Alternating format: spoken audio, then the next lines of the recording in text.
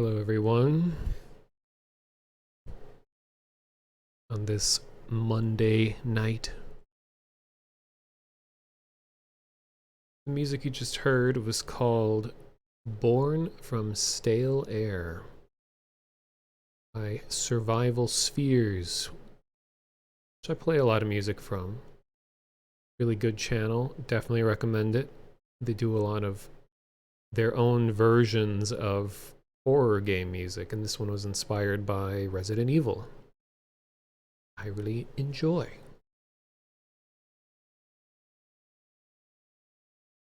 But when I do enjoy, my neck extends far out of my body, and I become a small child, and I say, I enjoy.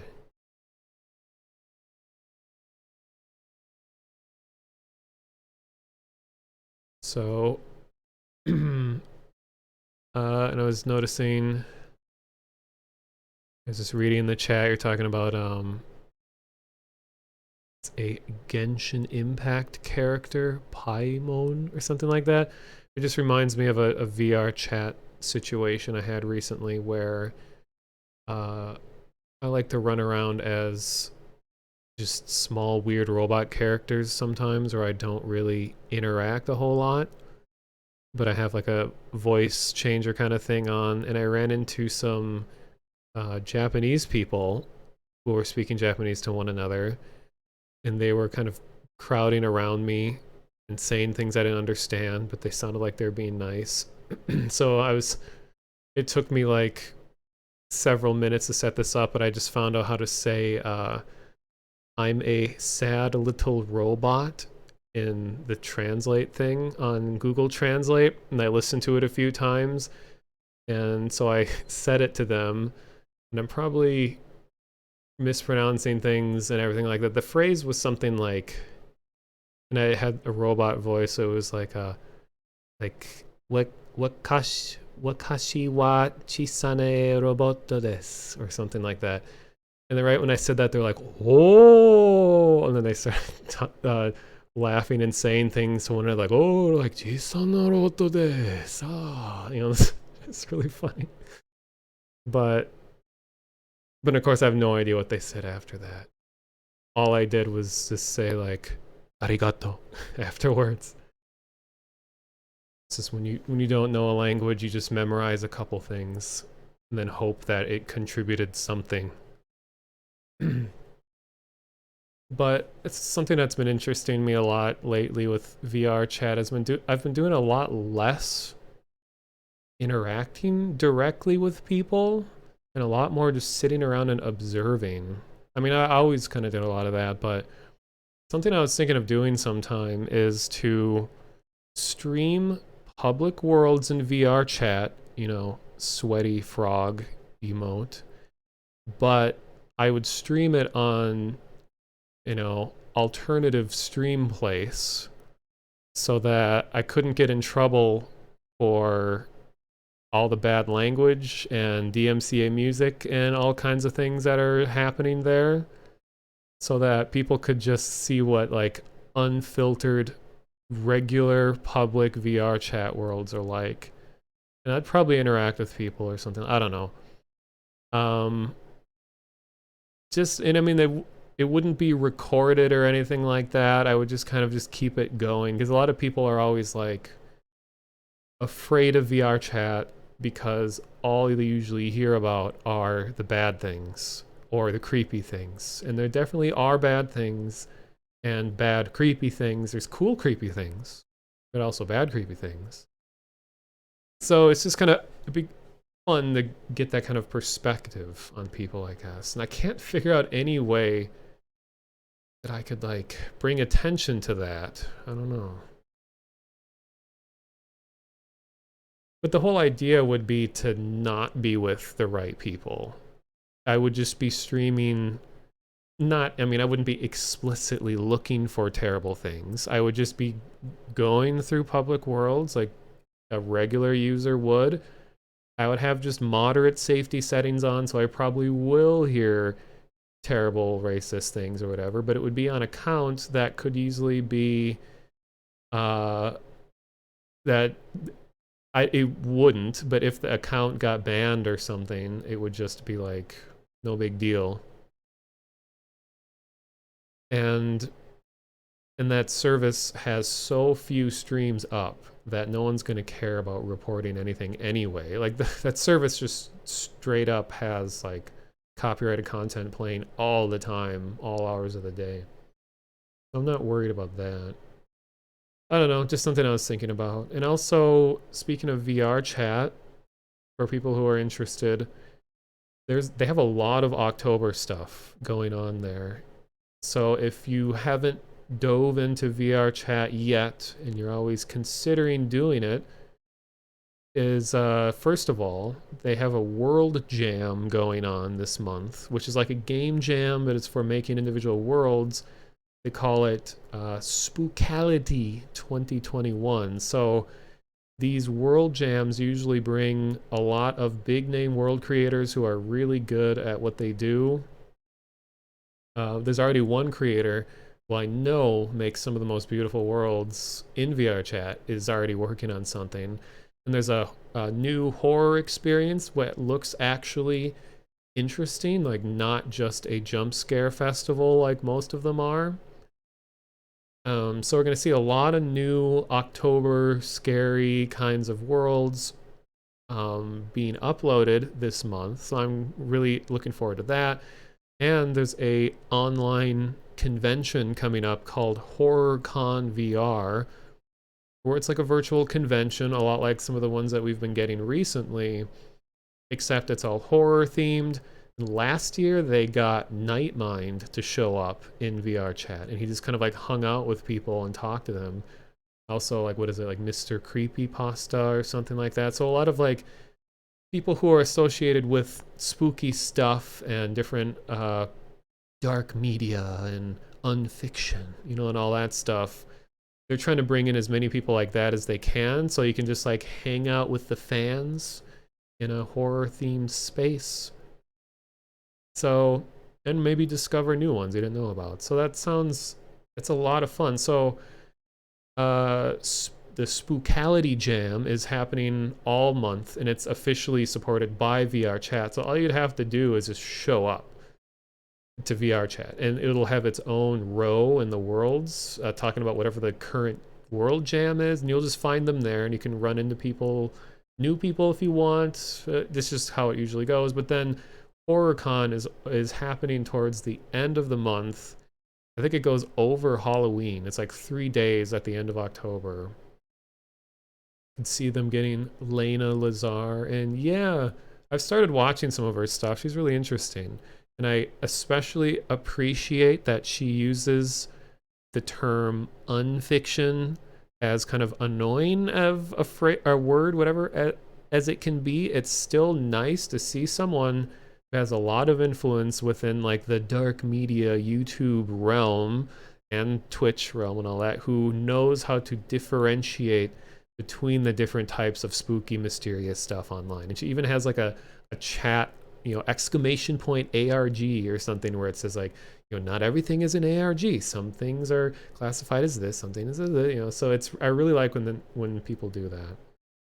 Yeah, and she's jumped into VR recently, so she's been doing VR chat for the first time and doing all that stuff like that. So you should definitely check out her channel. I mean, she's like a VTuber, but she's one of the few VTubers that I can watch and feel okay watching because it's all like spooky themed, and she's using that one really cool new feature where the light that your stream emits affects the lighting of whatever avatar is on the stream, and it makes such a difference.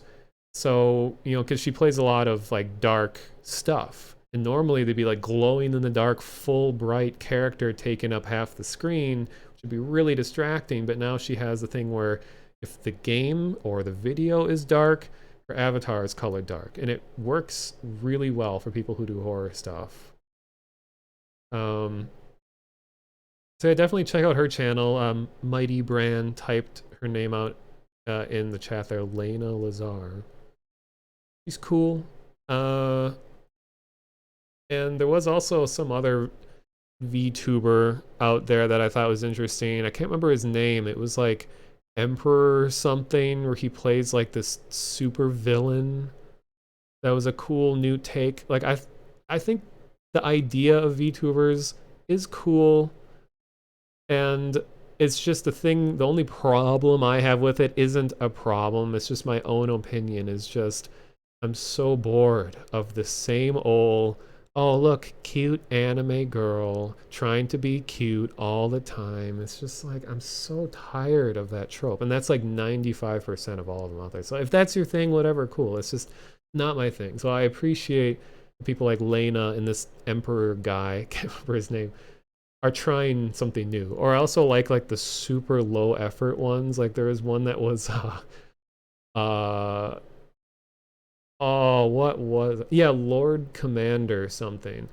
There was a really funny stream that happened. I posted it on my Discord when it was happening, but it was like I think it was when TwitchCon was happening, and he was like, and he wasn't invited to go to TwitchCon, so he came up with this like VTuber thing that was just a like MS Paint sketch of himself, and he spent the whole stream pretending to be at TwitchCon, hanging out with all these like influential people, uh, and he was completely in character the whole time, just pretending like he was mingling and doing stuff like that. It was so well done, and he kept it straight laced the whole time too. It didn't break character at all. But he captured the monotony of networking at events really well. I haven't done a whole lot of networking at, in-person stuff, but I have been to my fair share of like professional events, and everyone's walking around and it's like, hi, so like what are you doing here? And like, well, I'm representing blah blah blah organization, and we have the top of the line this and this in the industry. If you check out our TikTok,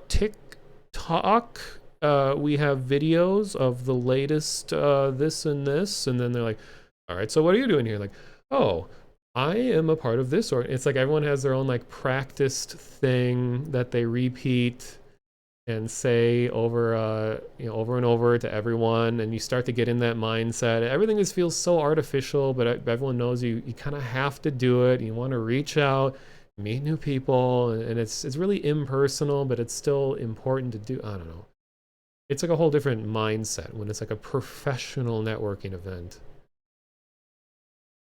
Um, what else? Oh, and so another thing I was going to mention too is that there's sadly, I don't think I'll be attending that super cool bare bones puppet theater event that I've been going to the last few years and streaming from.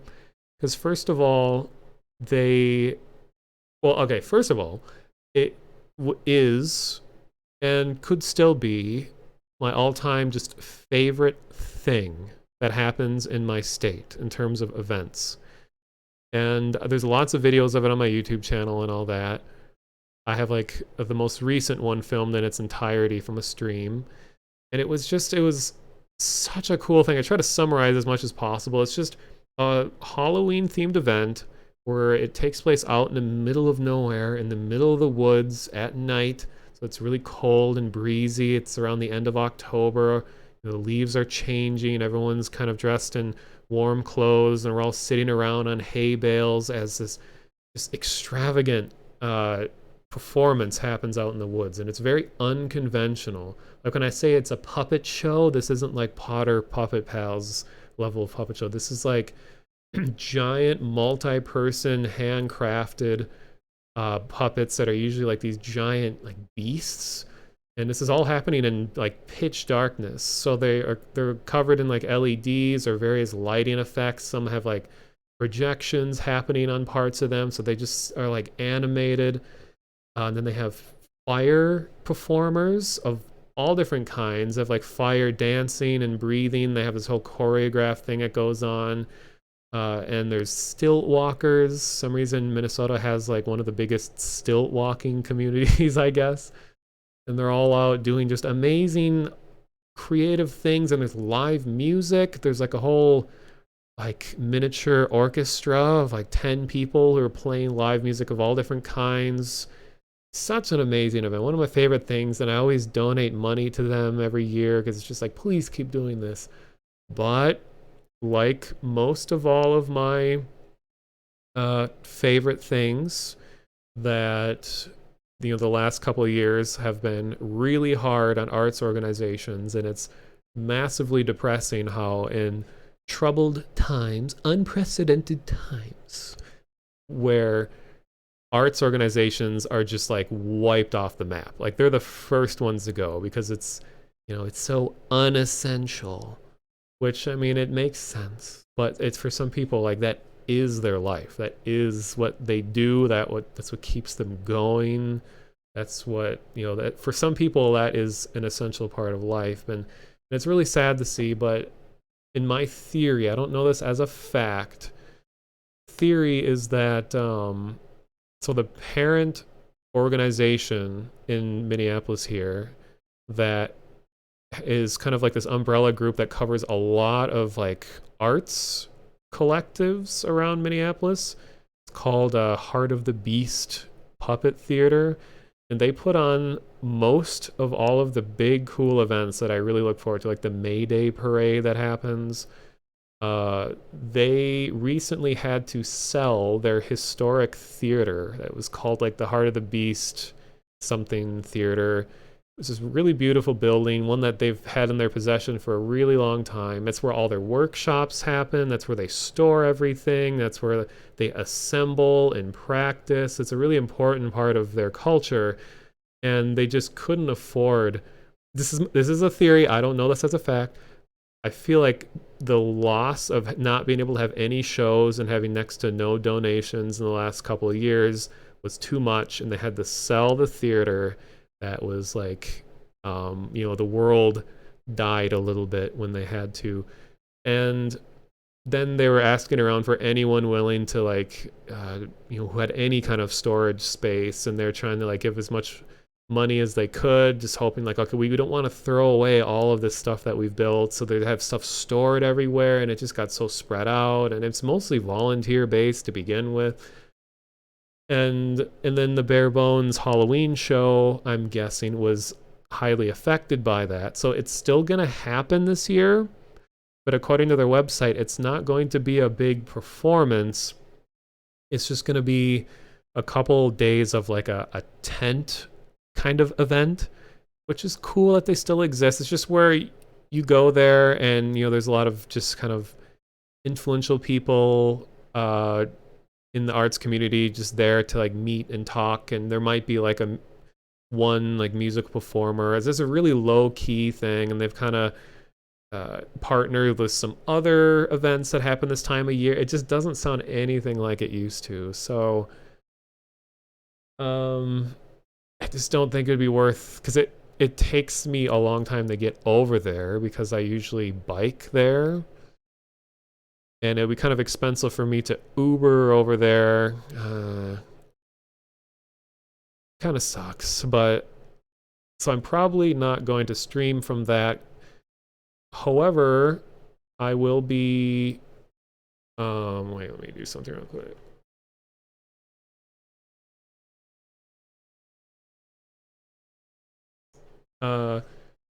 However, I'd like to get at least one IRL stream because I haven't done one in a long time, because I'm just really feeling like walking around just somewhere where fall colors are nice and not so far away that I'm having to sit there worrying about like, oh shoot, I got to get back before it gets dark and I get shot or something, because these times have really changed in the last few years here, and it just doesn't feel as right. Yeah, I might go back to the cemetery again, but that is also really far away. I mean, I usually like biking there and all that too.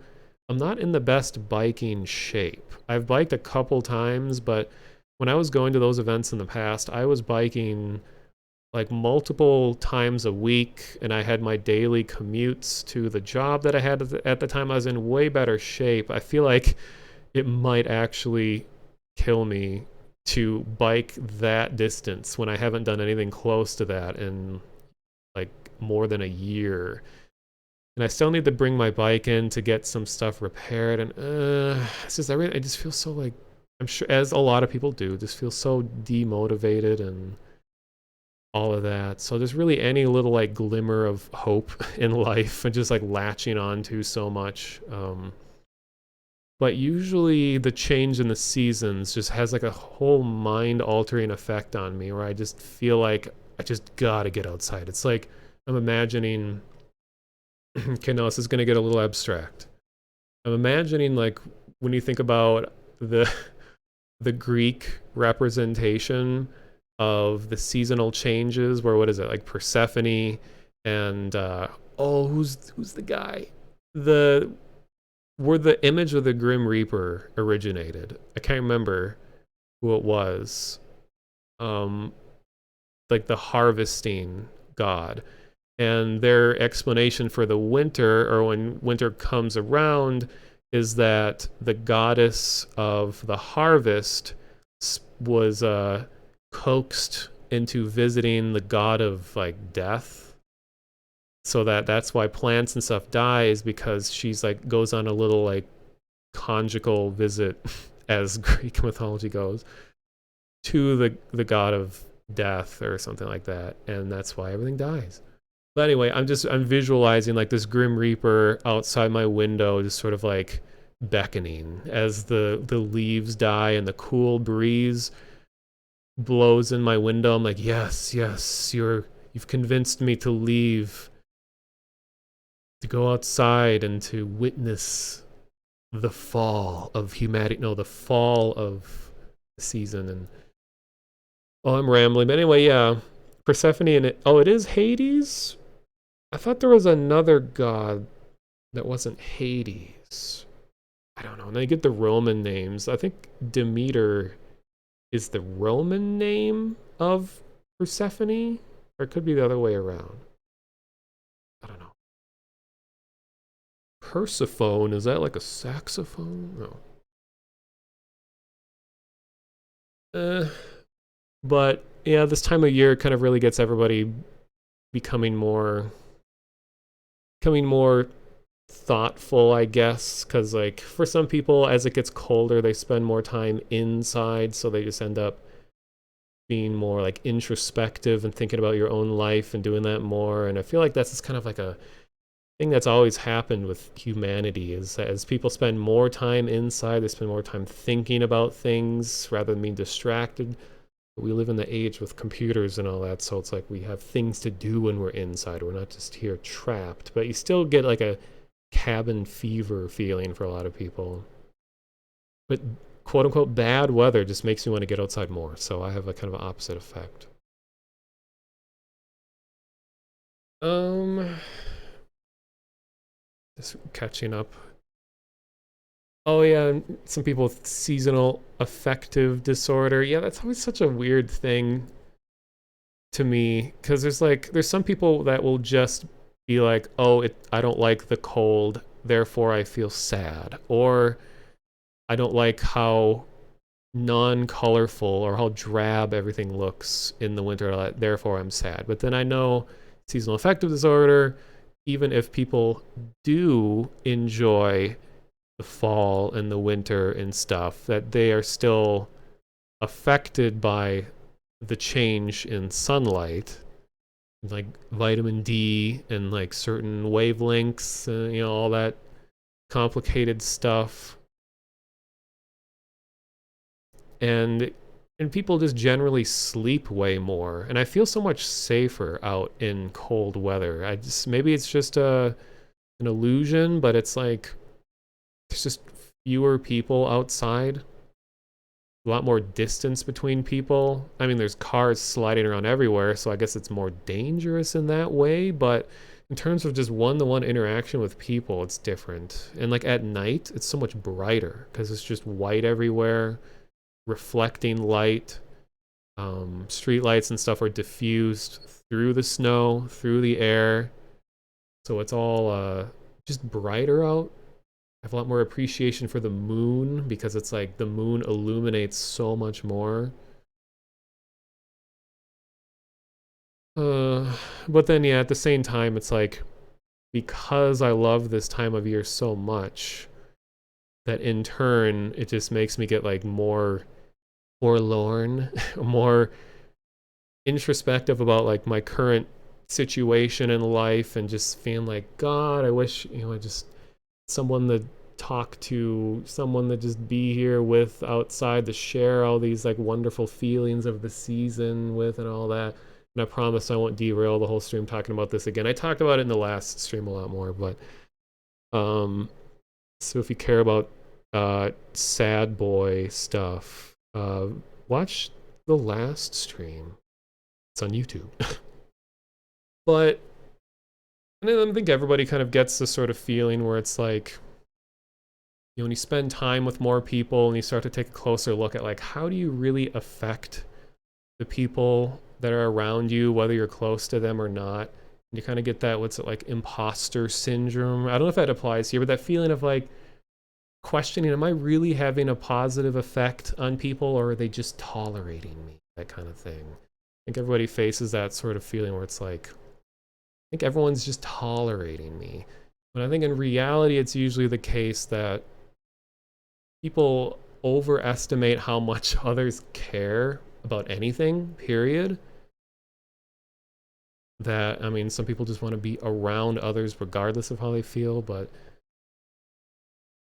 sometimes like if you get particularly close to some people and like you think everything's going really well, like you really like someone, everything, it just feels so wonderful. And then you have like a moment of clarity afterwards and thinking like, well, maybe they were just tolerating me. Like I thought I was having a positive effect on them and now I'm starting to question it. And then it goes into like a week to weeks to maybe a month and like they don't initiate anything with you or have any sort of contact with you. And you're just kind of thinking in your head, well, I guess that kind of confirms that my fears were correct, that they really would prefer that we don't interact, kind of thing. But I don't know. Overanalyzing, probably, but it's just like that sort of feeling. It's pretty tough. Because you just never really know how someone else feels. Maybe they have a lot going on in their life that, and they just haven't had time to think about anything else, or you just never know. So, I mean, silence is the, wait, how does the phrase go? Like, silence is the devil's workshop or something? Not silence, but like, an idle mind is the devil's work. It's just like when you're not distracted by things, you just think of everything as being as bad as possible. But like in this day and age when it's so easy for people to contact one another, like literally just like tiny finger movements, even things just as simple as like hello or like what have you been up to, it's like as trivial as it sounds, like just tiny things like that can mean the world when it's someone that you really care about. I know there's some people that get into the habit of just pestering people all the time, but not everyone is that way. It's like when you're used to not having much contact at all from anyone, like usually the smallest just little thing can have a huge impact. But anyway, so video games. Oh, it was idle hands. I think I remember that phrase. All right, so the game I'm going to play tonight is Sable, which released a few days ago, and it just looks and sounds really good from what I can tell. It just seems like an amazing game. Reviews have been really good, but there's also been people complaining about stuff like what do you call it? Like some game mechanics, I guess, people think don't have much depth to them, and I guess there was some glitchiness with something or some kind of lag, or I don't remember exactly what it was, but I don't think it will affect my experience of it, because like as long as I can see it and hear it, like I'll be satisfied. If it doesn't play perfectly smooth, that's not a big deal to me. And I couldn't figure out how much time it takes to play, because I saw a wide range of lengths of playthroughs. A lot of the reviews on Steam have like 15 hours or so. But then I'll go and look on YouTube and see like a full run of the game, and then it's like 3 hours. So, but it's like an open-ended game, so I think you can spend as much time in it as you really want, and there's more things to find. I don't know. I guess we'll see. And another challenge, I'll open the game here, is that it has a very unique art style, and one that I feel like doesn't stream very well because it has really thin outlines on everything, which when you stream something with super thin outlines, video encoding is not going to be happy. So I was looking at other people streaming this, and I saw that most of them were streaming at something like 3,000 kbps. Almost all of them were, and I'm streaming at 6,000. I am 720, 60 FPS, so I feel like I'm streaming at a high enough frame rate and high enough frame rate and high enough bit rate that it shouldn't just look like a mess as I move around. So we'll see how it goes. And I'm also going to be playing, oh shoot. Okay, let me move this over. I'm also going to be playing in full screen, which I normally don't do for games. Okay, I'm going to restart it so you can see the intro. I forgot I had to set something else up.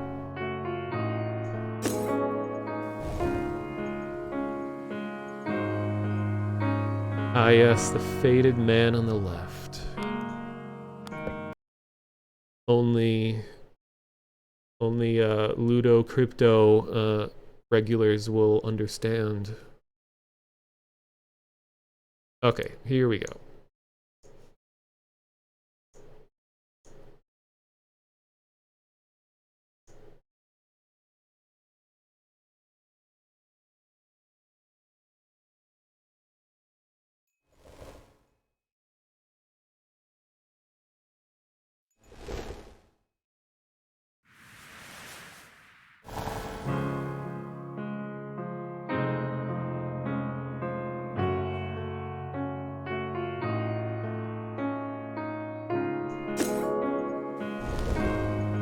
This has an original soundtrack as well.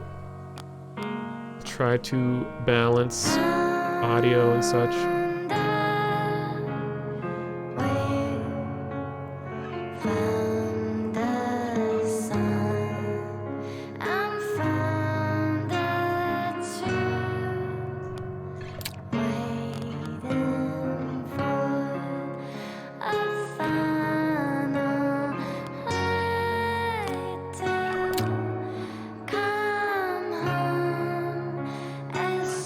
There we go, we beat the game.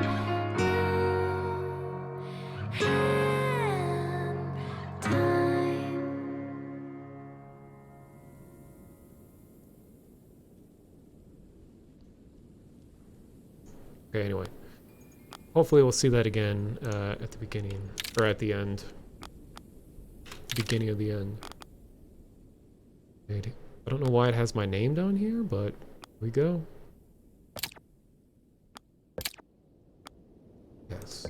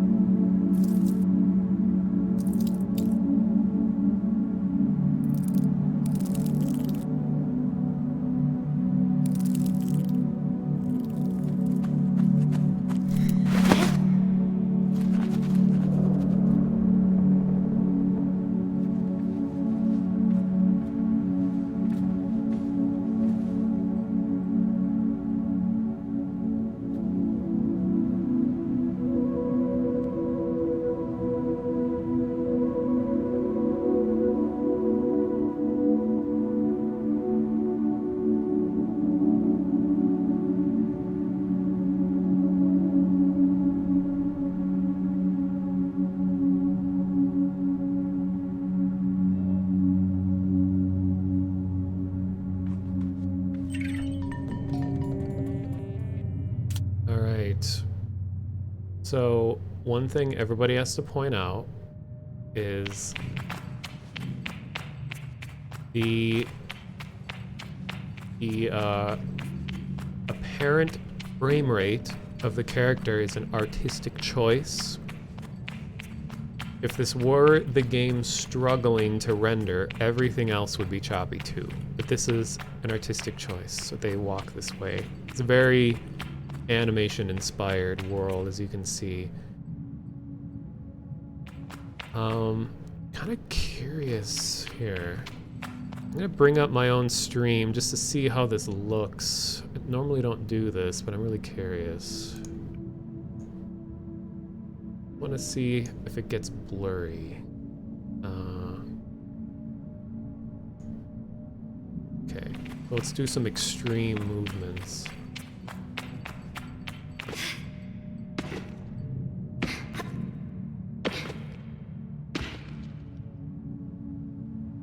Okay, it gets a little crusty, but it's not too bad. I do need to change my mouse sensitivity. See if it allows me to do that. Camera sensitivity. I'm very sensitive. So, uh-oh, is it not gonna, how? Oh, okay. I'm one of the rare people that put sensitivity way up.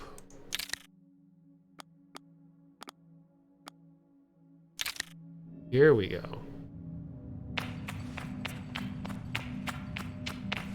Right.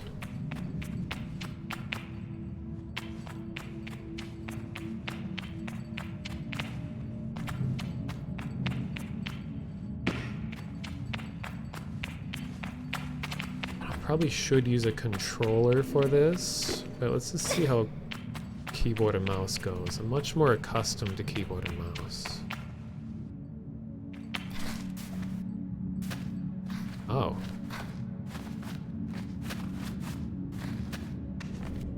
I really like the character designs.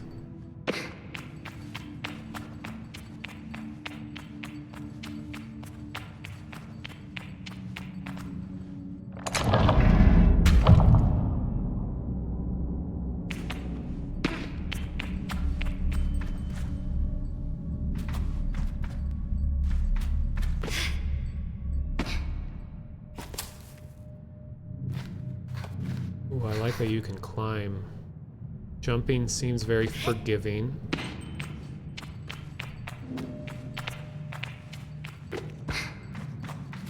Which I'm glad for. Usually, I'll,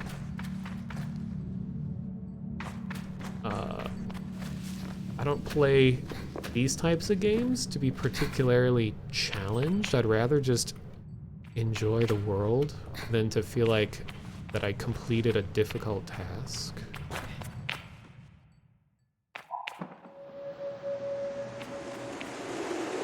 Ooh, nice change in the color palette.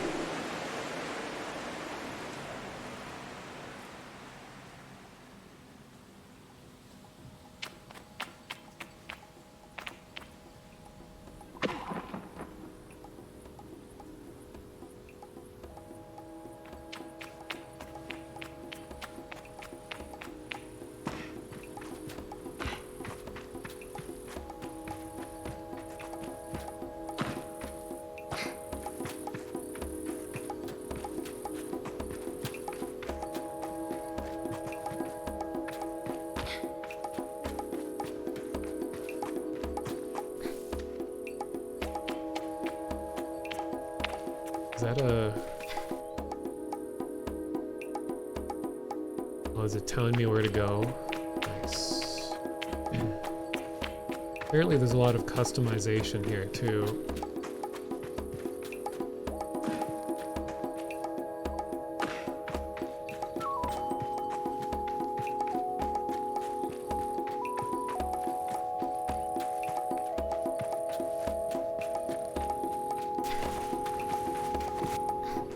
Oh, that's my stamina. Okay.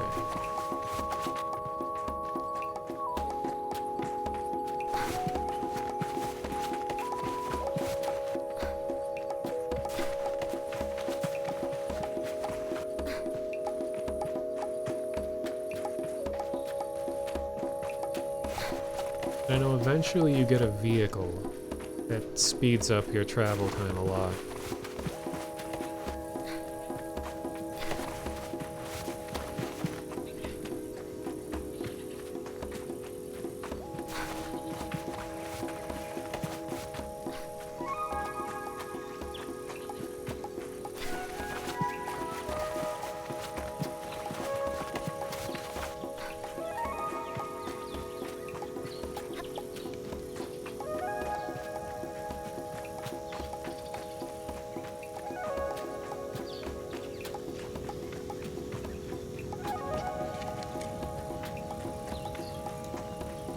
Ibex?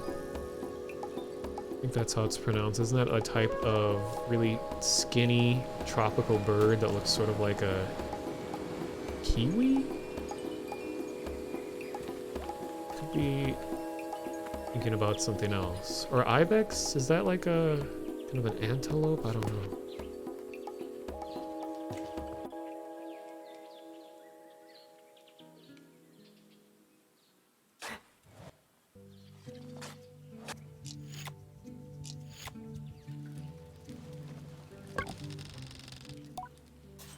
I can feel Jade-Eye smiling behind her mask, just as I know she can feel the teeth-baring little grimace behind mine. I'm nervous and she's softly, sweetly amused. In her eyes, I probably have very little to worry about. You know you have nothing to worry about, don't you, Sable? I make choices.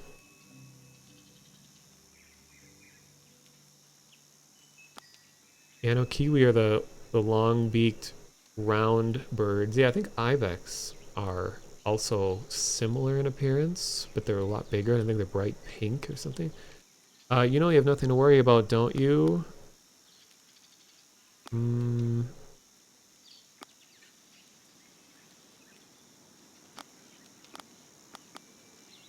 know, I have to spend a lot of time thinking about these choices. It's gonna change everything. Oh, ibis. Okay, I'm thinking of something else. I'm not worried. I tell her I'm not worried at all, and it's possibly the least convincing I've ever been. You can say that, my love, but I don't know how you are. You're going to be nervous until you've started, and then you'll act like you've been doing it your whole life. Remember the first time you rode a bike? You wouldn't even let me put you on your seat. You were so afraid. Your hands were like little claws gripping onto me. I feel the memory in my fingers. Then I promised you it was going to be all right. I told you how much I had loved riding my bike as a young woman and how wonderful the wind felt through the fabric. Suddenly, there you were. You sat down, you leaned forward and put those little grasping claws on the handles, and you were off. I remember thinking, just watching you tear over the sand. Look at her. She can do whatever she wants. Jade-Eye reaches out and places a hand on the edge of my mask. And you can, Sable. Take a breath. Change my mind, I'm staying. I don't know where to start. Jade-Eye's story warms me, but I feel too overwhelmed to let it settle. I tell her with a sigh that I don't know where to begin. She chuckles.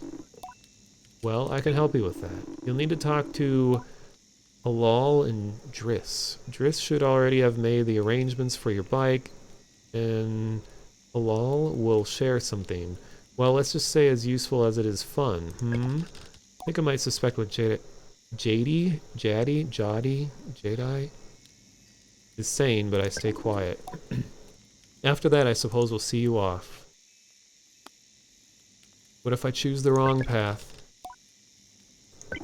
There are no wrong paths, Sable, or right ones. I'll be glad if you choose to stay with the Ibexi, but truth be told, I'll be glad no matter what, so long as you're happy.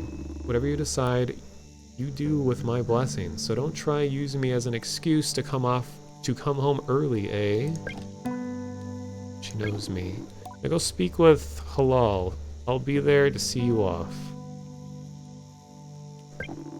Speak to Driss as well. I've told him to arrange your bike with Cizo, but you know how he is. Acquired compass. I have something to give you, a compass to help you on your journey. It's the same one I used in my gliding, an artifact you might say. I take the device in my palm. It fits naturally there, perfectly weighted and crafted. Each component slides together with an incredible, satisfying precision. Being forced to be polite. Go on, it's nearly time. Interesting how night is portrayed. I think when I hold still, the bitrate catches up and you get a better sense of what I'm seeing.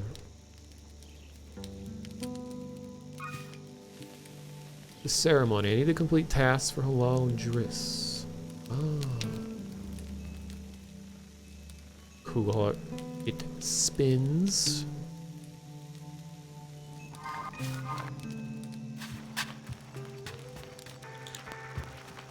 Ooh, robots. Logging in. Hello, Sable. Unread message is 0. Have a good day. Alright. There's a interesting approach to how dialogue is portrayed. I'm always curious how the player character is integrated in games. And how my character hasn't overtly said anything. It's like you select the choice and the other characters in the world hear it, but you don't hear or see your own dialogue. I guess that's kind of like what the Fallout games do and such. And in like a project that I am working on very slowly and probably will never finish ever, I was thinking about unconventional ways for characters to interact with NPCs, and one direction that actually sounded kind of appealing to me is that you don't, like, nobody says anything, where all that is given to you is the feeling that you get from the interaction. So it's like you go up to a character and you select them, and then the dialogue would just say, character looks at you apprehensively, but recommends that you go do this or something. So there's no actual dialogue, it's just like what feeling you get from an encounter with something. I don't know if that's like maybe what's done in D&D or something, but I just like unconventional ways of doing things. As I approach Halal, they give an enthusiastic wave. I've always appreciated Halal's verve and vigor, and on a day like this, I'm ready to match it with a touch of nerves for balance. Sable, take this, a gliding stone. Gives me a small round stone. As it nestles into my palm, I feel the warmth not borrowed from Halal's hands, but emanating from within.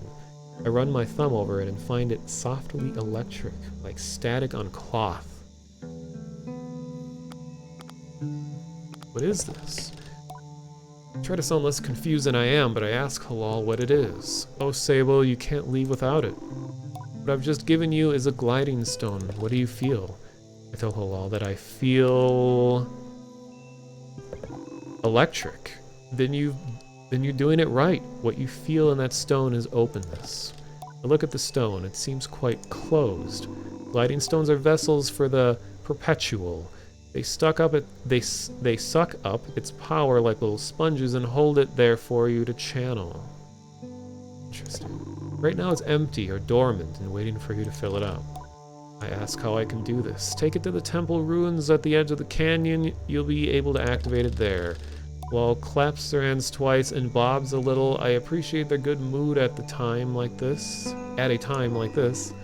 Come back to me once it's done. I want to hear all about it.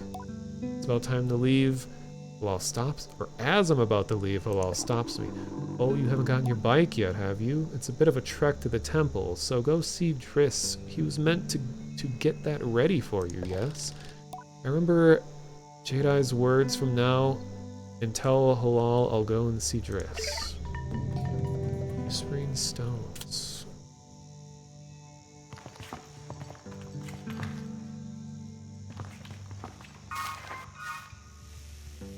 Right.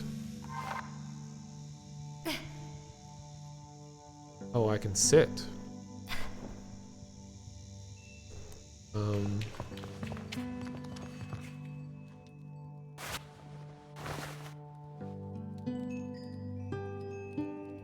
trying to see what was the... That's that. Oh, I can crouch. And sit. But what would... It said to... There was like an inventory. Oh.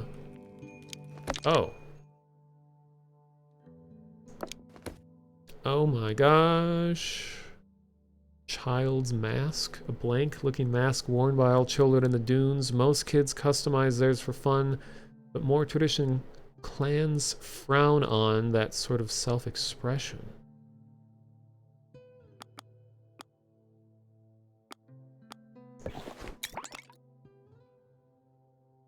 A Bexy children top. It's a hand-me-down. Reminds me of home. Sandals for exploring sandy places.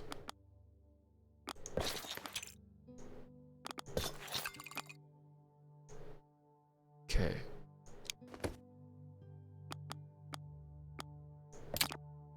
Alright, so that's where this is.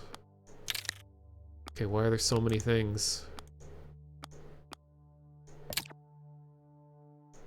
It's kind of weird. There's like multiple ways to access the same inventory. Like, why have this screen when you can also go here for the same information? Seems redundant, but maybe it'll be explained later. A journal, map. Uh-oh. Remove marker. Okay, good.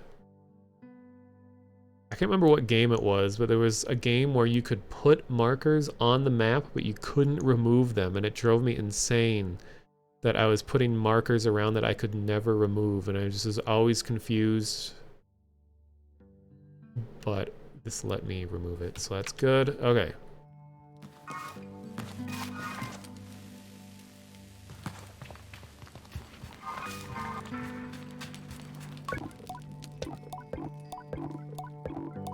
Oh, I thought it said I had something.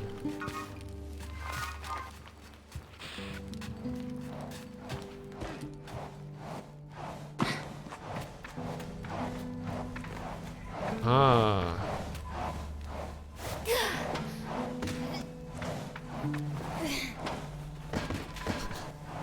Oh my god. Whoa, whoa, whoa! Those are cool animals. Make interesting sounds. Thanks for popping in and streaming occasionally, Mono. Always makes my night. All. Well, thank you for stopping by, for the kind words.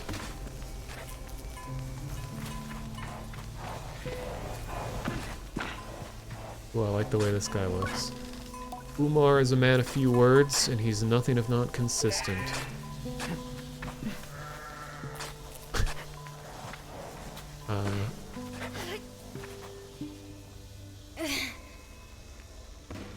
Alright, I can throw. Sorry, I'll throw this back where it was. Ah, and I can steal.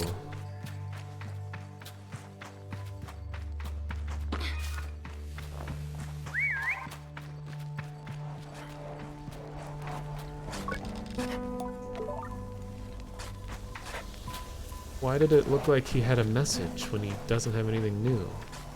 Supposed to like... Alright. Yeah, the animations are intentionally sort of,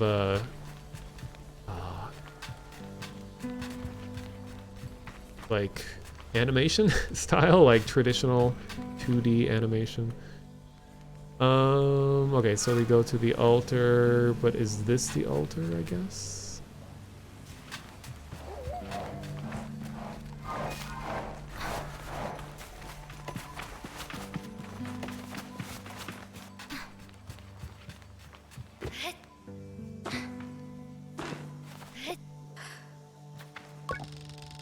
Though I've told myself not to be too eager, it's all I can do not to race up to Driss. Driss is the camp manager. He's been difficult to get a hold of lately, but now I strongly suspect that he's been working on my bike in secret. Perhaps it's extra beautiful or has some custom feature. What will its name be, I wonder? How fast will it go? Will my legs feel sore or will I get used to it? Driss turns with a bit of a start. Sable, hello. I tell Driss that I was told he had something for me. Something special? I nod very meaningfully, but he doesn't seem to get the hint. I make a leading gesture, slowly, trying to be perfectly cool and confidential. But I can't do it. I'm too keen, and the words spill out. I ask Driss if he might, sort of, possibly, maybe have a bike for me. Your bike, he yells, like it's an idea he's just had. Your bike, yes, of course, right.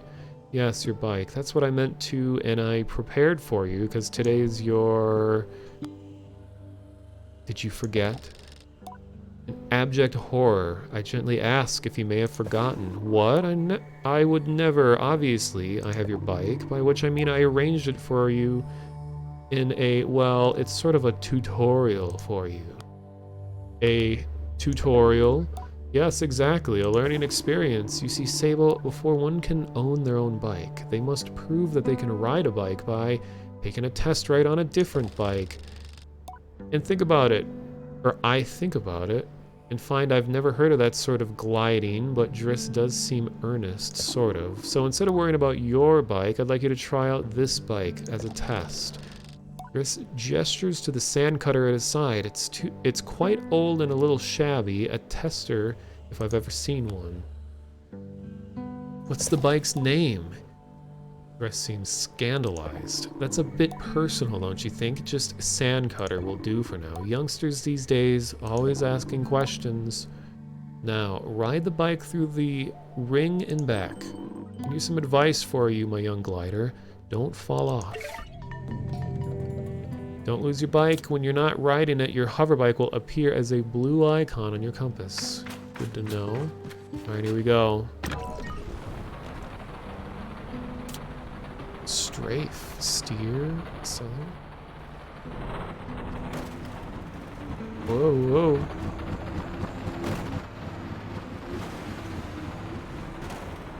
Oh man, this must look really good on stream. Oh good, I can open the compass when I'm on it.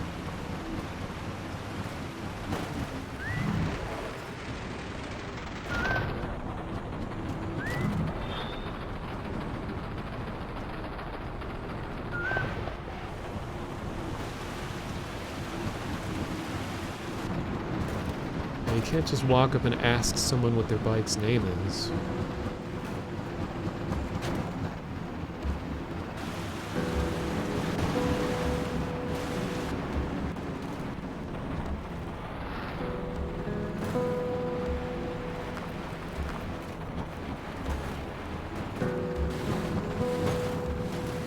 Okay. Can I just go up walls? No.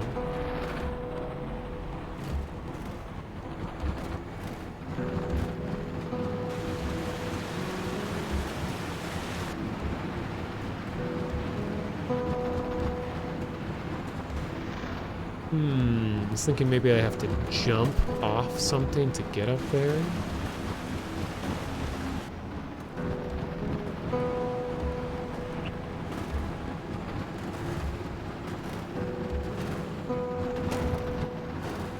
Lengthy night cycle. I don't know, it might be waiting for me to do something. Or at least it is getting a little bit lighter.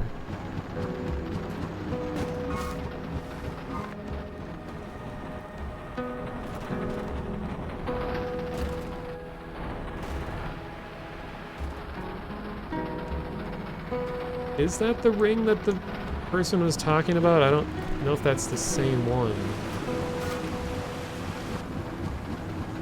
Through the ring and back. Well.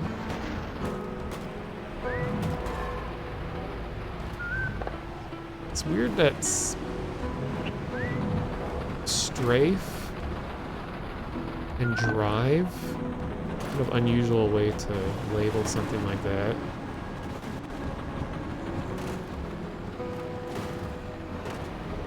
Oh god.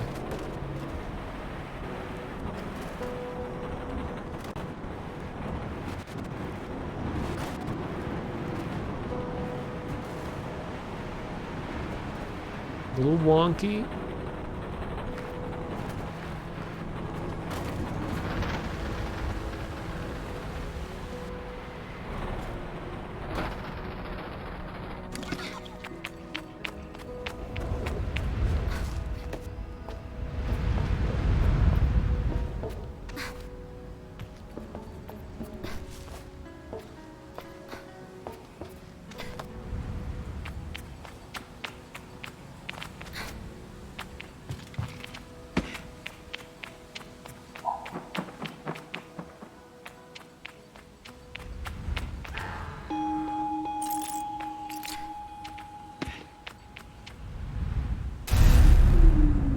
Uh-oh, I'm doing things I'm probably not supposed to be doing.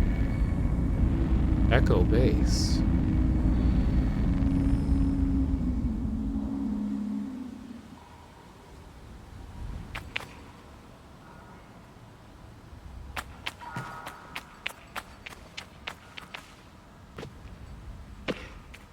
I guess now's a better time than ever to see if there's fall damage. Apparently not. No, I'll come back here. I want to get this... I want to get my real bike. Oh god. Hello, lol dog. Welcome.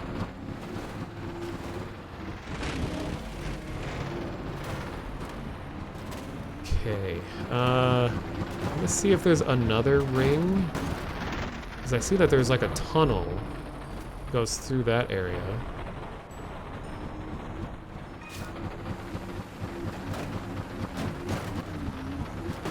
And I have these two destinations, so I gotta charge the stone at this one spot.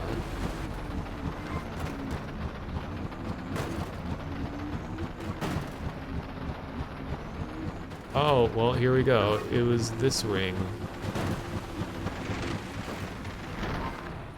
Not the other identical ring up on a rock.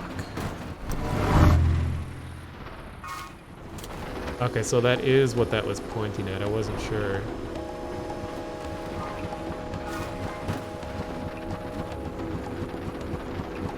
I like the design of the bike.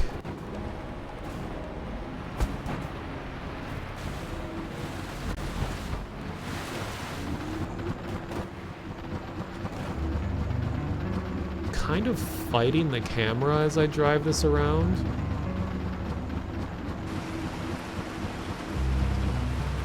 Hard to explain. Wait, is this someone else? I returned to Driss, who somehow manages to seem caught off guard despite knowing I was coming. Sable, congratulations. How was your first pre-glide ride? Any strange rattles, unexplained hissing, small fires? What do you mean, fires? Surely you'd notice if you're on fire, even a little bit. Was that a possibility? Well, obviously it didn't happen, so I think we're fine. Everything sounded normal. Well, the sandcutter must like you then. It's usually a little more temperamental with new riders. You're not even a little bit on fire. Have you already been to Halal? Oh, right. I'd nearly forgotten about Halal, and thank Driss for the reminder. Before at least nudging him a little about the bike, I ask him if I'll still be getting one. Well, you're getting the use of the sand cutter. That's something, eh? You can borrow it and run your little errands. My little errands? And Halal's got something to show you too, help you out with more of that mobility you're after. With my confidence in this exercise only lightly tarnished, I thank Driss very much for his help and his bike, and I depart for Halal. Wow, I like this little This little green thing here. I also like how much the colors change depending on the time of day. Like my camera keeps forcing itself upwards. I'm not sure what's doing that.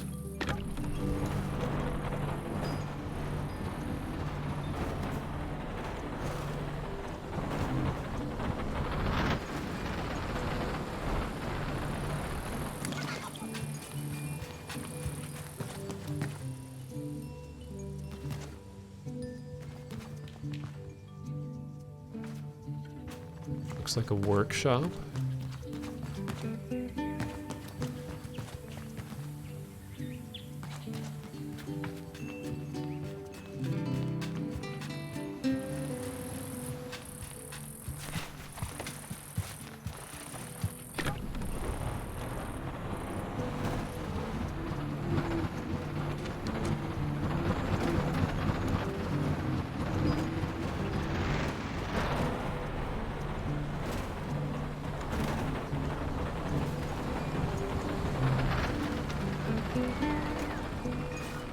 Oh, that's right, I gotta charge the stone.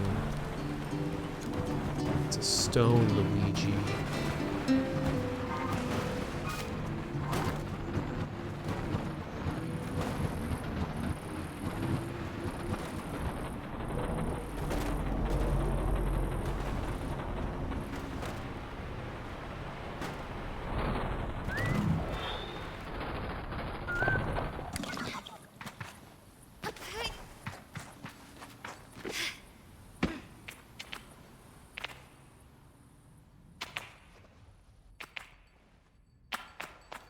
Wait, is this where I started? What?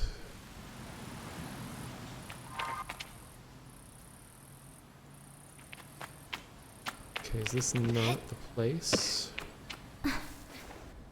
Well, that's right, I can climb.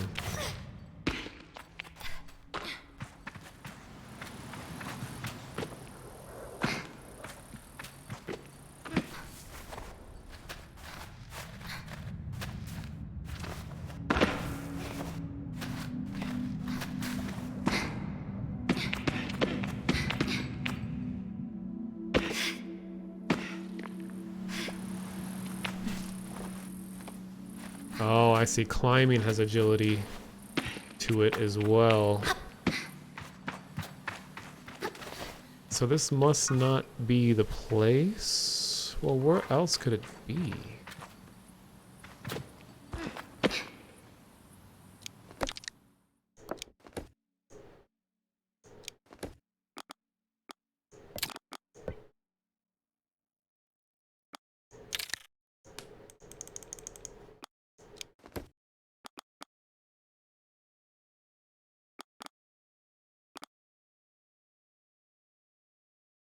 Activate the stone at the altar. Started at an altar. We have to go somewhere else.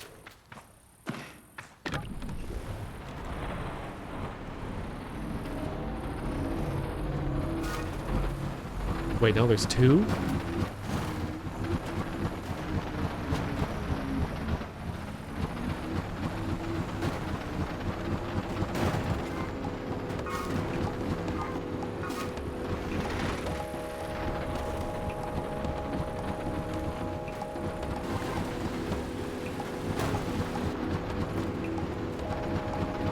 This looks cool.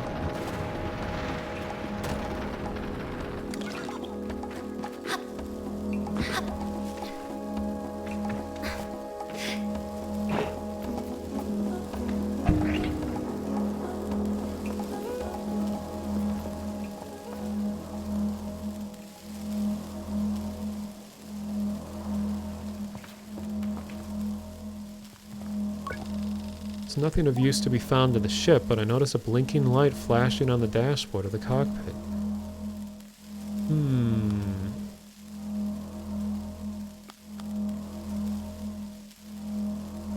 I guess we're gonna push it. A voice crackles from the machinery in front of me. It sounds like a recording. It's barely audible. Stop messing about with those buttons, you absolute idiot. Sorry, Ramin. concentrate. I don't think I have to remind you how much work it was to get this far. We're almost there. Alright, let's see if that's what old machinist told us holds up. If not, there'll be hell to pay. I hear the sound of mechanical adjustments being made. 3 clicks. Buttons being pressed, perhaps. Okay, when I push this orange thing, pull that lever. Hard. Yes, Ramin. The sound of a click and a loud grunt before a snapping sound. Oh, on Rohana's mask. Not that hard. You've torn it out. Suddenly the speakers are filled with static and a low rumble gradually increases in pitch. And then the sounds of someone cheering. It worked! We're flying! More cheering. Is that the sound of someone dancing? Okay, let's focus. This thing is moving fast, so we need to slow it down a bit. How do we do that, Ramin? Let me check the machinist's notes. A long pause. The rumbling static sound that started playing when the ship took off is still increasing in pitch. Ramin? That lever, Toma, the one you just ripped out. We're going too fast. We're gonna crash. We need to try to... The recording cuts off there. Rest in peace.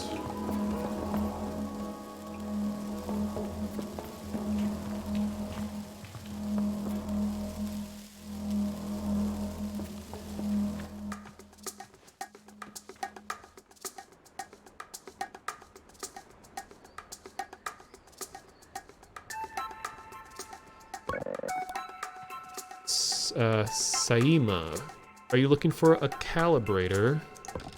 I tell Saima I have no idea what she's talking about. She seems annoyed, but that is generally her way. Saima laughs off my irritation, but I'm not going to give her that satisfaction. I cross my arms and try to effect a change. I'll give you the calibrator. I put out my hand, proud of myself for standing tall before Saima. You give me some beetles. That's a fair trade, isn't it? Something you want for something I want. I try to decide if it's more mature to push her over and steal the calibrator, or to acquiesce. But then I simply stifle a sigh and shake her little hand. Perhaps some of the adults in the camp know where I can find some. Aha. Hello, Shoxer, welcome.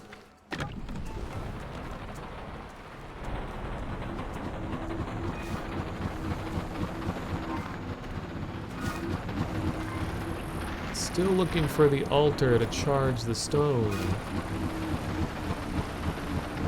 I mean, that looks like an altar up there, but it's not marked. I'm just not sure the difference between the diamond, the double diamond white symbol, and the smaller blue ones.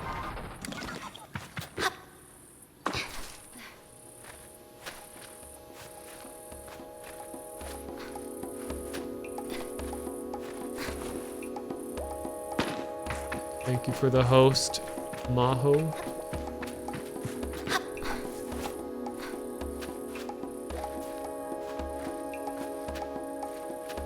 And thanks for the follow, Shoxer.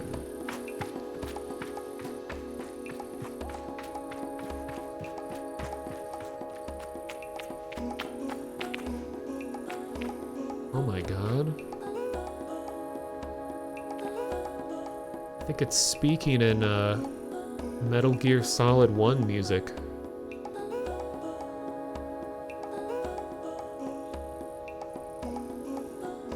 Do do do do do do do do do do do. Chum egg.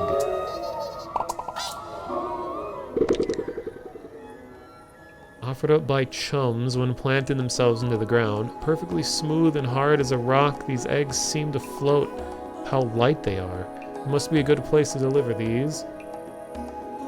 Hello, Echo Chamber. How am I doing tonight? Doing all right. I hope you're doing well. Fun fact, that's actually just Konami's old jingle and not exclusive to MGS1. Really? Well, I guess that is the music you hear on, like, the menu at the beginning. It's not actually a part of the game.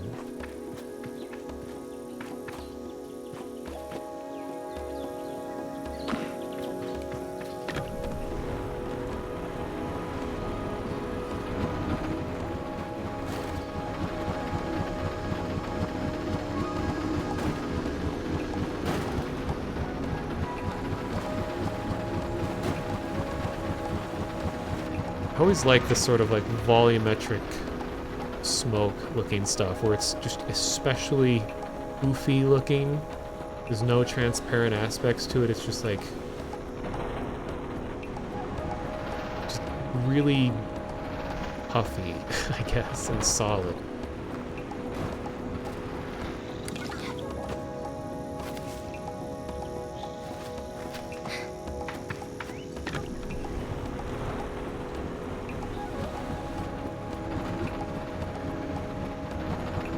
That's my only complaint so far. Is just the cameras. I feel like I'm fighting the camera a lot of the time.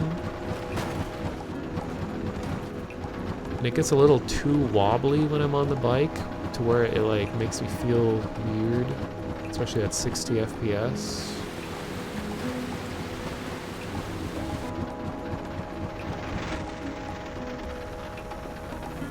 Okay, I'm gonna assume since that wall is there, I can't do anything there yet.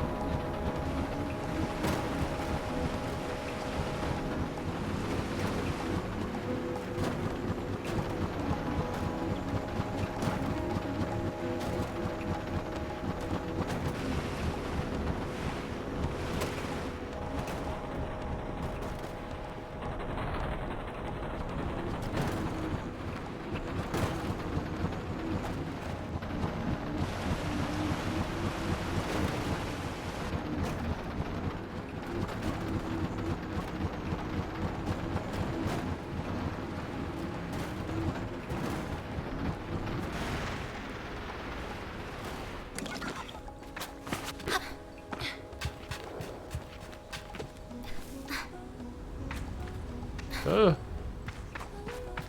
And sometimes the camera just flings itself straight up.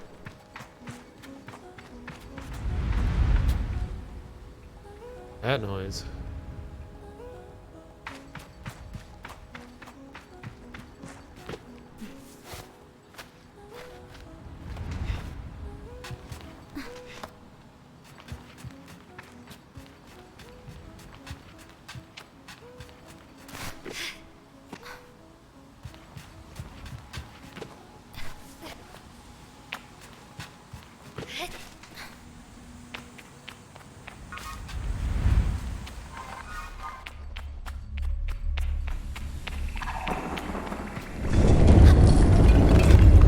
Nice try.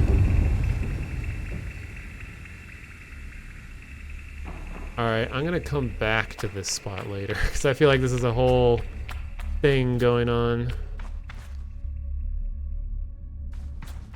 Oh, I'm being raided. Hello, Danny Kittens. I assume that you were probably playing this game previously? Thank you for the raid.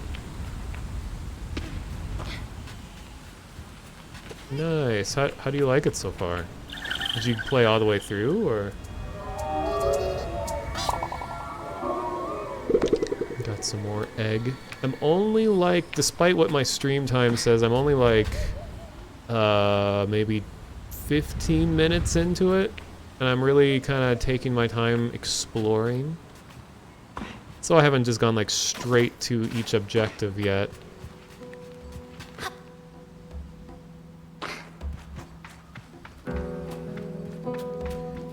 Played a few hours, had a rough start with it, now really enjoying it. Raid song, no. That's it's a complicated meme that I'm actually not connected to, but it's an inside joke. But, yeah, what kind of complications were you having? Is it like technical things, or just with like gameplay, or what?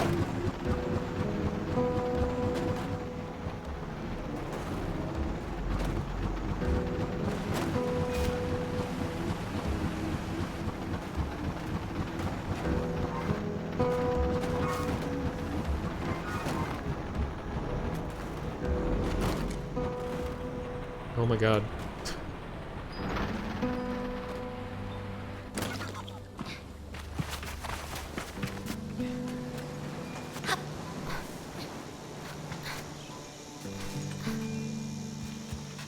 Didn't feel a connection with the mechanics of the game. Yeah, I get kind of a sense so far that I'll probably arrive at a point where I have no idea what the game's asking me to do, which happens to me a lot in games, but I'm kind of prepared for something like that to happen.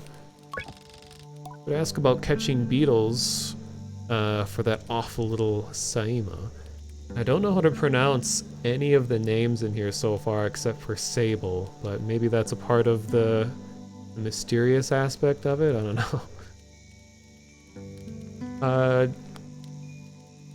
Do you know where I can find some beetles? There's a nest of beetles just east of here. You can't just walk up on one and catch it though. There's some seeds growing on the rocks around the nest. Drop a seed on the floor and the beetle will start eating it. Then you can sneak up and grab it. Ah. Okay, there's some seeds on the rocks around the nest. Drop a seed on the floor. Alright.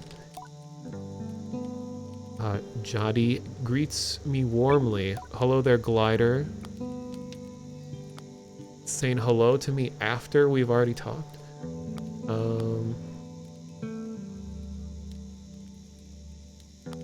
What was your gliding like? Tell you what, I'll tell you when you get back. I cross my arms in protest. Out all you want, I don't want to spoil any surprises. She lowers her voice to a whisper. But I did meet some crystal farmers once. Uh oh. Crystal farmers, and that's all I'll say about that. You should get going.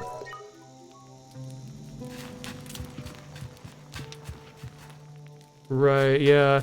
I mean, I think, yeah, the names are intentionally kind of, out of the realm of regular English-speaking pronunciation. Are they... They feel like, yeah, they're probably derivative of maybe some kind of, like, Middle Eastern, like, Arabic? Like, I don't know if I should be saying Jadi or Hadi. Hadi? Because I know a lot of English speakers aren't used to having to put stress on different parts of words. I mean, we do it in English, but like not nearly as much as some other languages.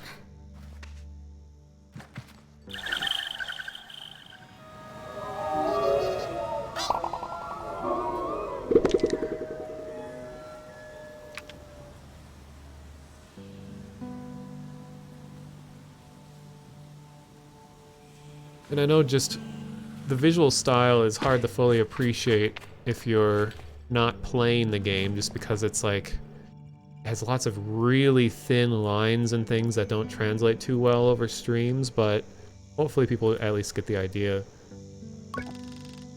You got the bike stuck at the beginning and your chat made fun of you? Yeah, I can definitely see the bike coming up with weird glitches and things that would get it stuck. Ask about catching beetles for that awful little Saima. Do you know about Saima's hiding place? I know she spends a lot of time in the cave under the camp. You could have a look down there. But over to the temple, Sable. I promise it'll be worth the trip. Well, I was actually there earlier, but I'm still trying to charge my crystals. I'm gonna have to go on Craigslist to get some help. You see it being inspired by Africa and or Middle East. I see. Also totally, stress helps imply emphasis, either heavily as a result though, which is nice. It's true. What VR games do I like?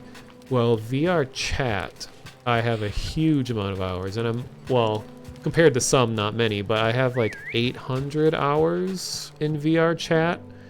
I also play a lot of Beat Saber, Phasmophobia, like spooky stuff. Without going on a huge tangent, I mean, VR in general has been a huge part of my life since 2016. A lot of my like professional career has involved VR. I worked at a place called The Void for a while. That was like a giant VR venue. Where I like worked on the hardware of this like proprietary technology. It's all a really big, cool thing. So yeah, VR in general is a huge interest of mine. Could ask about catching beetles. Okay. Is this the same person? Kind of wish it would always have the name of who you're interacting with on here at all times. Zeki. Okay, this is a different person. Zeki, maybe? There's a nest of beetles just east of here. Okay. It's like the same information.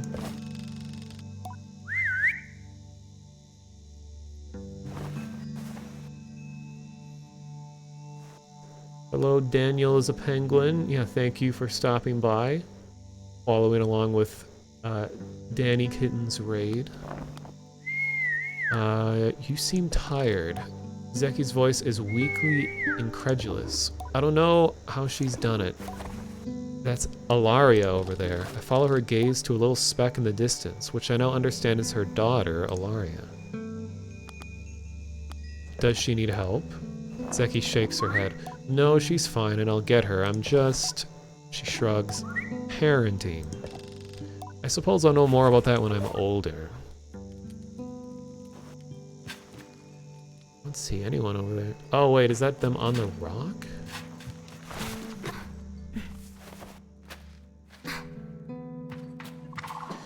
Yeah, lol dog, I saw you've been doing a lot of Phasmophobia and stuff lately. That is a game that is so different in VR, I feel like. Even if people have spent hundreds of hours in Phasmo on desktop, they gotta try it again in VR if they ever get a chance.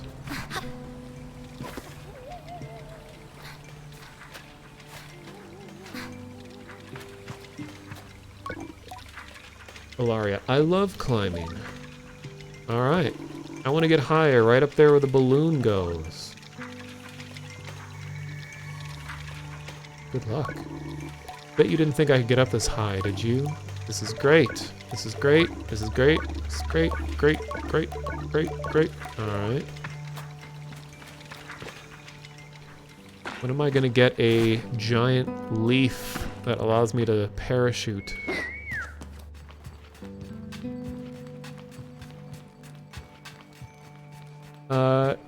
Says I'm in Minneapolis, you're a stone's throw away in St. Paul. Oh, welcome, fellow Minnesotan. Yeah, I've lived in Minnesota my whole life, and I was south of St. Paul, not in South St. Paul, but south of St. Paul for like where I grew up, and then I moved to Minneapolis like 7 years ago, and I'm still here now, and I really enjoy it. I mean, the last couple years have been rough on everybody, because I used to really like going to all the music stuff and things like that. I'm just kind of waiting for all that to come back again. So it's been tough lately, but in general, I like living here. Hope you enjoy St. Paul. I biked over there once. I've been to the Capitol. I went to Summer Games Done Quick when that was hosted in St. Paul. I got to see that live. That was fun. Originally from New Jersey and been in St. Paul since 2018. Nice.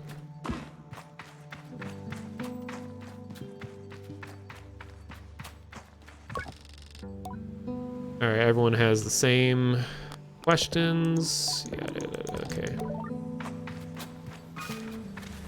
Now I have a lot of things.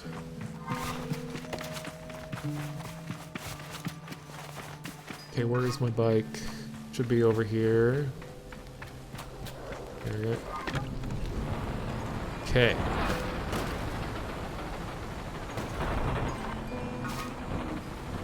Oh my god. Okay.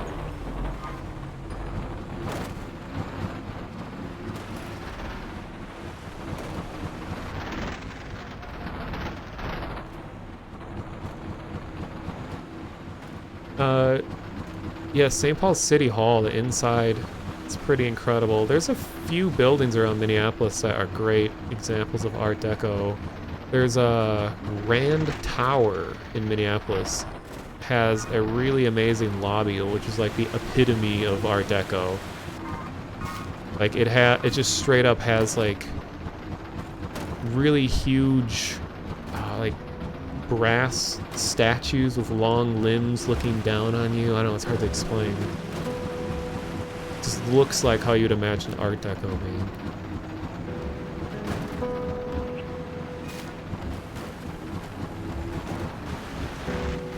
Okay, apparently I passed where I was trying to go.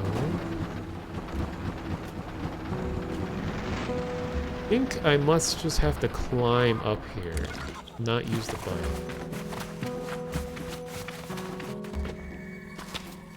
Oh yeah, the Como Park Conservatory. That's a really nice spot. That's like the conservatory is a really great place to bring people if you don't really know what they like. Like, it's a place that everyone can take something out of, because it's just a huge amount of like diverse plant life. It's just beautiful year round, and there's all kinds of animals and stuff there too. It's just such a great place to go. They've improved it a lot over the years too. I remember going there as a kid.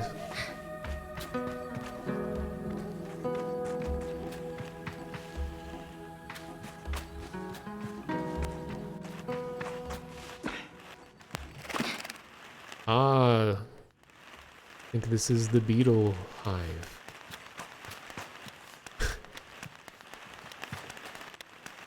Speaking of beetles, today within the Vine Sauce world, oh, it's past midnight, so it's not that day anymore, but yesterday, a few hours ago, was Beetlejuice Day, also known as something else that I'm sure some of you in chat know,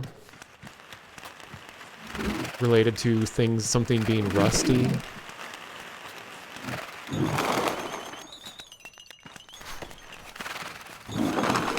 Alright, so I'm gonna have to find seeds. Aha.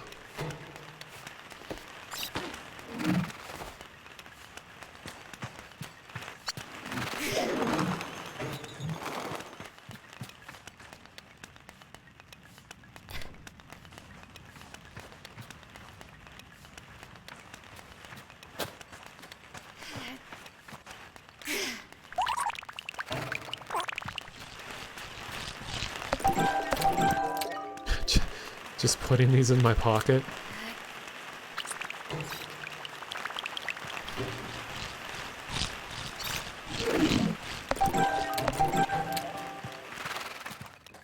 Reminds me of Return to Zork.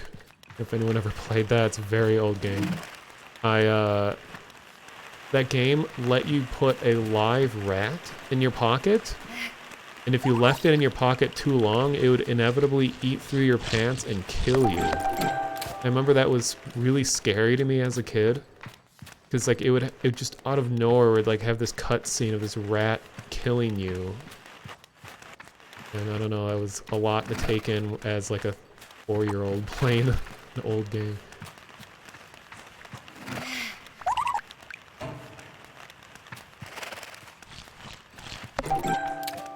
And the game had a lot of FMV, like actual video of people, incorporated into it. Ooh. And I remember there was just like a guy in the lighthouse, or no, there was like a teacher or someone who was like really mean to you, and I'd watch my brother play the game, and I noticed that you always had a knife. And I was telling my brother, like, oh, you should take the knife and stab the person, because we didn't think you'd actually be able to. And he's always like, no, I don't want to do that. And then I played the game for myself, and then like the first thing I did is went and stabbed the person with a knife, and it actually had like an animation of them being stabbed and everything. And I was like, one of the first times as a kid, being shocked with the consequences of my actions in a video game.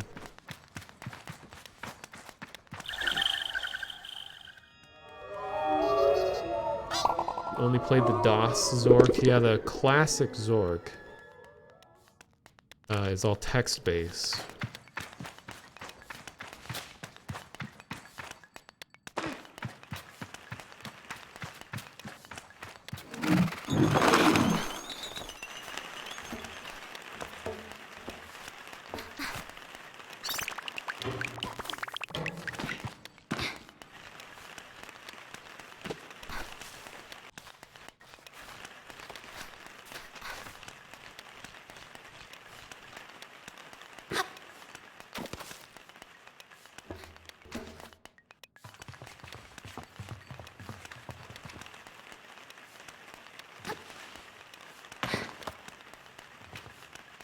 Kind of hard to tell what I can and cannot grab. Like, I would assume I can grab this.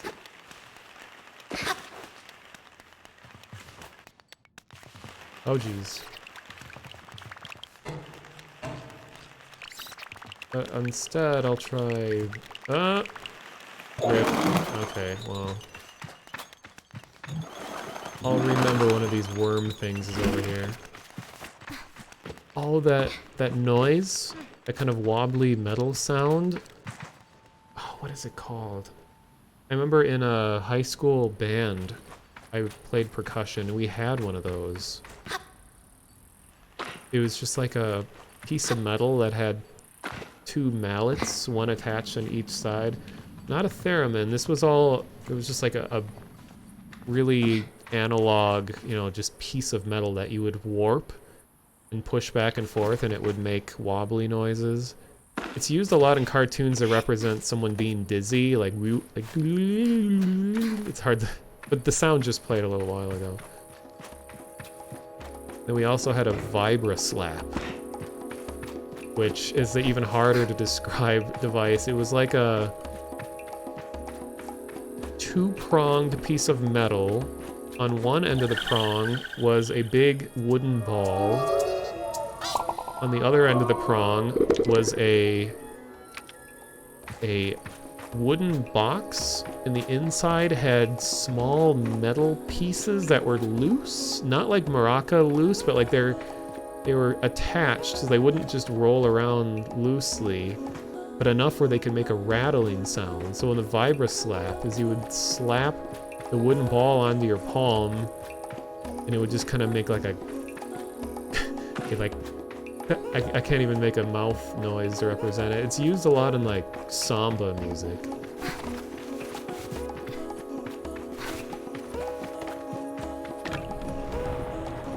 Got to play Kawika one time as well, which is a instrument. There's a funny video online of like a professional Kawika player. I know Kawikas have gotten into memedom recently. I remember feeling like I was the only person that knew what a Kawika was on the internet, and I tried to explain it.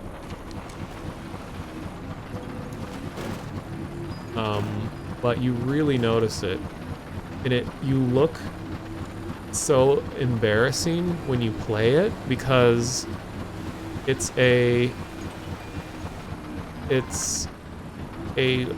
long reed that's inside a drum,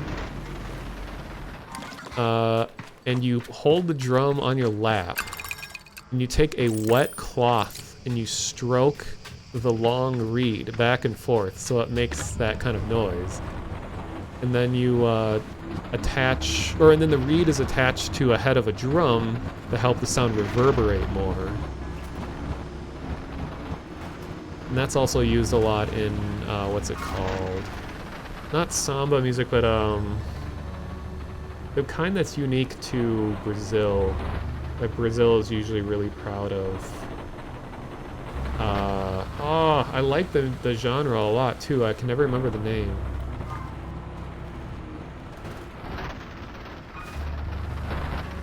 I don't know where these 2 points are bringing me towards. Oh, wait. Are they marked? Oh no, were those coordinates that I dropped? I think they were. So I was following false information this whole time. Oh my god. Okay, well, that's good to know.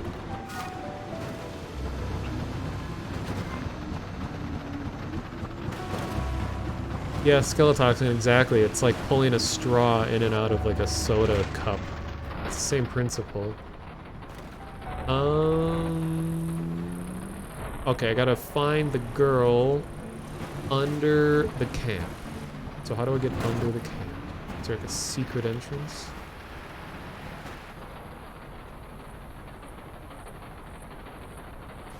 Okay, am I stuck? Oh, come on. Go, turn.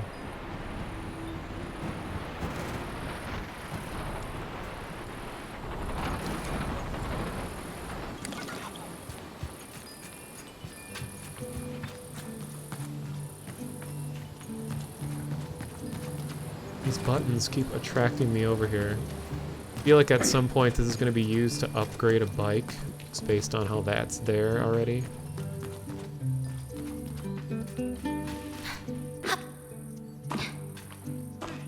Okay, I need to look this up really quick because that's going to bother me.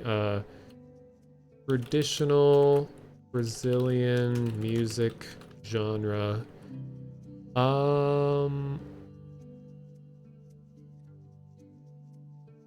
Oh, please. Where is it? Okay, apparently there's a lot of them.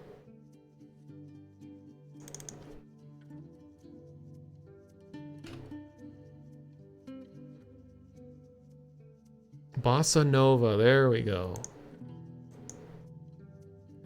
I like Bossa Nova music a lot.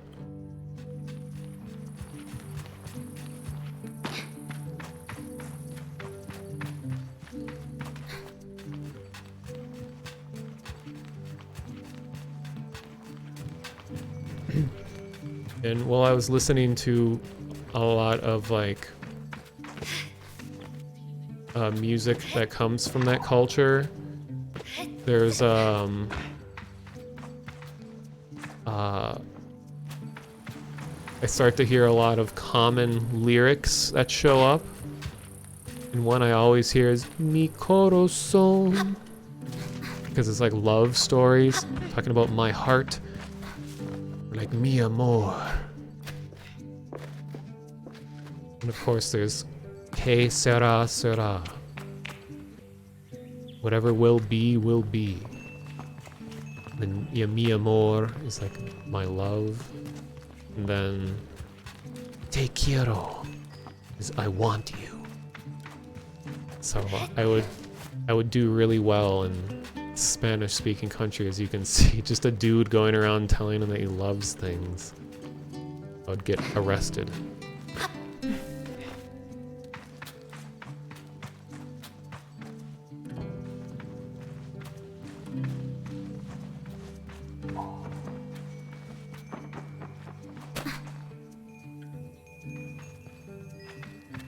Okay. Oh, I haven't even been up this big tower yet. That's something I have to do.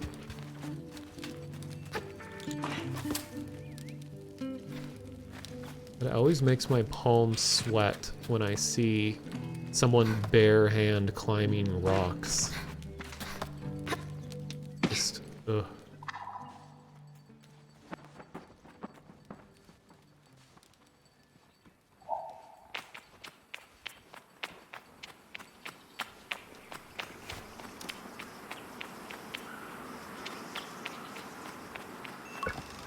I could ask about... Okay, no. I don't need to ask about that. This guy looks awesome.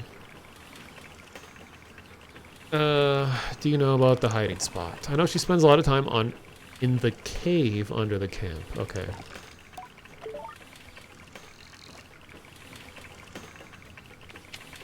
Alright, well, I'm gonna steal your stuff.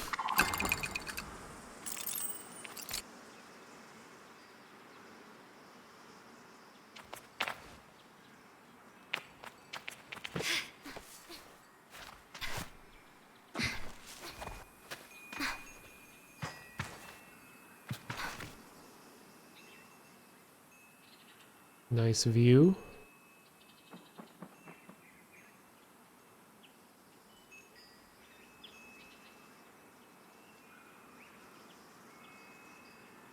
I've been to all these places. I just have to find this cave.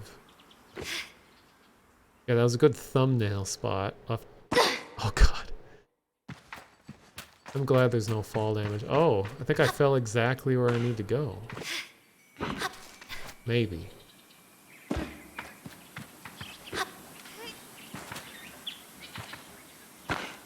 Maybe not.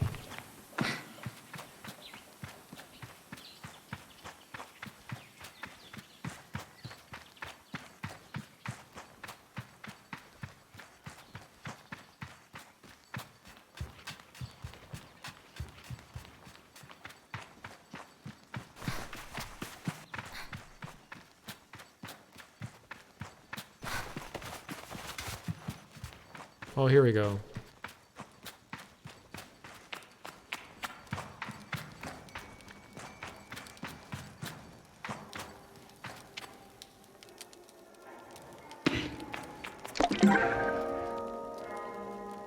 Ibexi red dye. And the Ibexi red bike. Oh.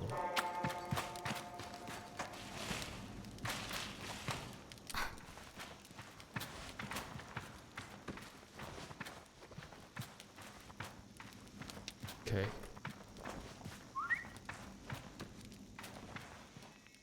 Oh, yeah, see you later, Danny Kittens. It was nice to meet you. Thank you again. Oh, and now we have Strawberry Rose Garden raiding. Hello, all of you. We are being straubed in the act of strawberry. Beetle Detour? Oh, wait, what was that?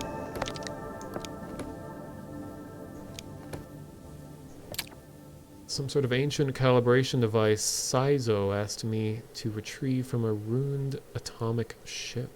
Is that what I picked up?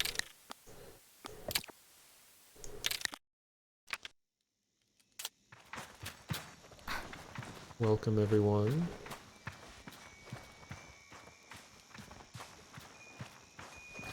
Now, where is the child?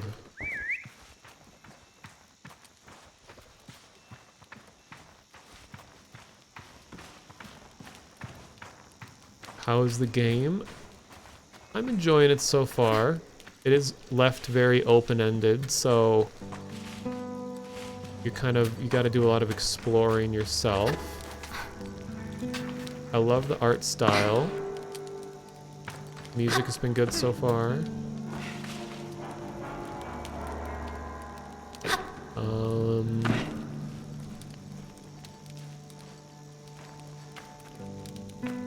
So I'm currently looking for a child to trade some beetles. So apparently you can just trade bugs as a form of currency, like living creatures. Hello, Seaside Hermit, welcome.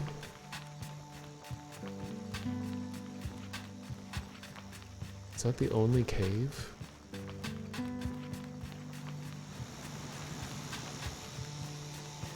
Well, I went behind the ivy. That's where I got the...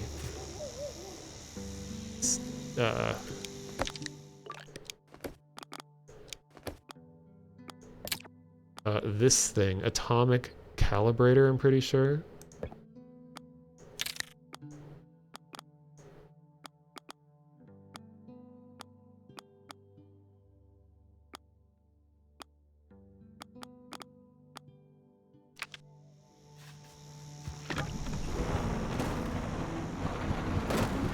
Okay, maybe the kid is back where I found them originally.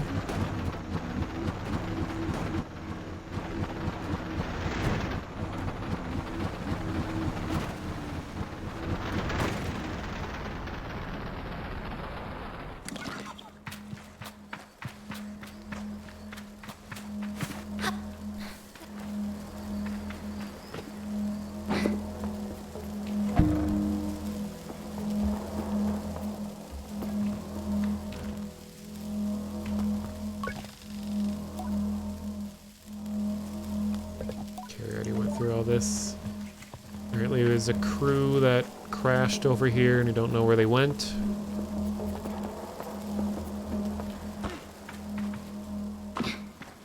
Well, I was in the main camp. I don't know if the main camp is... because I found that one cave.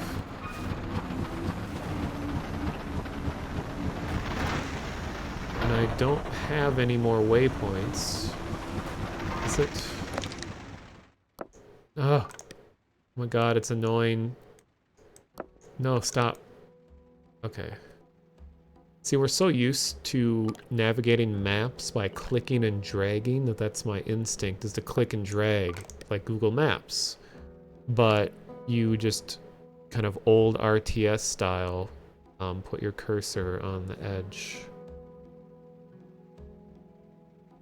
It's a little old-fashioned. Oh, I can do this.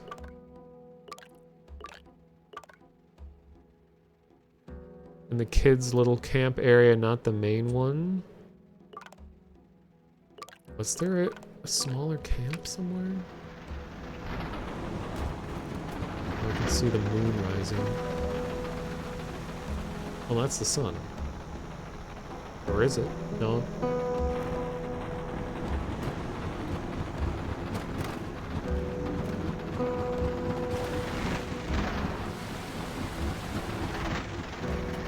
Yeah, it's kind of an interesting mixture of like a science fiction world. This is actually my favorite combination of elements, is where it's sci-fi, but it's an old, like worn down sci-fi world. Not like the cutting edge technology. It's technology that's alien to us as players, but is old to everyone else. So they still use like unconventional ways of doing things. Like unconventional to us, like they use their own conventions, but just how like Tatooine in Star Wars is one of my favorite places because of that feeling that it gives.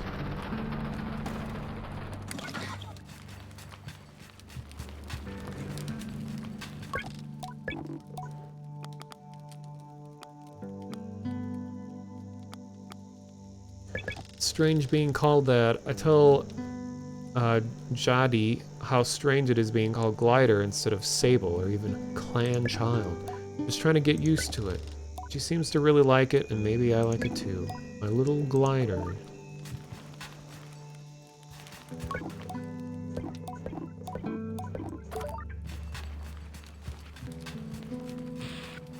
I think everyone has the same dialogue right now.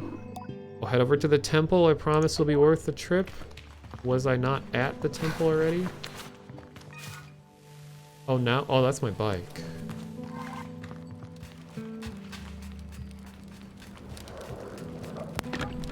Okay, well, I'll go to that place that tried to kill me earlier, because I've, like, ran out of ideas.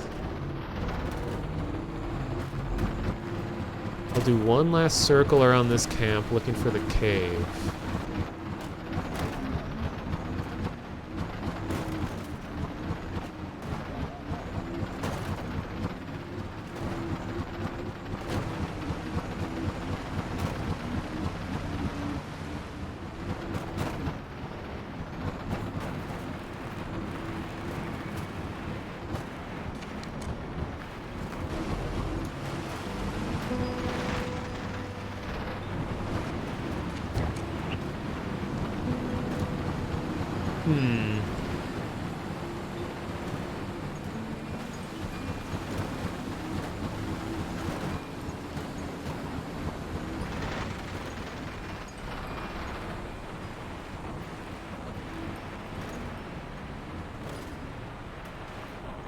So I've heard that it's easy to get the bike stuck, so I don't want to do anything too risky with it.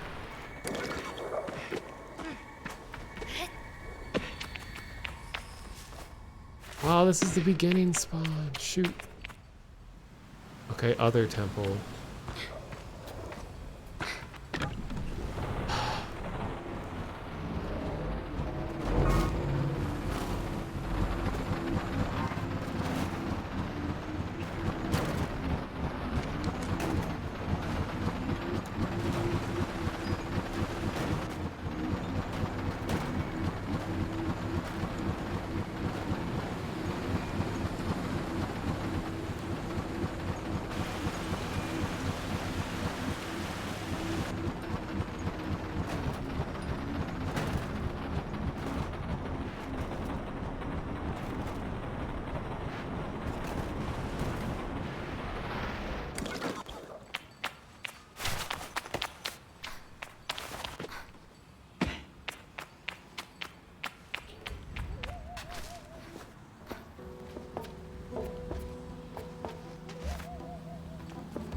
Check something real quick.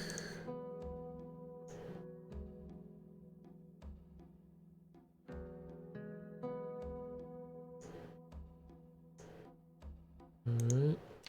Wait, what'd that say? Okay, completing tasks. Take atomic elevator back Oh, while asking around the camp, I learned that Saima has hidden atomic elevator in the cave. I could just go and take it from her. Oh, okay.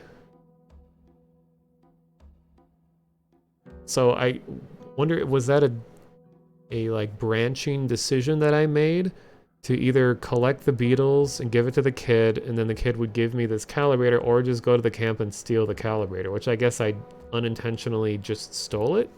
I thought I was gonna meet the kid there.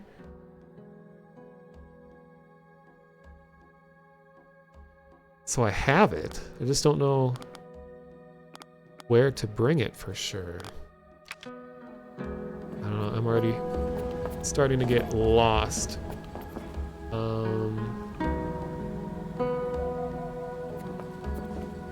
So I opened this earlier.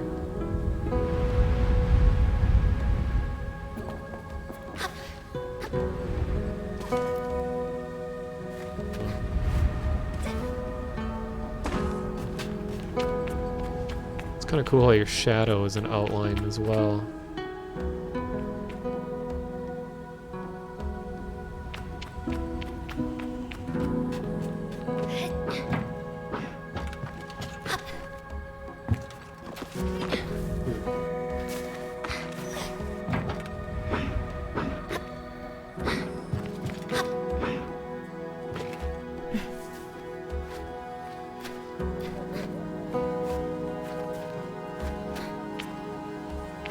Doesn't feel like I'm supposed to be doing this way, but it's working. Alright, well at least we got somewhere new.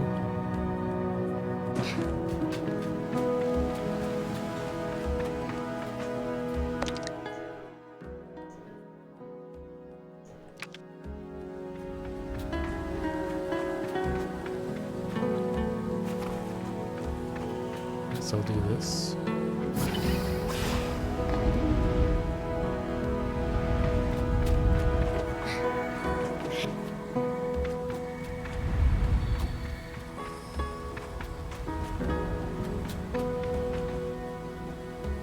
Is this what I'm supposed to be doing? It reminds me of Breath of the Wild. Yeah. Well, this definitely seems inspired by Breath of the Wild for sure. Ooh, some really detailed line work going on in here.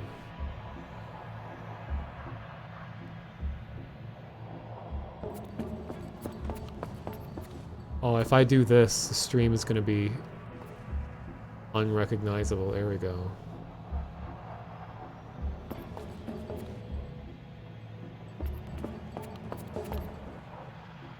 Yeah, I still get those bots on my channel.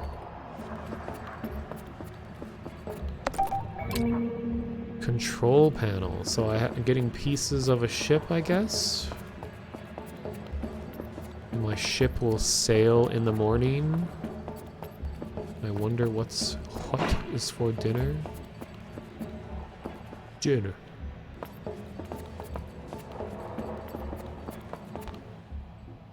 Still one of the greatest lines in YTP history is, my ship is for dinner. I wonder what sails in the morning.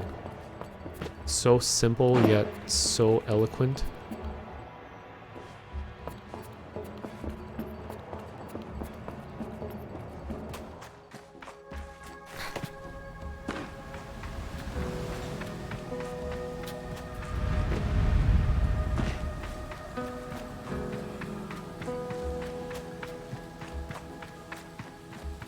Makes you hungry for ship.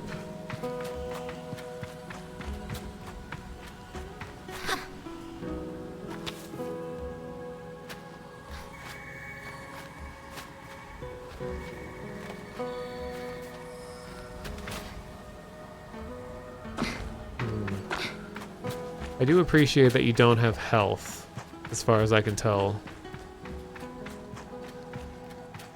So I'm not just gonna accidentally die when trying to do things.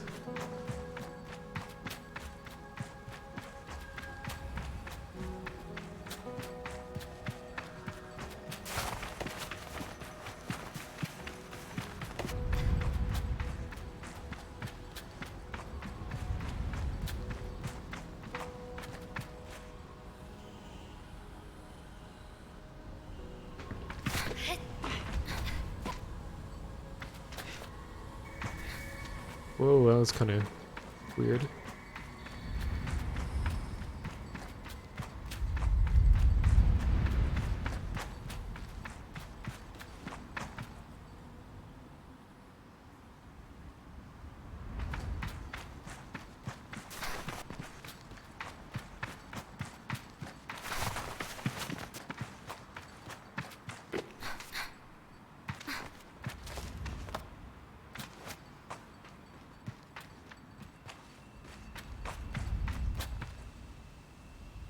Okay, is there something up there?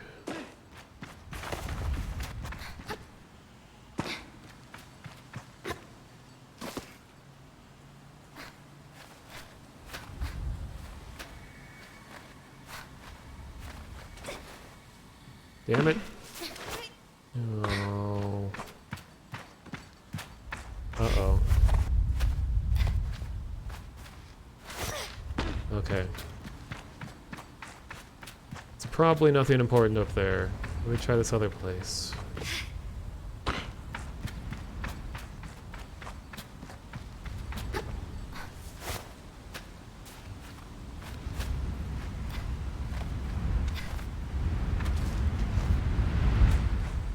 Ooh. Just steal money from someone's, like, place of worship.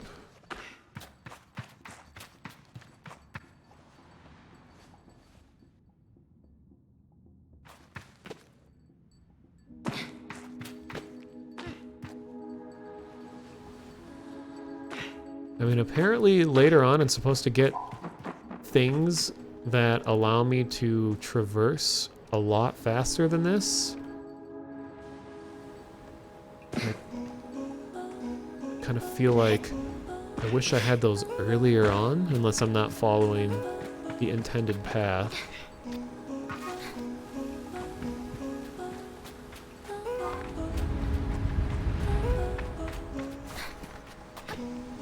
I'm glad I figured out that some of the points that I accidentally put on the map were there because I put them there, because that would have driven me crazy trying to figure out what it is that I'm trying to find when I was the one that put that waypoint there to begin with.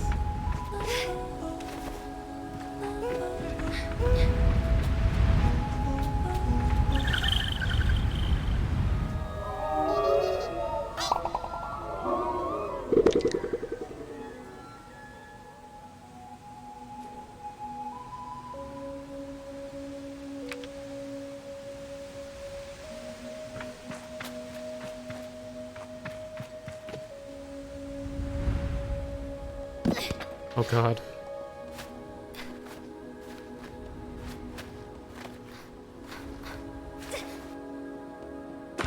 Oh, please. I'm seeing now why there was such a wide range of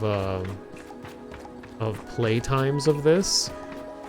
Because there was a video online that claimed to be a full run, and it was like 2 hours, 3 hours, and then I went and was looking at average playtime on Steam reviews, and they were all like 15 hours.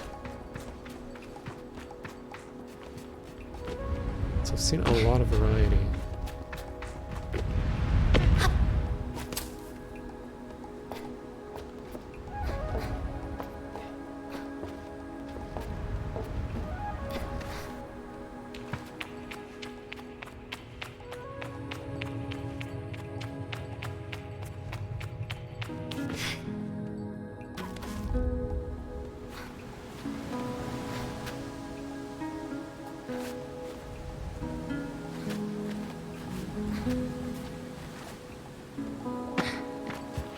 Okay, I was already up there in the beginning. I had a lever that opened the thing up that I just got. Okay. Congratulations, you dislocated your shoulder in the middle of a chasm in the desert. Yeah, I'm doing a lot of risky things considering where I'm located. kind of curious how I have the atomic calibrator, but it's not marked off. Right here. Calibrator? Some sort of calibration device. Sizo asked me to retrieve. Okay, I'll go back to Sizo. Ciso. Okay. Now I gotta remember who they are.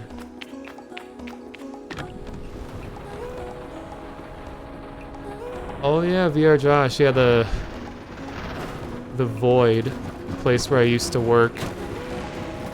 And yes, it spoke back to me. Is under like new ownership and some complicated situation that they're gonna try to make a comeback in a slightly different form next year. Only thing is that they're likely gonna be starting out very small and only in Las Vegas.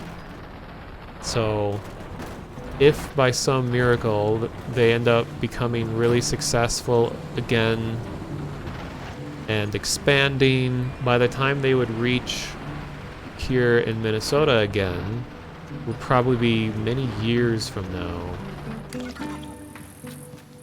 But either way, I'm happy that they're setting out to do things again. It was cool that one of the co-founders of The Void liked my tweet saying that I hope I can go back to work for them.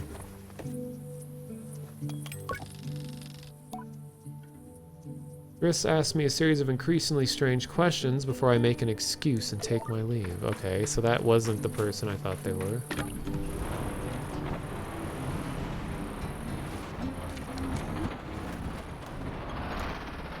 I think Ciso was the one on the top of the tower, maybe?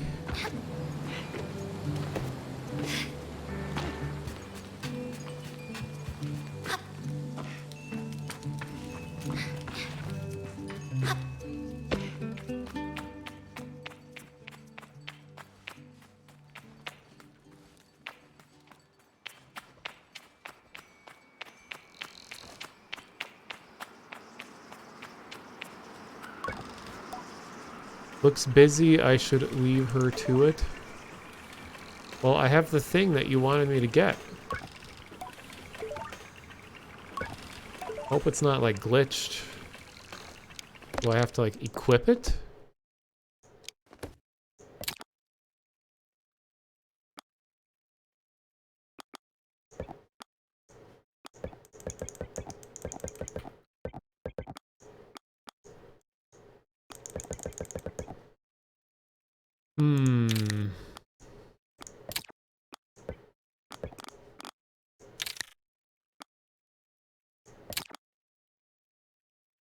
I still gotta somehow get back to the temple to charge this, but I don't know where that temple is.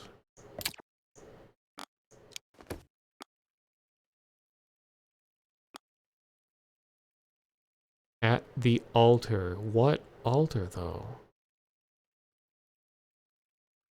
I feel like it's wanting me to do things with items, but I don't see any way to equip an item.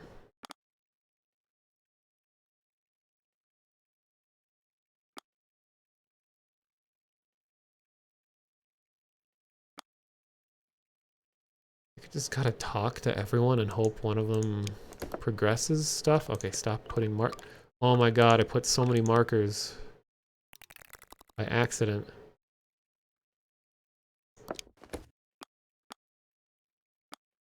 There's no way to check key bindings.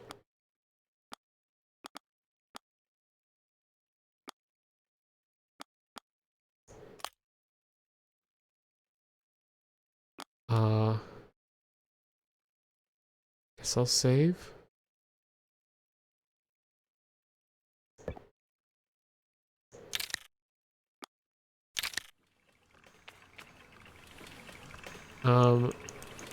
Left click, right click, don't do anything. Mouse wheel doesn't. Pushing all the numbers in the keyboard, that doesn't. Trying to think of things Okay, M opens the map and the inventory. Tab doesn't do anything. Shift doesn't do anything. Space jumps.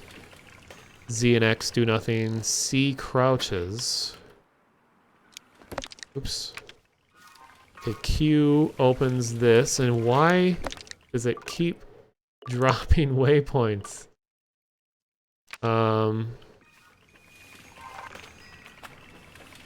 R does this.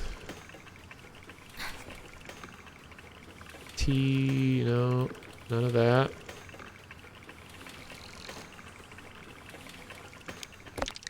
I keep pushing that by accident. Doesn't seem like anything else. I can't use anything else to do that. The map looks like Andy's wallpaper. He talked about Toy Story. Oh my god, yeah. Similar cloud style.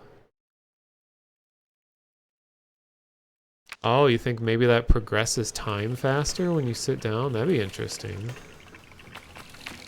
Okay, where's the sun? I guess I could watch the clouds.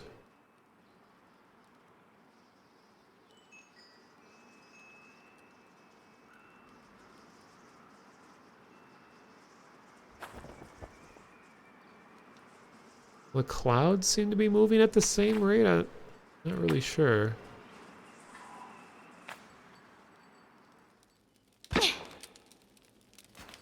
I guess I'll talk to everyone again.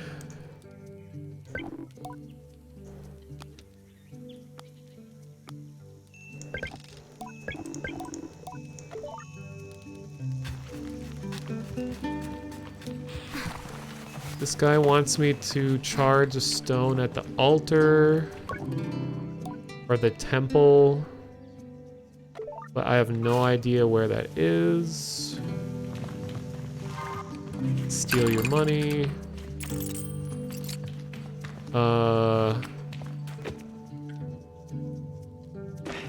bike person didn't have anything to say. Okay, what about the farmer dude? Does he have anything? Because you'd think that icon means they have something new to say, but it doesn't seem to be the case. Okay, it's all the same stuff as before. It's the mother waving at the kid. Wait, is that the same kid that I'm trying to give beetles to?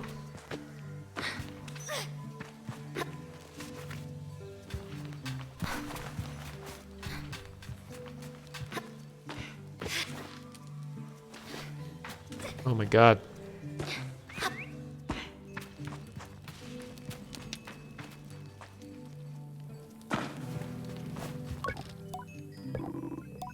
Oh no, that's Alaria.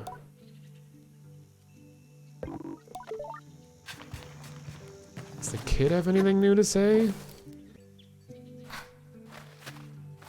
Okay, I might just bring up someone else's YouTube playthrough to see where I get the stone charged, because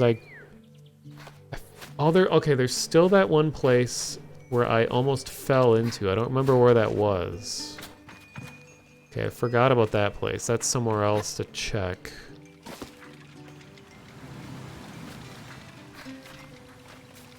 And I'm gonna run out of stamina, aren't I? Oh, no, just barely. This is great. This is great. This is great. I was back at the starting temple. That's what that is in the distance.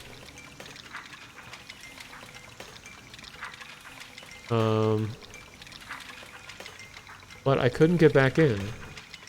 Door was locked.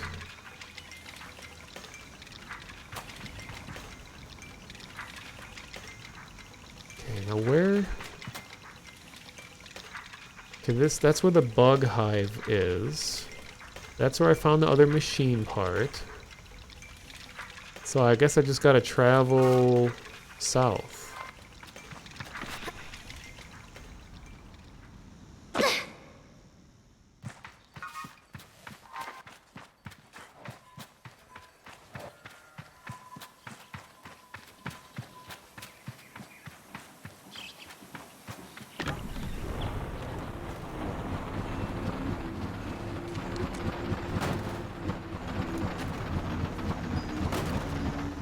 curved structure. This is...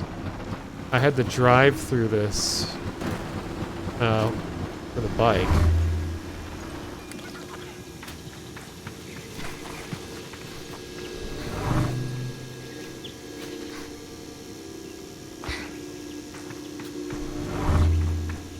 Interesting that it makes that noise.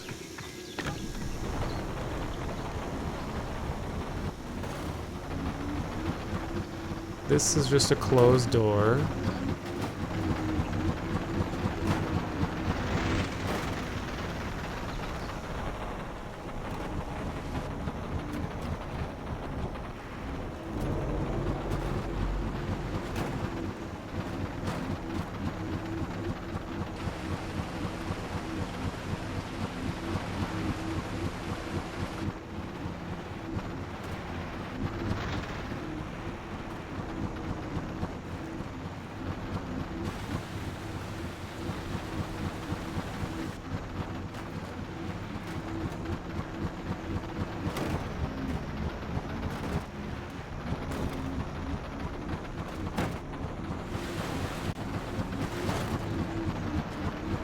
Looks like climbing up there somehow could lead to something new.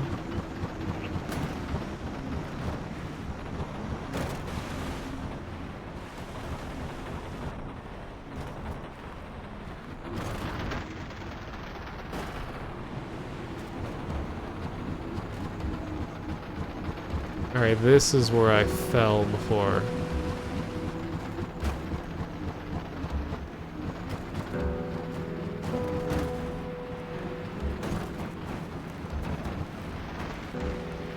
I don't want to risk getting the bike stuck, so I'll just run.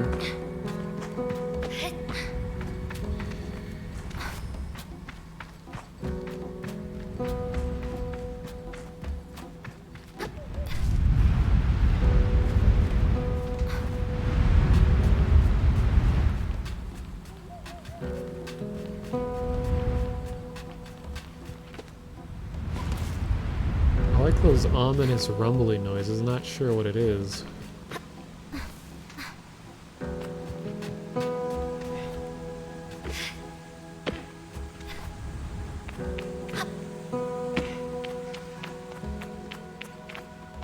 Cool looking fellow. It's like Moltar mixed with the sidekick from the Tick. Can't remember his name.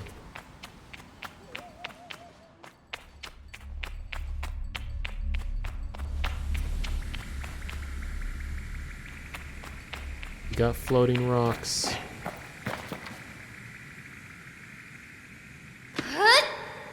Ooh.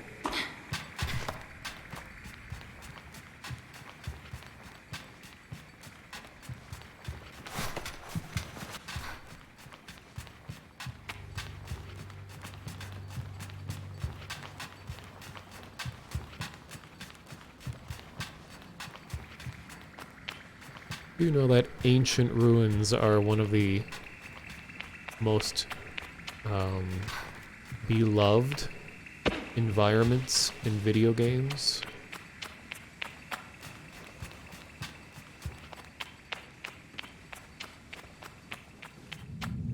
Oh, here we go.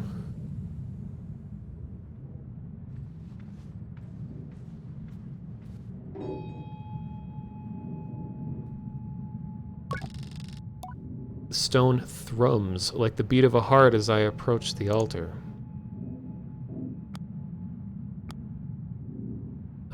Maybe it feels right?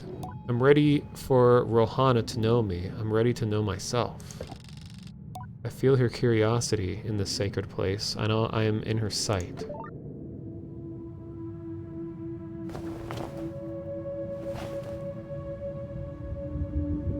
Sheikah slave.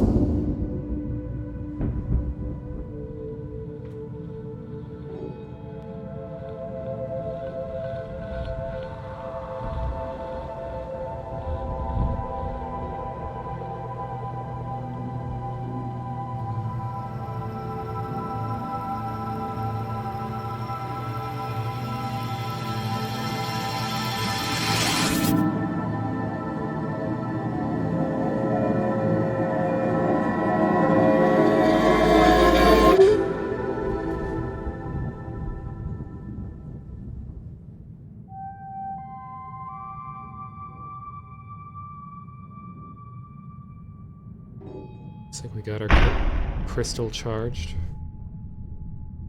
Didn't even need the bros.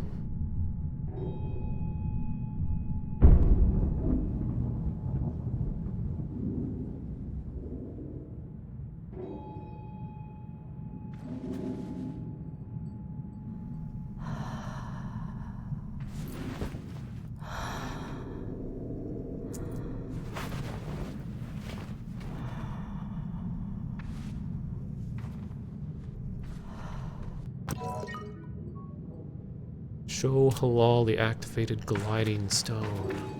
Cool. Yeah, the use of color is pretty awesome in here. I like how the tooltip appeared and disappeared in like a quarter of a second. I think it said... Oh, wait. What? Oh, there. Press and hold space. Alright. Well, that's what I was asking for. Looks awesome.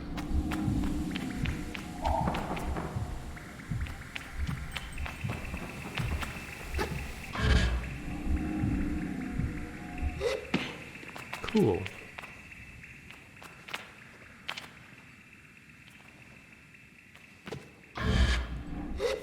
Ah, nice. And I can just go right into climbing.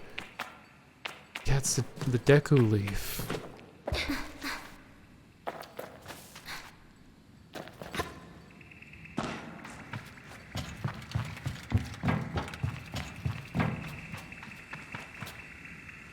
There's some good stomping sounds.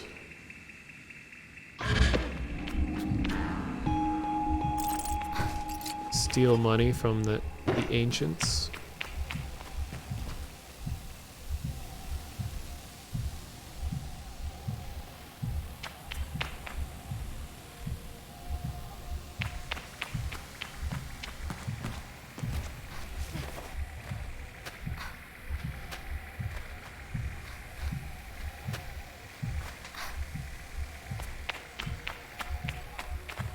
You call it stealing, I call it penance. Huh?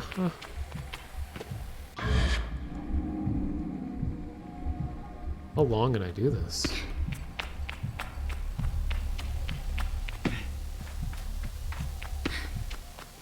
And the statue comes to life and we have a big boss fight.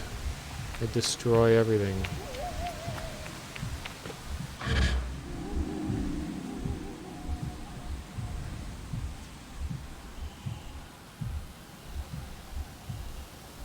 Wow, you can just keep doing this?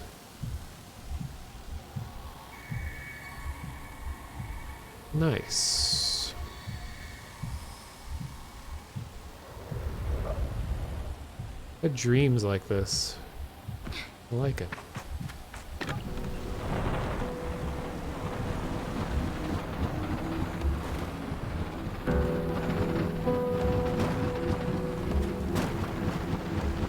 Check out this other thing before I go all the way back.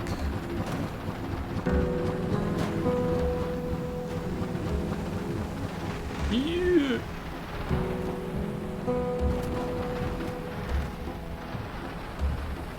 Oh god, you can't go backwards. God damn it.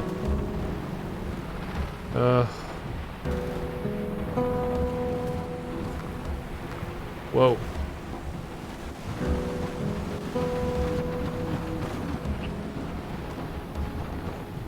Well, I think I'll just climb my way up.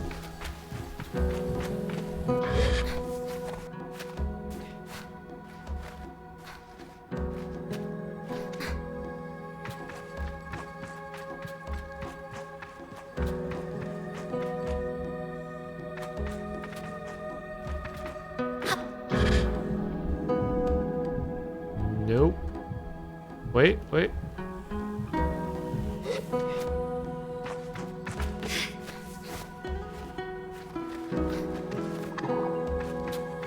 There was a cave at the bottom? Oh shoot.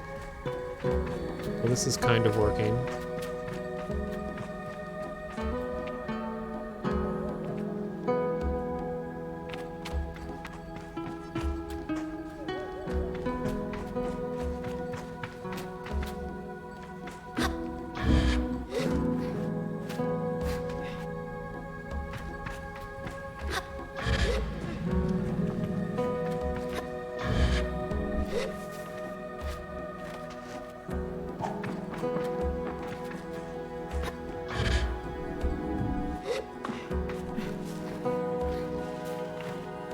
Kind of wish the ivy would be like a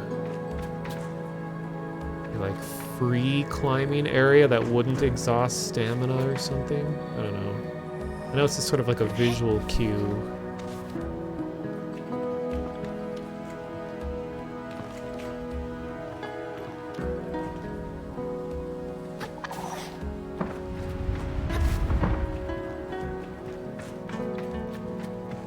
Yeah, or at least would use less stamina, or would let you climb faster.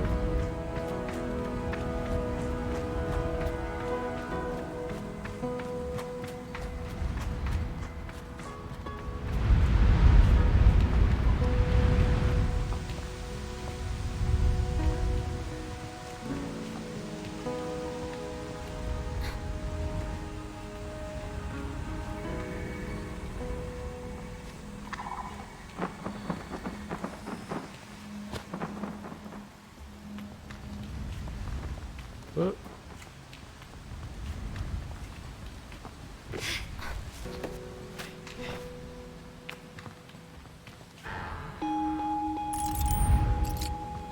Still don't know what I'm collecting those things for. It hasn't really been introduced to me yet.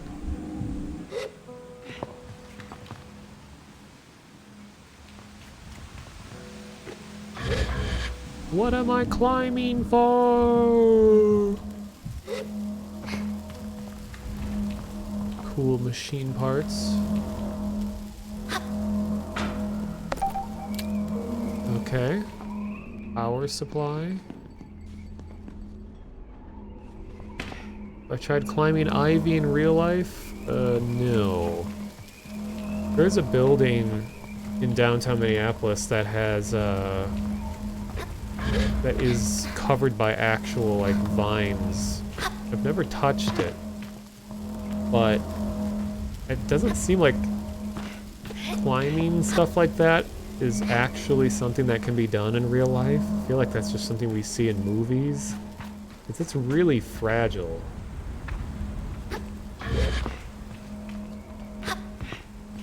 Yeah, I'm carrying atomic things around in my pocket.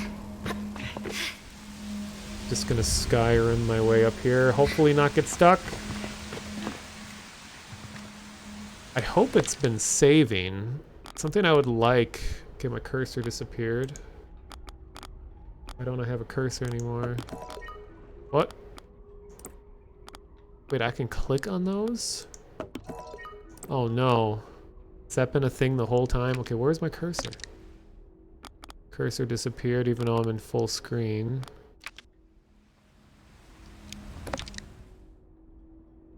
Weird. Okay. It would give me peace of mind if it said like saving game or had some animated icon when it saves. Because I really hope it's... Oh, okay. The previous save was when I collected that thing. Okay, that's good. Wait, apparently, this wasn't introduced. Well, first of all, I'm accidentally dropping markers. Apparently, you can click on a mission and it will, I'm guessing, highlight it on the map? Yeah, I think that is what it's doing. That was never introduced to me. So will it disappear now? Oops. Too many buttons. Yeah, that was a thing. Well, that's good to know.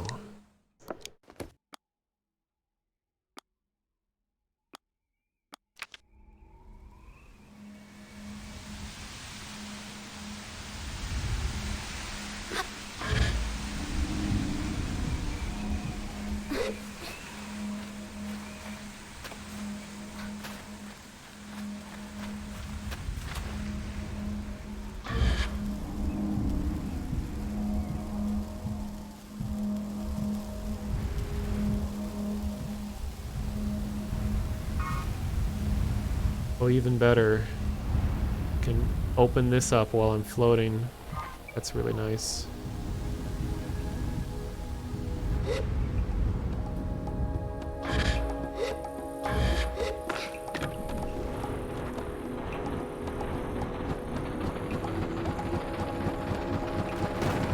think I... Oh, this is what you were talking about. Okay. It was a more formal entrance to that puzzle.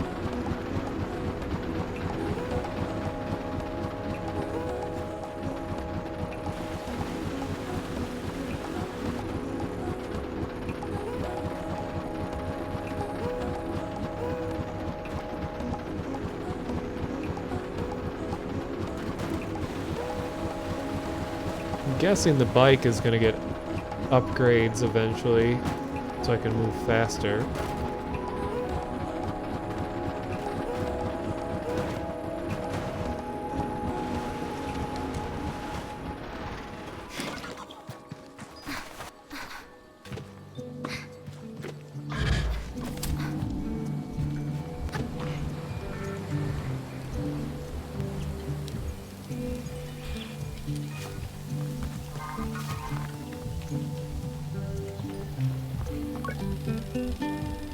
When I return to Halal, it's clear they know that I've just experienced. They're excited on my behalf in a way that makes me miss them before I even left.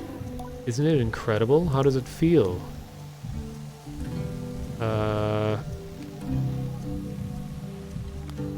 Safe like a warm hug. I tell Halal that I feel almost embraced by the perpetual. Warm and safe in my own little bubble. They swoon. Oh, that's such a nice way of describing it. Halal's mood doesn't darken, but the sigh they let out holds a bit of sorrow. You're very lucky, you know. I miss it so much, that feeling, just floating on the breeze. But I suppose it's best that it fades with age, huh? Or else I might never have come back from my gliding. I'd just be out there heaving myself into chasms. I'll heave myself into chasms for you. I tell Halal I'll throw myself into 1,000 chasms on their behalf, and they giggle. That's what I like to hear. I just noticed this character has a mechanical leg. That's really cool. I know people manage to keep it up, but I don't know. I don't know that I have got the time to practice as much as they do. It takes a really serious focus. Halal laughs, even if there's a bit of regret in it. And I certainly haven't got that. Still, I suppose the gliding wouldn't mean much if it were all gains and no loss. I think about that, but decide that there's already too much loss on my mind to consider it much further. I'm saying goodbye to my clan, my family, my home, my childhood. To lose the perpetual is a sacrifice for another time. You're going to love it out there, Sable, even when you don't. My advice, try to have fun. There's a lot to be said about ritual and independence and all of that out there, but the world's an easier place if you put joy first. I thank Halal for their advice and for their help and tell them I miss them. It'll be over before you know it. A warning and a reassurance all in one. I say goodbye to Halal. Before I go, Halal gestures towards the tower. It seems Saizo wishes to see me before I leave the clan. In before I already have all the pieces needed for the quest that's going to be introduced by this character, and it glitches and I'm not able to progress the quest. But let's see if that happens. Yeah, he needs to learn to charge his own crystals like the rest of us.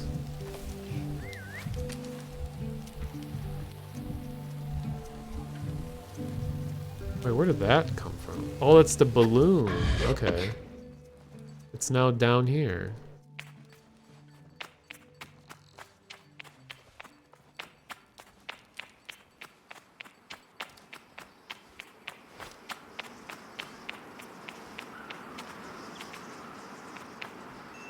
I'm gonna check something real quick.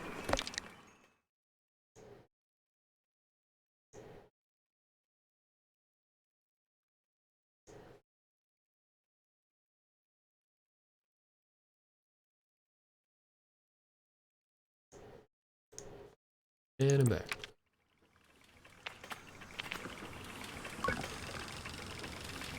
Saizo.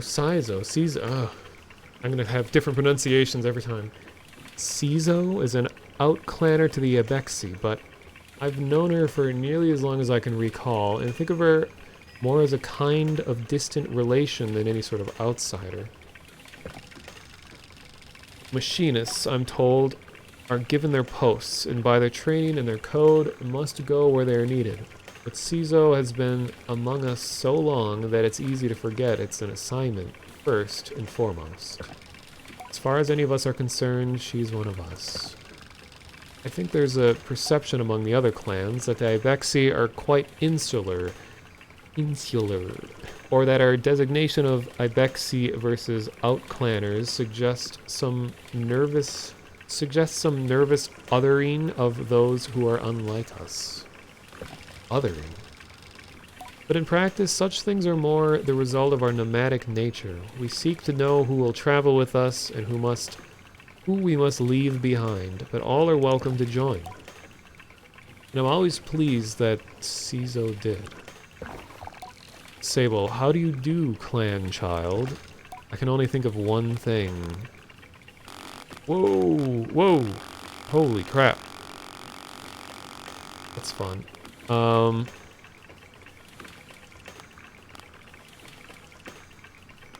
Kind of weird that not all of this fits. Oh god. A bit worried. Am I really getting a bike? Cizo has a throaty quality to her voice, and it rumbles through her mask when she laughs. She's quite a serious person most days, and I'm always torn between pride and alarm when I manage to make her chuckle. Yes. Jedi told me how excited you were. Cizo sniffs. She also told me Driss would be coming along to get your bike together, but I think he may have... I knew it. What? I hadn't meant to say it out loud, so I tell her I was just clearing my throat. I don't begrudge Driss and his forgetfulness.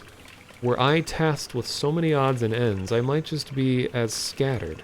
And besides, this will be good for you. I want you to scavenge the hoverbike parts yourself. Well, guess what? Am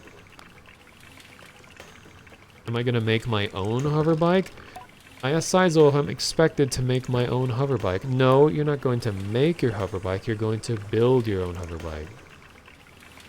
Of course. To make suggests you are creating something, but your bike already exists. They simply haven't taken form yet. Here, take this. Cizo hands me something. Take this navigator. You can use it to mark waypoints on your compass. Wait, don't I already do that? It should be useful in finding the old parts, which I think I already have. Ask Cizo where I might start looking. Our bikes are reborn in the ruined ships and fragments spread apart. A good start would be the ship down there near the camp that I already explored and collected the piece from. You'll find another up on that great rock near the other side of the canyon, which I already have, and another behind that old dam on the hill, which I already have. Use your navigator to mark that down if you need. You'll need to gather a control panel, power supply, and a calibrator. I'll be back before you know it. I tell Cizo I'll see her soon and head off in search of the components. Together we'll create something new out of the old.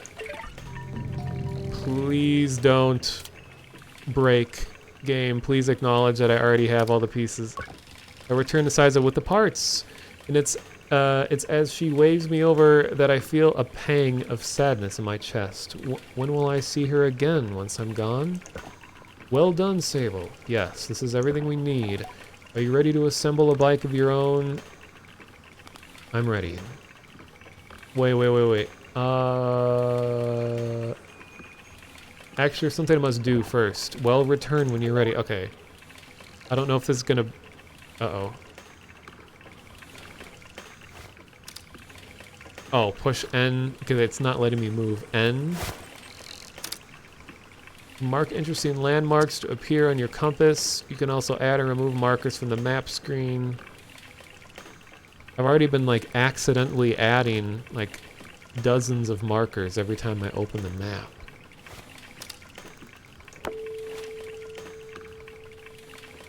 Move. Kind of a confusing view. Not sure. Oh, okay. Exit? Why do I push backspace to exit? I should push escape. Yeah, so it's a way of marking stuff from in-game instead of in the map. Okay, I wanted to see what the balloon dude is up to.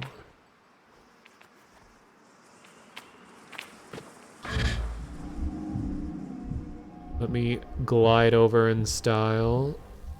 Ooh, this person looks badass. Well, I wouldn't say badass, but cool. I approach the cartographer. Ah, greetings, child. I saw you looking longingly at my great balloon. Quite a piece of work, isn't she? So I hate it when vehicles are given gender, I guess. Like when they're like, oh yeah, she can hold up to 400 gallons of blah, blah, blah. It's like, don't call your military ship a she. That's such like a outdated and dumb sounding term. Anyway.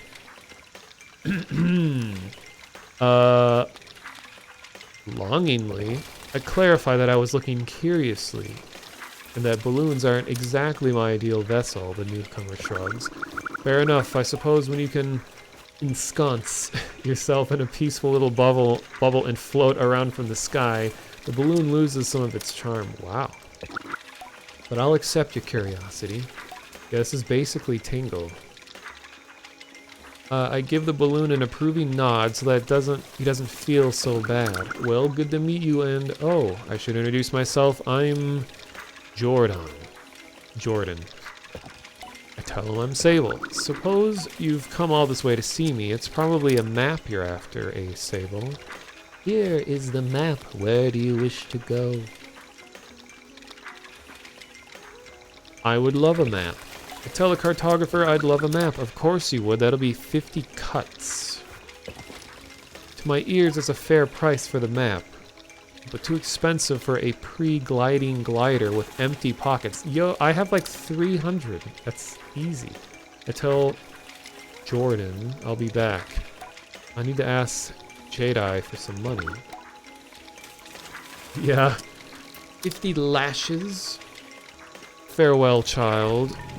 Well, guess what? I'm rich. Greetings, child. I can't just give you the map for free. Come back when you have some... Well, don't I have a whole bunch of money? I have a pocket full of bugs. Bugs and chum.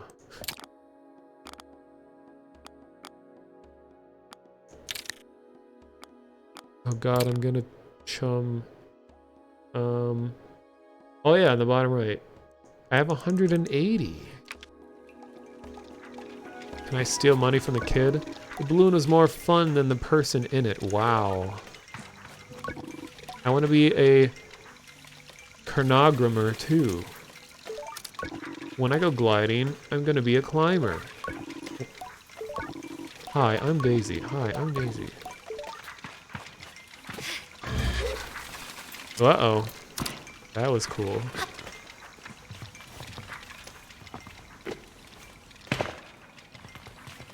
Yeah, I guess those aren't considered cuts.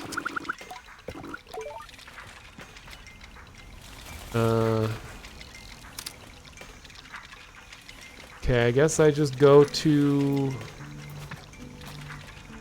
Cizo. I don't know.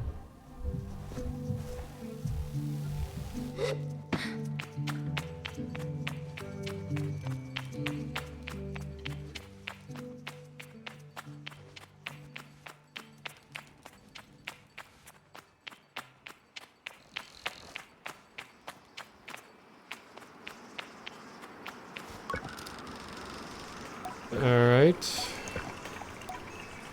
I'm ready. Let us head to the workshop. Oh shoot, I should have talked to Jedi. Yadi?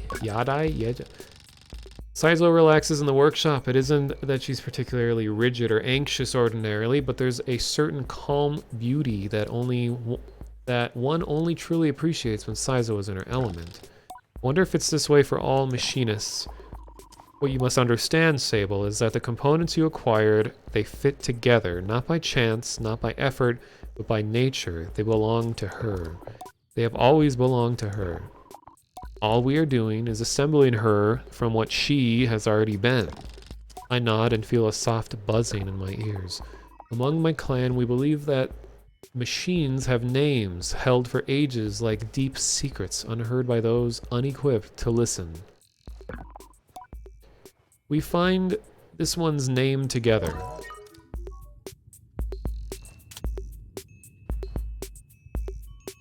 Got some nice music going on here. You've been pronouncing it Jadi? Jadi? But I think it's okay since it's not explicitly said. Well, I'm gonna end up pronouncing things different ways every time.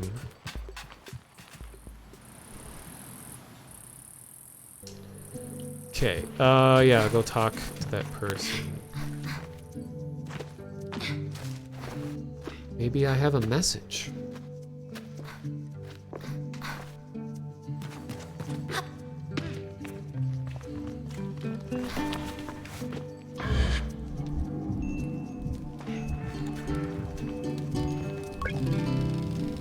I tell Jody that the cartographer wants 50 cuts for a map of the Weir. I try to hedge the way I speak about this, as I'm not entirely sure whether that's too much, not enough, or precisely its value.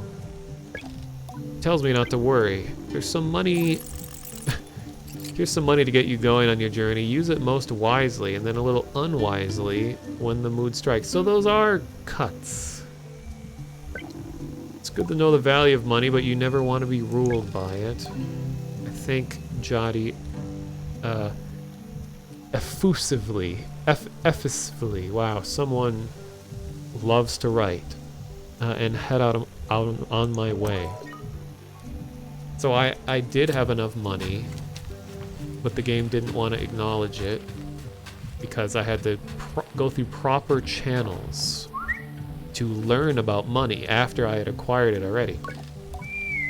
Zeki looks concerned. Okay, same dialogue.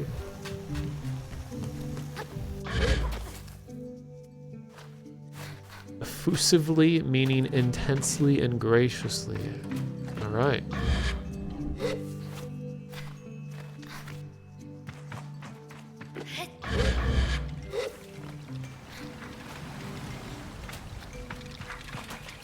It's a cool design.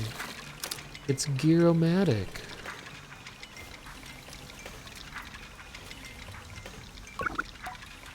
Greetings, child. I'm not really one to do different voices for every character. I'm not talented in that way, and I feel like everybody would just collectively cring if I were to do special voices for every character. So every character is just me. Sorry to disappoint. I'll buy that map. Like, perfect, let's trade then. No. The map of Weir sold by members of the Cartography Guild. I'll buy 500.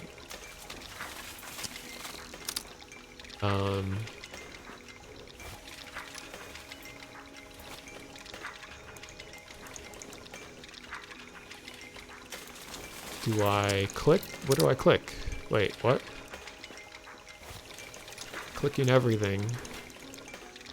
I can tell this was designed more for controller. Yeah, come on, Froggy.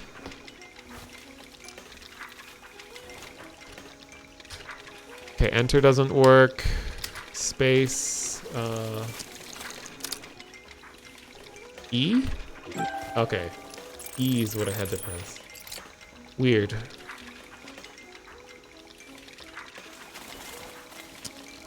The only voice that I can reliably do well is the peon from Warcraft. Specifically, Warcraft 2. It's like a... Job's done. What is it? More work? Leave me alone.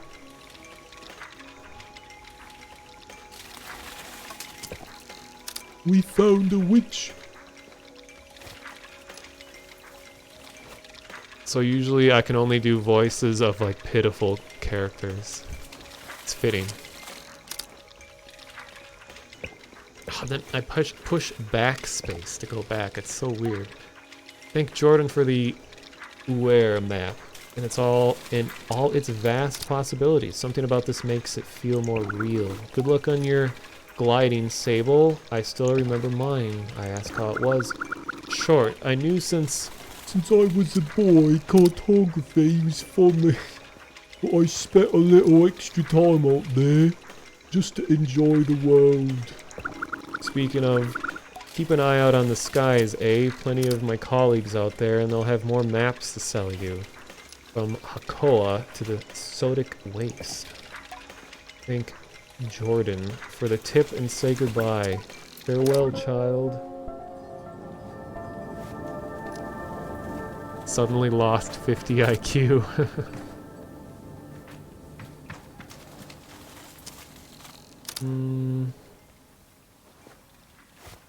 There's also, Work. What you want? Oh, orcs are harder to do.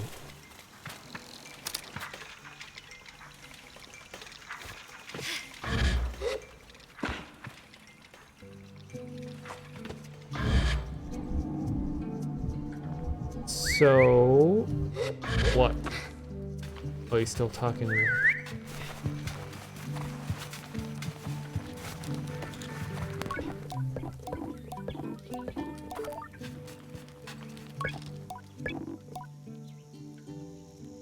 Okay.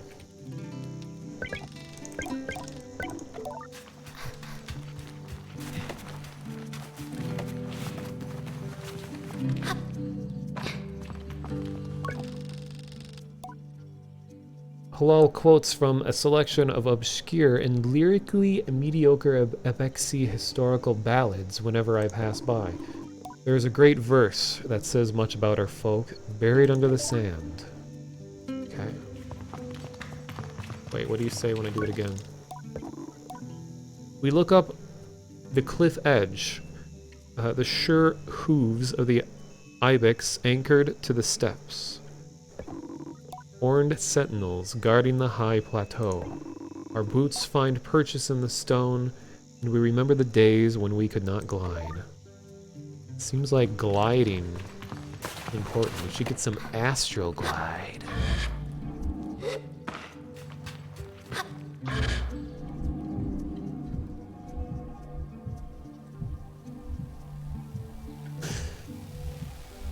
feel like this is... I cannot find a better word for it. So I regretfully have to use the word swag to to arrive somewhere like this. You're like, alright guys, and you just roll up inside your weird glowing bubble. While everyone else just gets out of their car and you descend from the heavens. Chris asked me a series of increasingly strange questions. Oh, alright.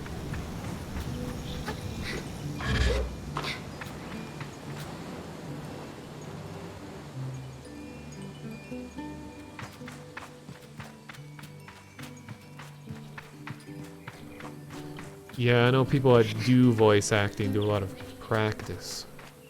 Usually any voice I try to do just kills my voice. If I do CDI Zelda Mario, it's I might as well just be scratching my throat with a fork or something. That ought to do it. If you need actions on how to get through the hotel, see the enclosed instruction book.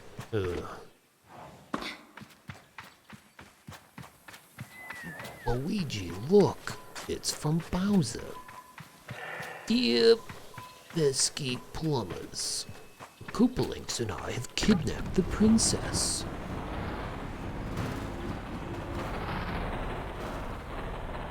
Oh, hello, Raiders. The Surrealist. Hey, I'm a really big fan of surrealism. So you're off to a great start. Thank you for the raid.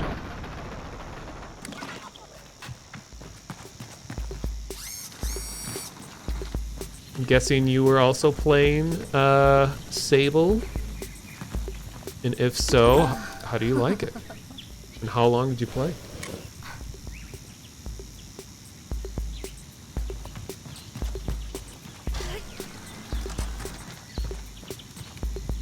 Whoa.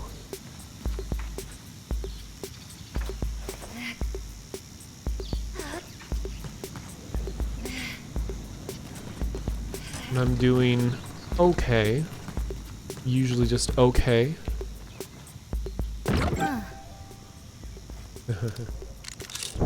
About an hour, a little more. Nice. So did you get to the point where I am right now? Does this look familiar?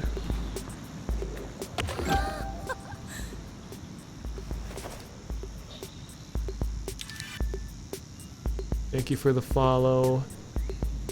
I am Beelzebub.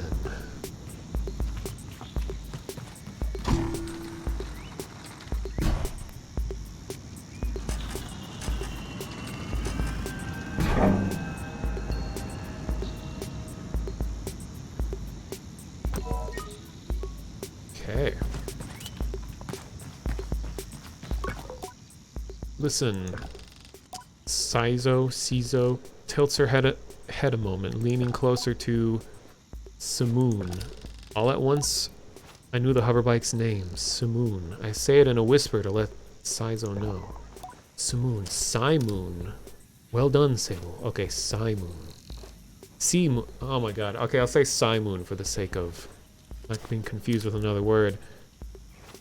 Said it right on the first try. Nice. Yeah, usually my name, it's amazing when people say it correctly the first time. You did this part just about 10 minutes ago, having a blast so far. Yeah, I'm overall really enjoying it. I'm already like 3 hours or so into the stream, but I explored everywhere else first, and then came here to do the main mission, and I realized I really didn't need to go do all the other things first. I kind of got slowed down because I didn't have certain abilities yet. It took a long time, and I was kind of confused about what it was asking me to do, stuff like that. But I mean, overall, I just really enjoy the way the game looks, the way it sounds. So it's been pretty good so far, and it seems like things are ramping up now, so it'll be a little more entertaining. What does it mean? What does it mean? You should ask her yourself. Cizo looks entirely serious. The bike, to my endearing surprise, says nothing, even when I lean close. I tell Simoon that I'm eager to know her better, and Cizo looks quite proudly at the both of us. You're ready then for the gliding. May all the gods turn their faces from you, Sable. An odd blessing, perhaps, but Cizo is prone to such things, and I can read her tone that it was meant quite sweetly. You must learn to listen to Simoon, to care for her. Seek out my fellow machinists on your travels, Sable. They will teach you the art of machine whispering. Badge. Oh, here, take this. It's a machinist badge. You'll meet plenty of my ilk on your gliding.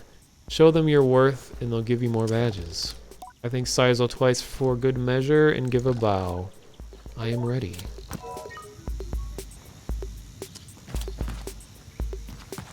You love the art. You can see yourself finishing this.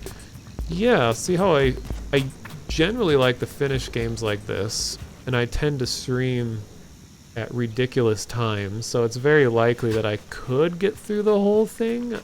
I don't know, there was a lot of like mixed play times I noticed. Like YouTube was like someone had 3-hour runs somehow, and then on the Steam reviews people had like 15 hours. I really can't get a gauge on the average playtime for all this. And also thank you for the follow, Surrealist. Yeah, Machinist is a long-lost family member of Monotonist. True. Okay, so now that this is here, do I speak about the final gliding ceremony? Okay.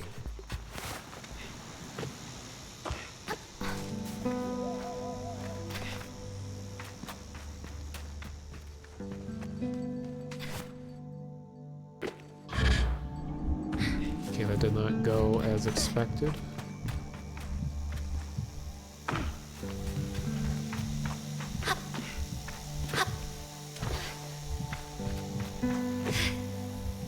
Come on. Climb!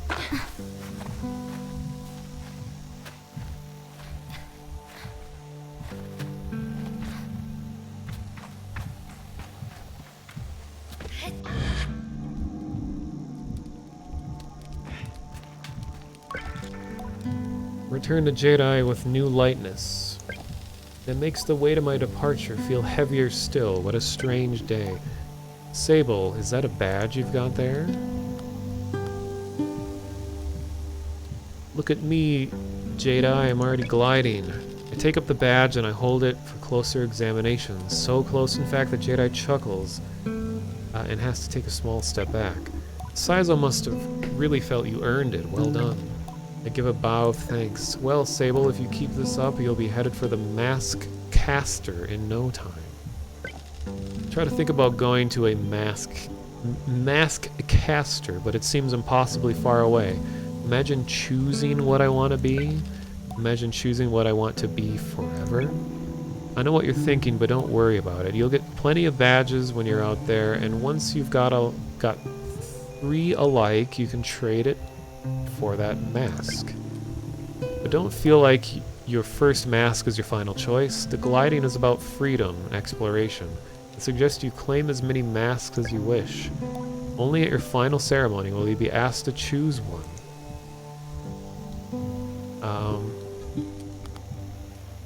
How will I choose one? You'll have to feel it out. But when you know, you'll know. Now. The tone of her now puts the butterflies back in my stomach. With all of this done, there is only one thing left. It's time then, isn't it? Time to walk through the face door at the Temple of Rohana. There, you'll assemble your gliding mask. And go. There are things I wish to convey to Jedi here, depths of love and gratitude, and fear, and worry, and hope. And though I find myself unable to speak any of it in words, I knew she understands. Before you leave, child, I made you these. They're dyed with a traditional Ibexi maroon, and I hope provide you a great comfort on the desert. When you leave today, you will no longer be Sable, clan child of the Ibexi. You will simply be Sable, and the rest will come. But no matter what you are, no matter where your journey takes you, I will always know you, and I will always love you, and I will see you again. I don't know where my journey will end, but I know where it must begin, and I'm ready. Alright,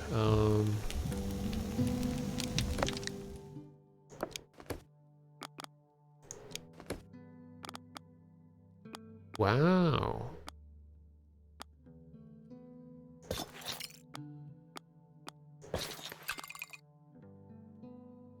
Jedi made these.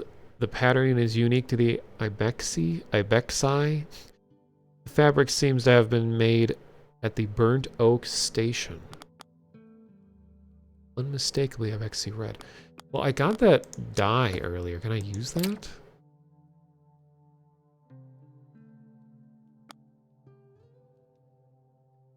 Oh, it's for the bike. Huh. It's like a character from Journey, but with green pants. True. You won't really see it in its true colors until it's daytime. Alright, okay, where... Do I have mail yet? No. Not even gonna be told about renewing my insurance plan on my glider bike.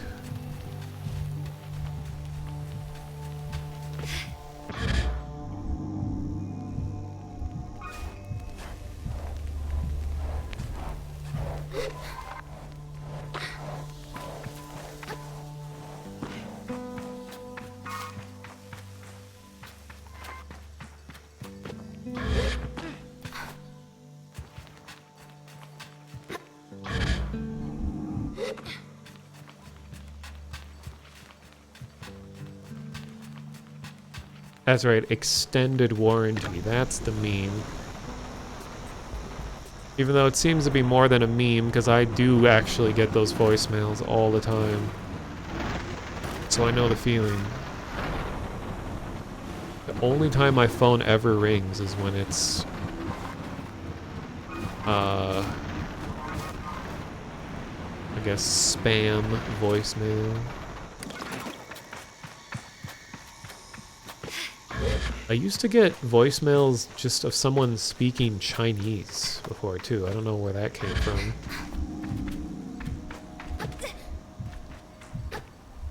The doors are open.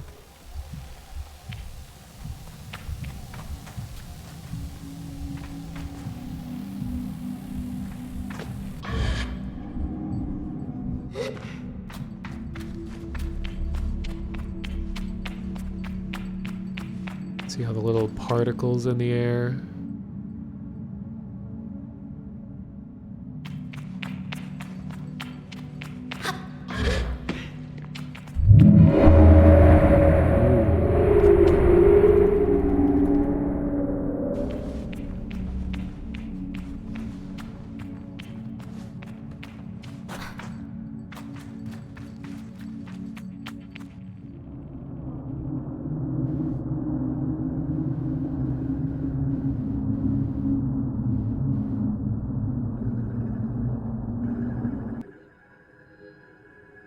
All right.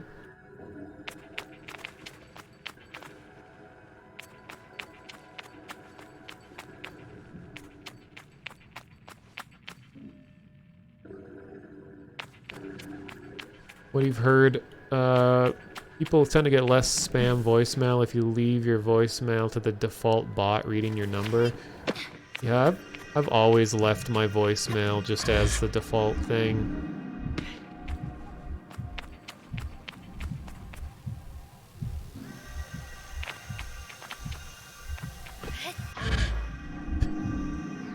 I remember one of my roommates, my freshman year of college, his voicemail thing was so extremely long that in order for you to ever leave a voicemail, it would be like a solid minute of waiting for him to get through his thing. I mean, he did that on purpose. I can't remember exactly what he said throughout it, but it was funny. So I just never left him messages. This was back in, like 2006, when people actually called each other and left voicemails. But not complaining that people don't call anymore. I think, planning a call with text messages is more desirable. Not even a call, but doing a video call at a later time or something like that, rather than just out of nowhere being called and then why didn't you pick up? I'm like, well, I was out in public.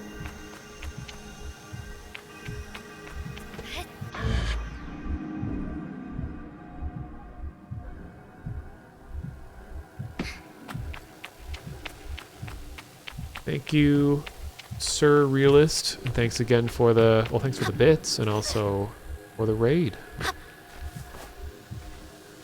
Good night.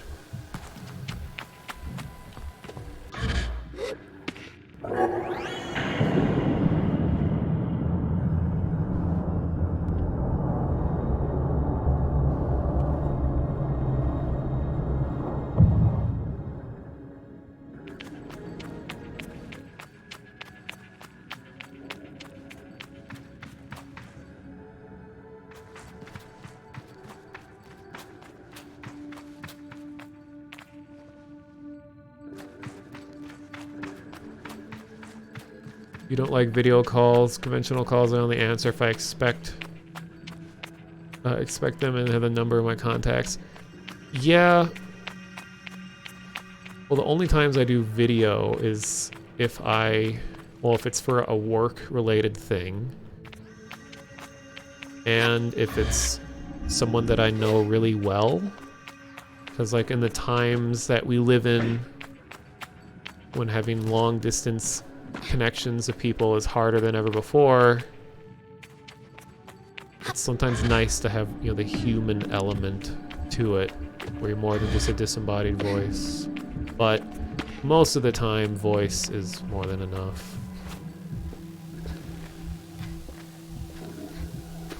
That's pretty much, yeah, like that family holidays and stuff have turned into is just us doing video calls. Because a lot of my family has moved away. Barely anyone is left in this state.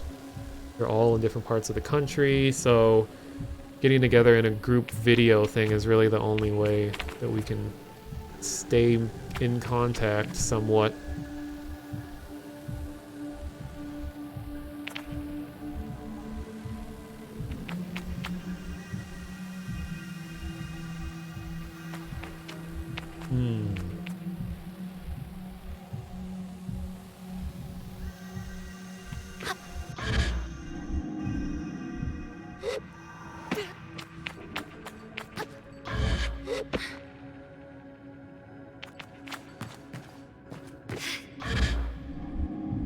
Oh, come on. Why can't I grab that? It's false advertising. Oh, please.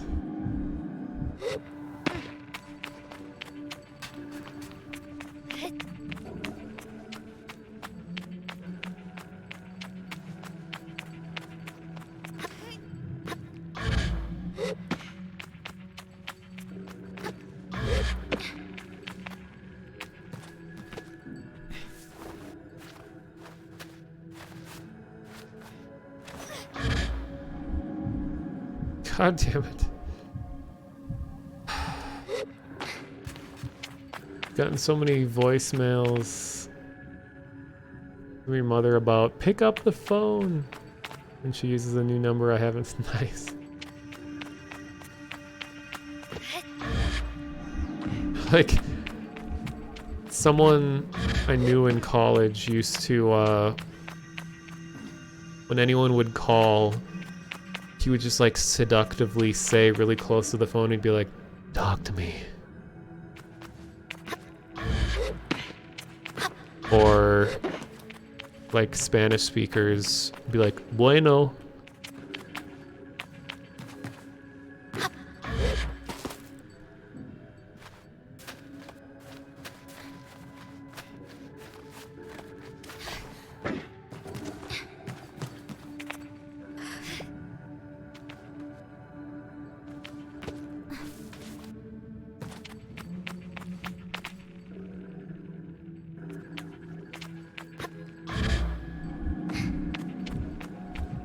Still think Kit Boga's time-wasting phone AI is a sight to behold, where he has a bunch of pre-recorded clips of like convincing things that a confused, scammable person would say.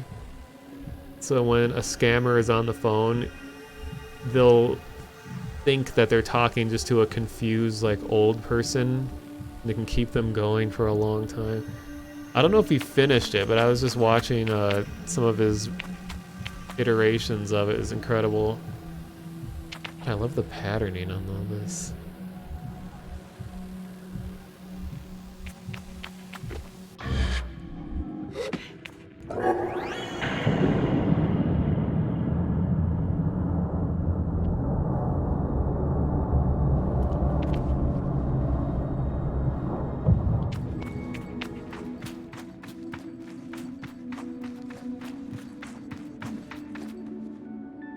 Okay, now where am I, or how am I gonna get up there? So I can start there, climb up there, jump across, go up, okay, it'll be easy.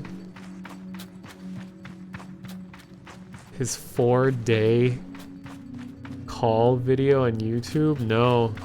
I know there was some scammers that, like, was it 4 days consecutively? Because I remember there was a scammer that he kept regularly calling back that just had no idea that that things weren't going to go anywhere. It went on for a long time. I remember there was one where he had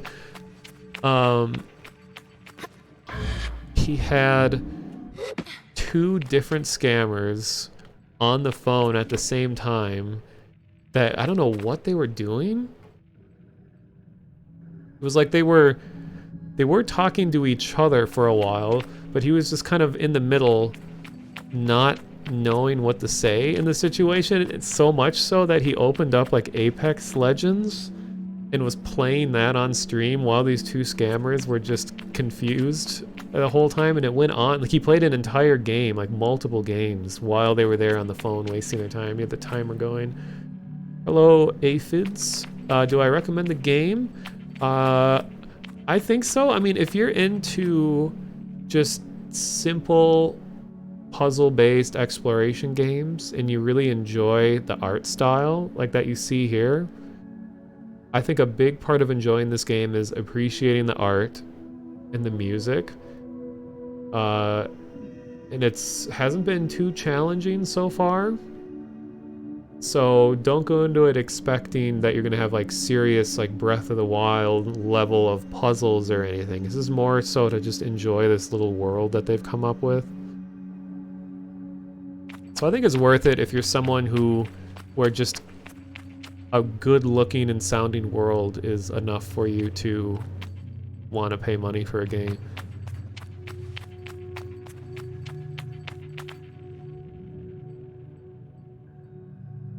I mean, there are a few weird things regarding, like, whoa, speaking of glitches, there are a few cases of things not working as you expect them to, and it's hard to tell if it's by design or not. Sometimes the camera gets a little wacky, but it's nothing that I would say makes me not want to play. Like, nothing has been game breaking yet. It's just kind of like, oh, that was weird kind of thing.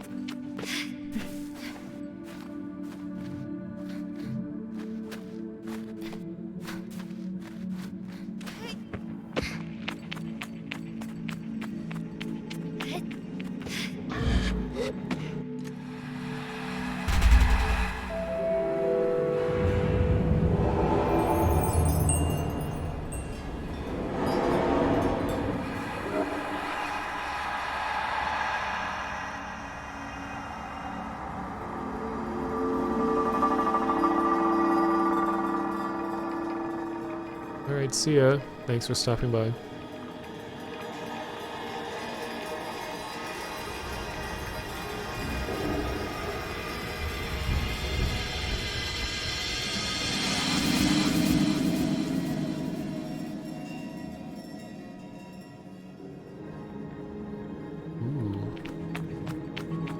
Ooh, I love this kind of thing.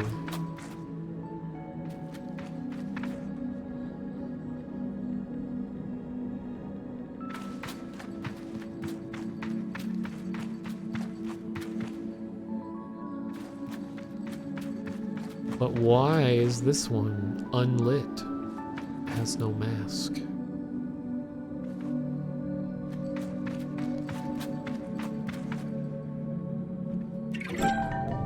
A Vexy mask.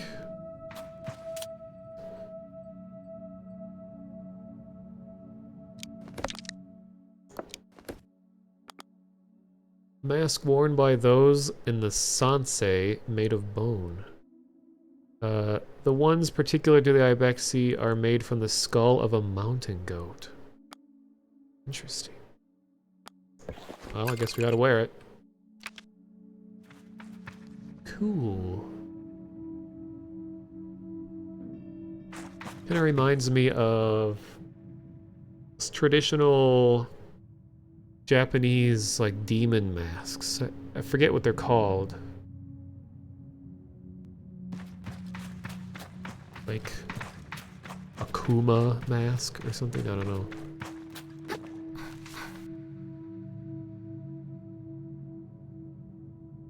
Look at that IK! Almost conforming to the shape. Akuma or Oni. Yeah, that.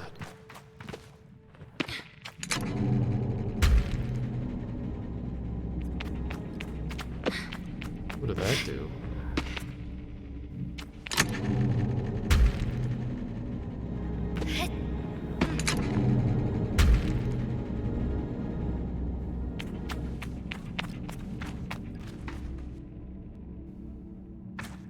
Alright, where am I going? Return? Okay.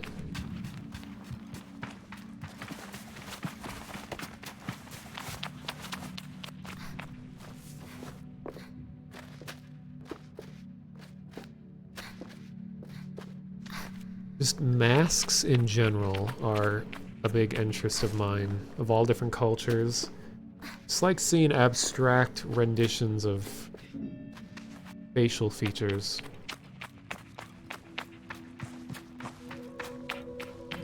Especially, of course, a lot of the Venetian masks.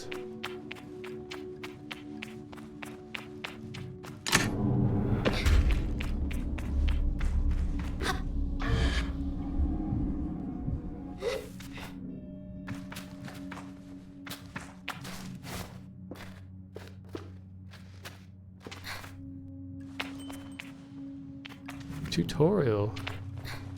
Again. And we're colorful again. Alright, let me get a thumbnail picture.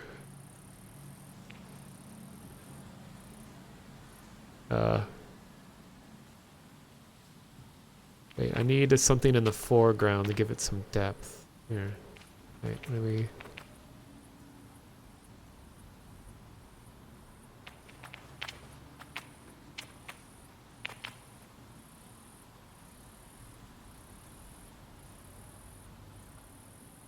Can't really zoom any further. This could really use a photo mode. I think every game needs a photo mode. Oh yeah.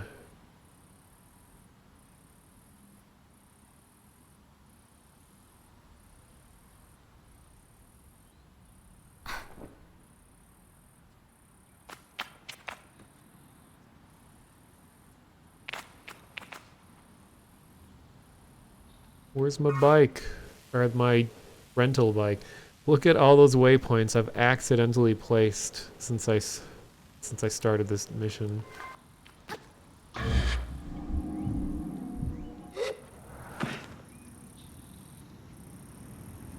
Where did it go? Did I run over here? Guess I just have to run back.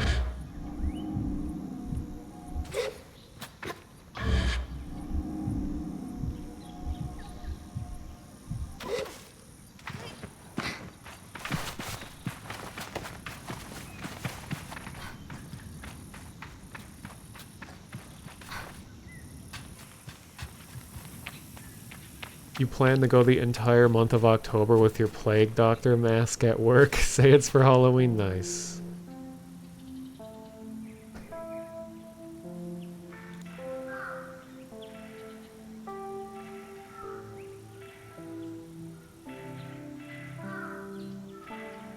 Hello, Dave. Logging in. Hello, Sable. Jedi's voice echoes strangely through the machine, yet still warms me. Well, Sable, this is it. By the time you hear this, we will have gone. The gliding is a journey that must begin alone.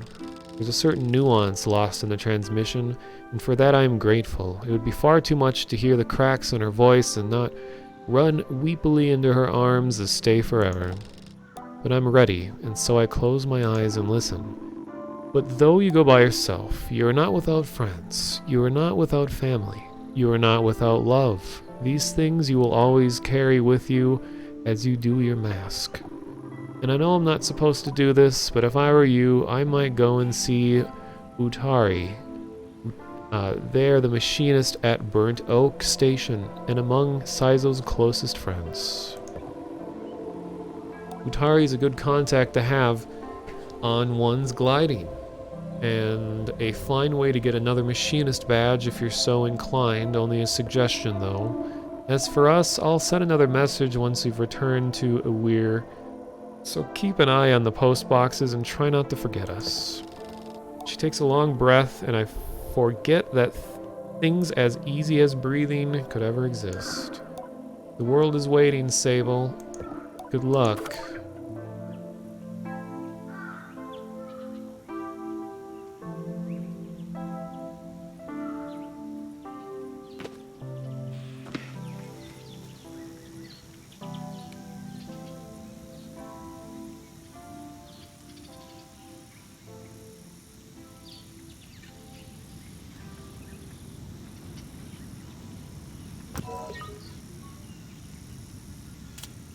Call out.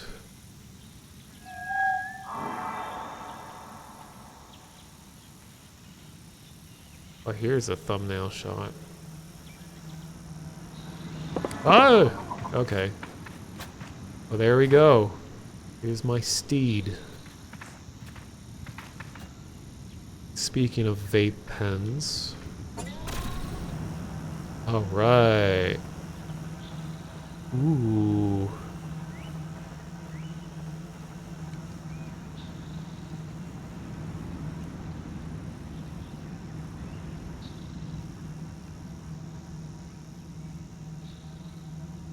I was hoping it would have a like, kind of like a satisfying roar, kind of like the speeder bikes in Star Wars. Except like, see, if everybody's gone, and no one's ever really gone. Oh darn, all the equipment's gone. I was gonna say maybe I can use that die right away, but I guess I must make my exit.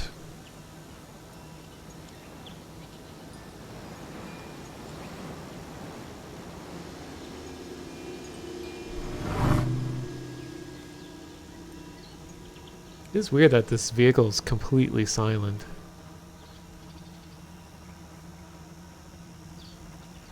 Here we go.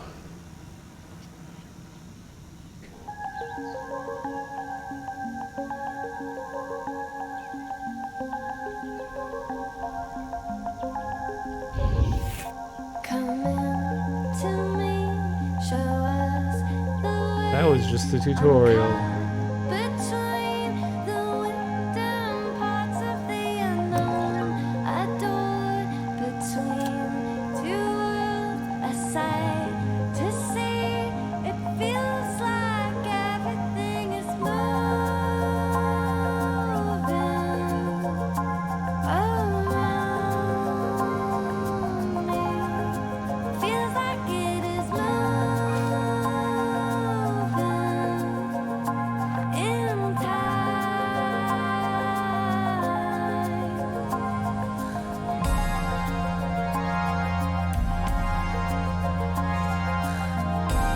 Love the music.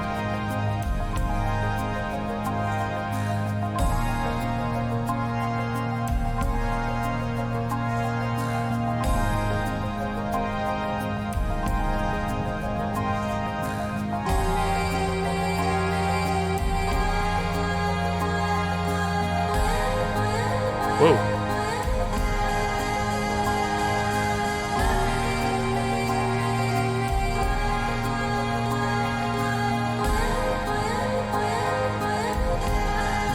Jesus.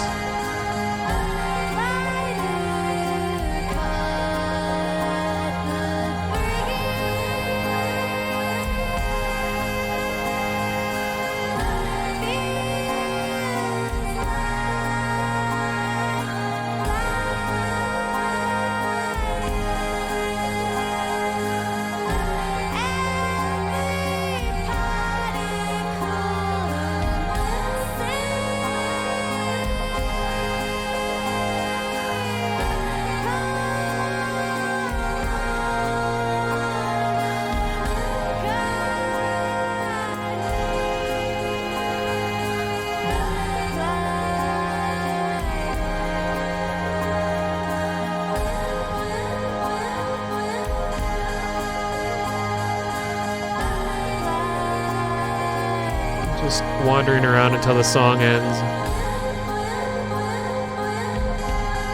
'Cause I don't want it to get canceled or something.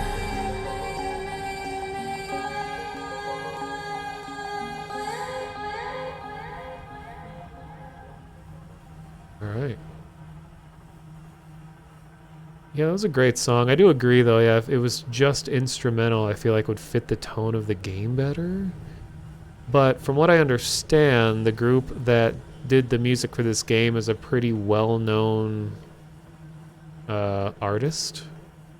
So they're probably like, well, we gotta let them do what they want to do, and maybe their vocalist is like highly appreciated. I don't know, but I agree.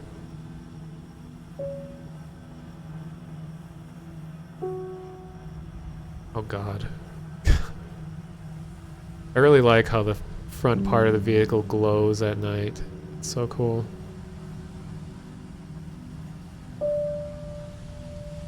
What would be funny is if this had a like GTA 5 level of like collision detection where like every single time even a piece of your vehicle hits something that has this like violent like metal crushing noise, so as I'm moving around it's just constantly like making horrific braking sounds.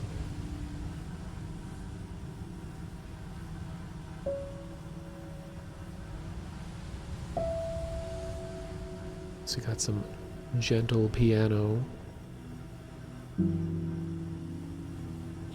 Okay, I've heard, like I said, that it's easy to get the vehicle stuck, so I don't want to do any risky maneuvers. Actually, I want to see where the latest save was. What was that? Oh, yeah.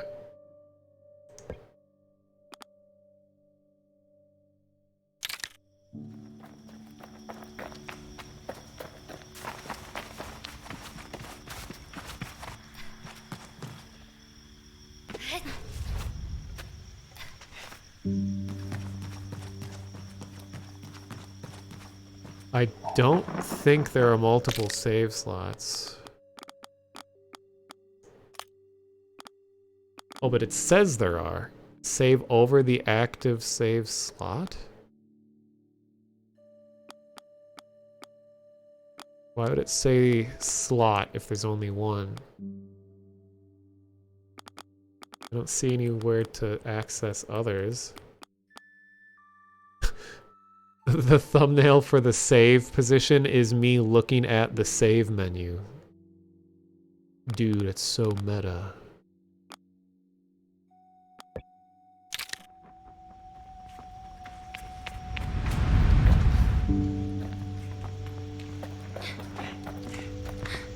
Oh yeah, it might just be one slot per game.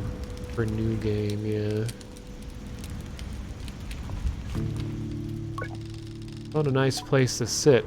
Well, on the way to Wind Tower, I can see all the eastern dunes from here. Gorgeous.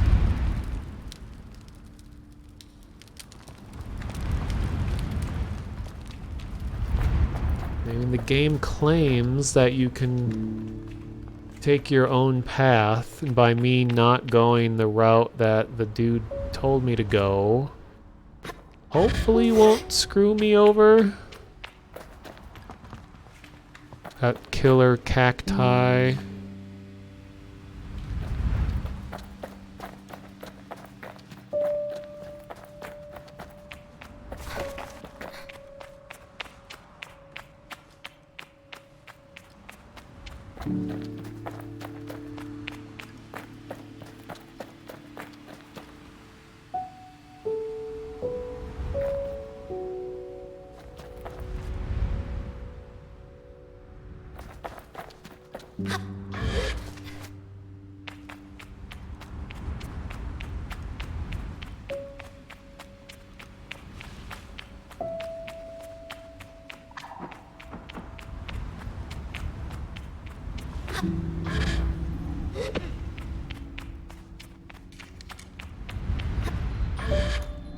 The Wind Tower.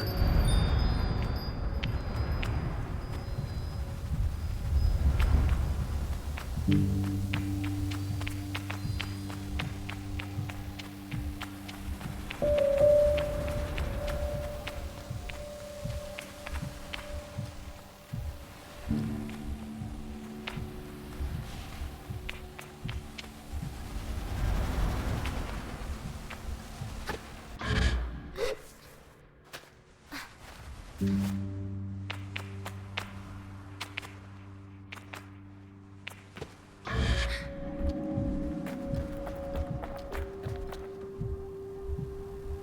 there was a worm thing up there.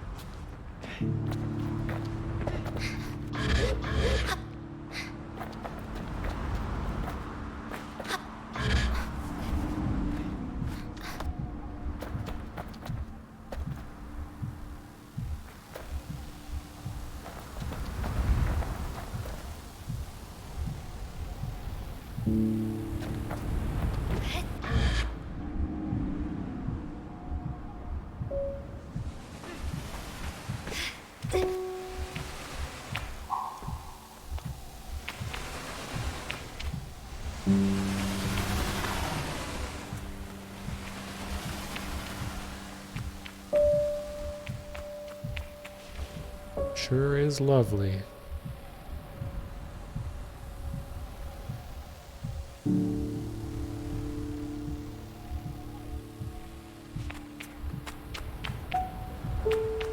Wish we had places like this in real life. Just like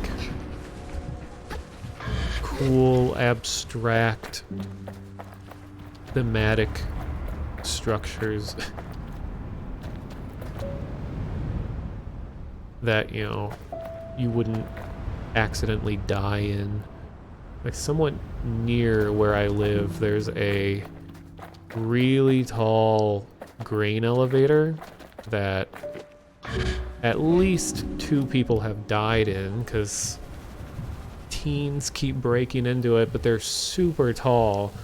And there's this really awesome like observatory thing at the very top that is completely covered in graffiti because like so many people see it as like a journey that you have to make at some point, but people die there. It's really dangerous.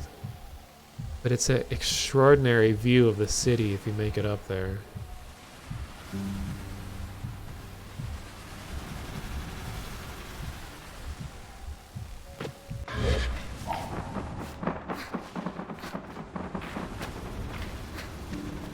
This climbing is pretty satisfying. At least it has been for me so far.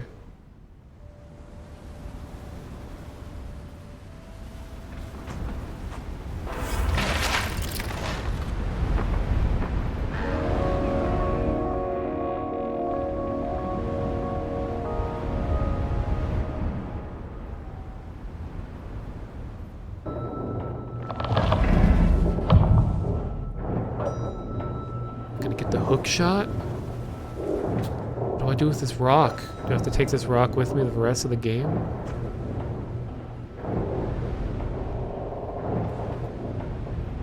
They did a good job at rendering stuff way in the distance too. It still like maintains the art direction pretty well. Here comes the sun.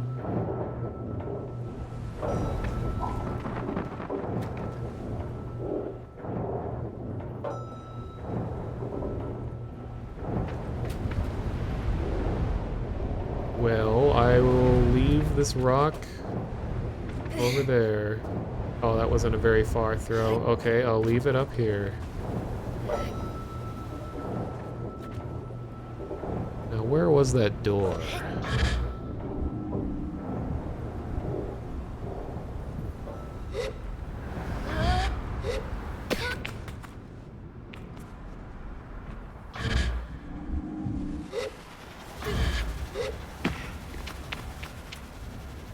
God, yeah, the change in color, the time of day changes, really transforms everything.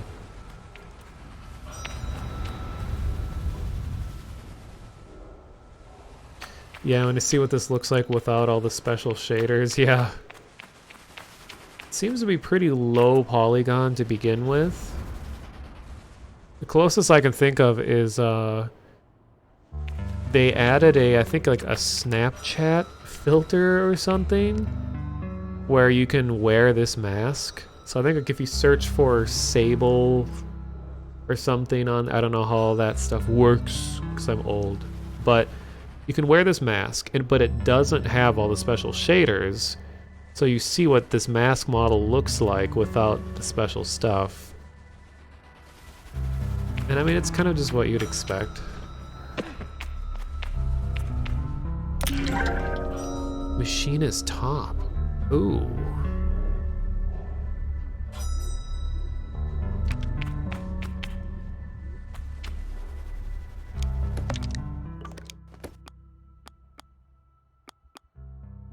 Whoa.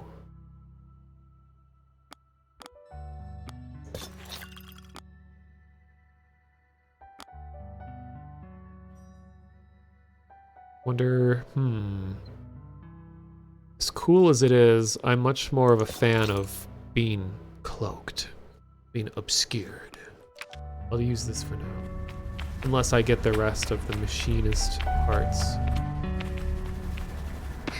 And can I make the music louder? Yes, please.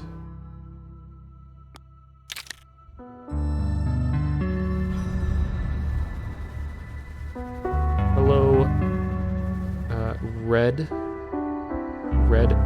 Midley. Thanks for joining us. Okay, I'll make it a little quieter.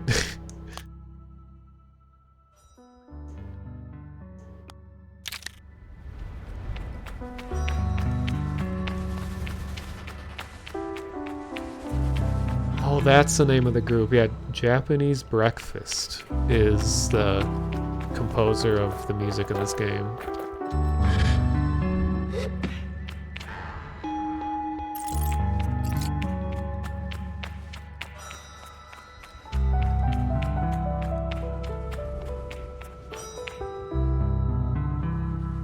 It's based off the artist named Mobius. Oh, okay, I'll have to look into that. How is it so far? I've enjoyed it. What I've been telling people is if you're someone who can get your fill of a game just based on its beauty, the way it looks and the way it sounds, I think it's worth it. And just exploring. So far, you know, it hasn't been difficult by any means. It's kind of hard to know where you're supposed to go. I think that's their intent, though. So someone who's expecting to be told, you know, okay, go here next, go here, go here, go here. So someone who's impatient would have a bad time. But if you're someone who just likes to sit and like soak in how a game feels, it's definitely a game for you then. You're in Hawaii for the first time and is listening to the soundtrack while driving. Ooh, that sounds great. Yeah, I love listening to like specially catered soundtracks while I'm doing things. It sets a whole different tone to what you're doing. Okay, there was a door. Oh wait, I went too far down. What's the story so far? Well... Whoops. Well, first of all, I can't pronounce the names of almost any of the characters except for Sable, because there's no voices.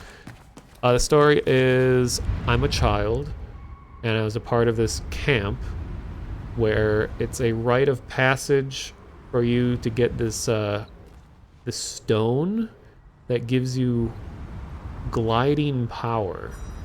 And when they talk about gliding, I believe it's what powers these vehicles that lets them traverse over this world. And this is like a nomadic culture, so the ability to traverse long distances is like an important part of growing up. So it was, I had to get the stone, collect a bunch of parts for my vehicle, charge the stone, you know, charge my crystals with my bros, and then combined them all together into my own custom vehicle. And apparently machines have sentience, they have names, and I'm being told that I'm supposed to whisper to them and listen to them. So I just very recently ended the tutorial world, and now I'm in the big main world. And this is just the first place that I happen to visit. So apparently you can go anywhere at any time. So there isn't like a set order to do things. So I'm really trying to see if that is actually the case. I mean, there's a little bit of jank here and there, but it hasn't been anything game-breaking yet. One thing I really like is that there is no health meter. You can't die for making a mistake, which I think is great because I would not be climbing as much as I have been if I knew that I could potentially die and have to start over. So, yeah, story's been pretty cool. Okay, I'm just gonna check this one room and then I'll go back. Oh yeah, and you have a compass. And one of my complaints is that I keep accidentally dropping waypoints. Because like every time I go into the menu and open the map, and like I'm used to click and drag, like Google Maps, but you instead just have to hover the cursor over the edges. So I'm like, okay, click and drag, now I'm like adding waypoints over and over and I have to keep undoing them all. So the world is pretty big, as you can see. This was the starting world. And now I just got introduced to the whole rest of the world.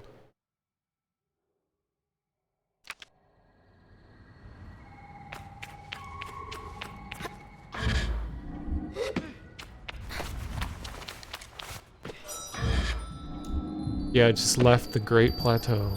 They even called something a plateau in the beginning.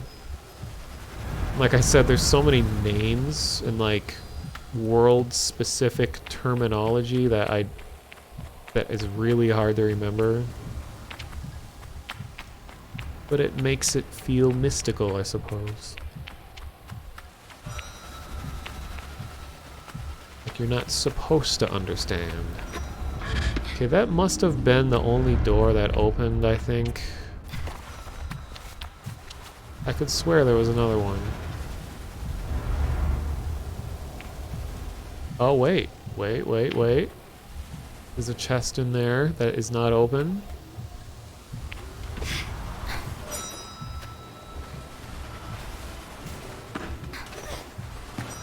Camera gets kind of wacky at times. Easy. Bouldering top. Though they won't help me climb further, the hand wraps and lightweight fit of this gear are great for making scaling mountainous heights more comfortable. Nice. Soundtrack has been beautiful so far. Let's see what it looks like.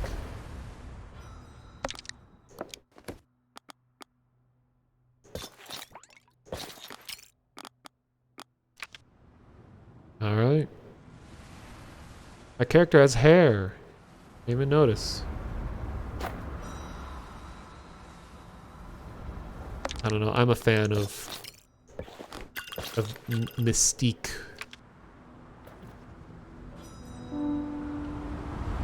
Wait, another thumbnail shot potentially. Let me do it.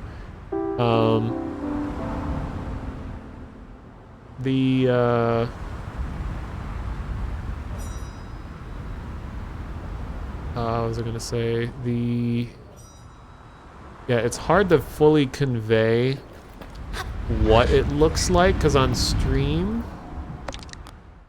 Here, I'll turn the music down a little bit. I know most of you are wearing headphones, and I'm using speakers, so it's probably going to be a lot louder for headphone users. It's hard to convey exactly what the art style looks like when you're watching a video, because it has really thin black lines around everything, which is very hard to record in video because of like bit rate kinds of stuff. But I am streaming in 60 FPS and at a higher bit rate than most of the other people I saw streaming this were doing. So at least when I hold still, you should get a sense of like kind of the ornate detail and stuff. Great, now since I found that chest, now I feel like there's gotta be another one, right? I think I was inside that tower earlier.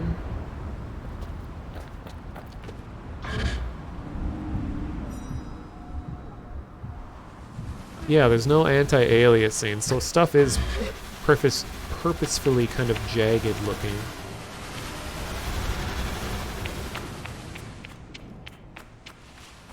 And the running animation is supposed to be choppy like that. It's an artistic choice. Other characters move that way too.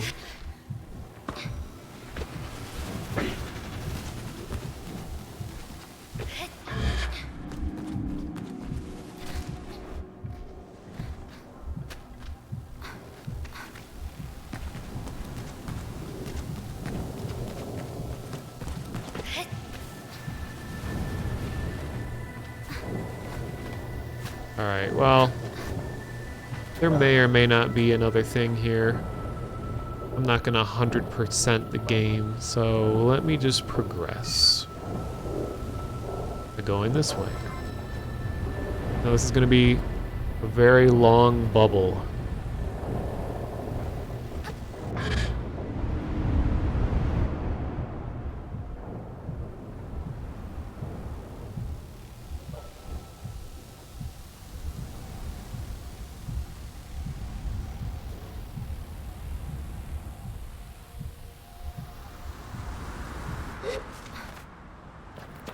So I can collect the worm dude.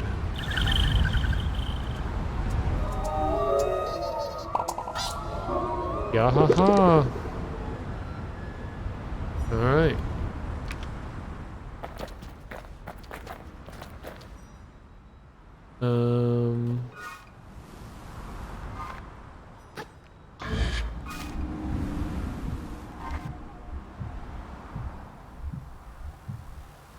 Oh, thanks for the follow, Red. Yeah, I was gonna say that looked really Hylixy, very clay-like. Uh-oh. Here's proof that there's no fall damage. Oh, nice. Okay. Before I got the bubble, you would just smack into the ground and your character would suffer. Okay, here's my glider.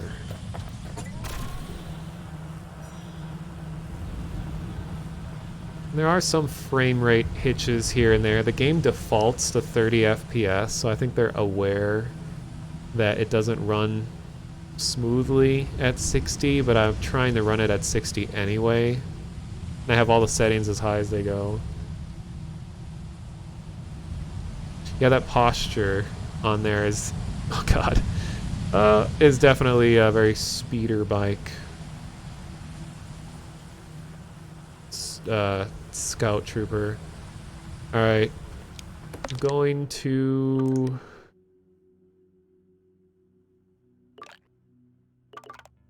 supposed to find a place called like something Oak. The OK Corral? No. Burnt Oak. I do wish the vehicle made some kind of sound. Not be completely silent. Unless there is supposed to be a sound, I'm not hearing it. Are there mobs in the game? I haven't encountered anything. There were these bugs, but they didn't fight me. They were just running around and hiding, and I had to like do a little puzzle to lure them out and catch them. So there are other, you know, threatening creatures, but they don't fight you.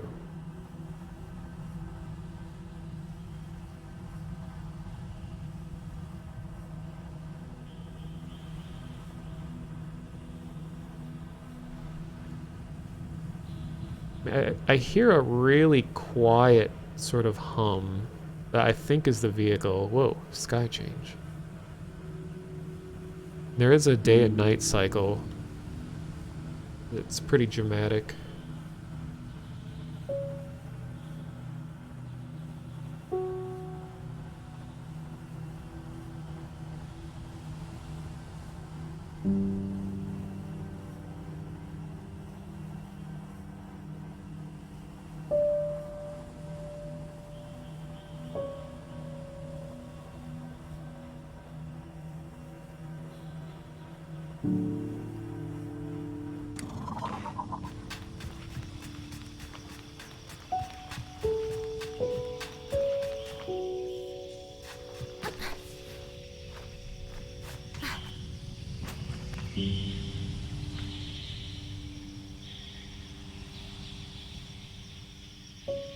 I don't know, it looked kind of suspicious.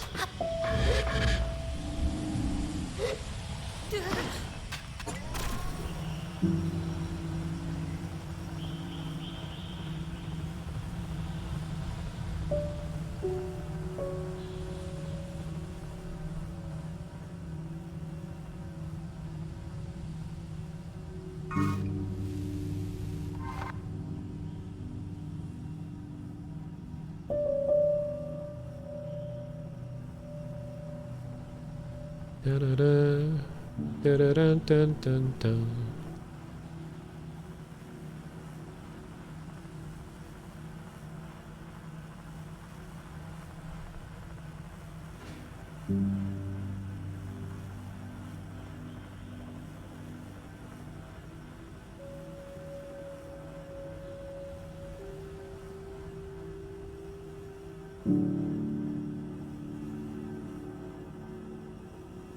Here's a thing.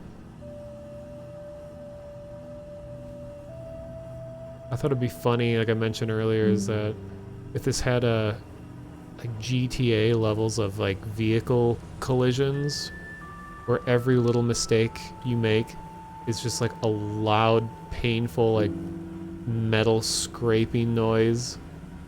Like you see how often I'm hitting the ground and stuff.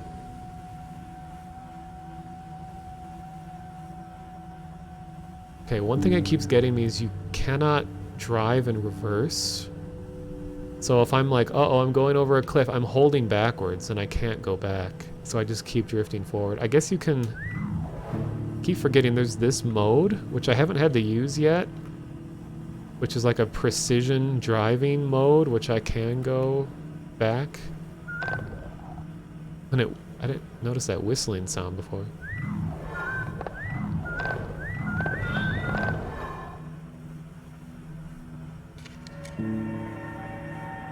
Hercules beetle nest, alright.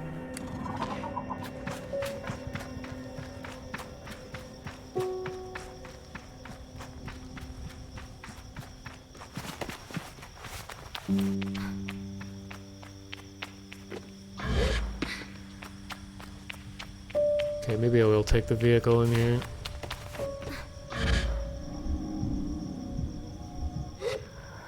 Yeah, maybe you could get like ejected from the vehicle and he just like screams like Nico while this gentle music plays.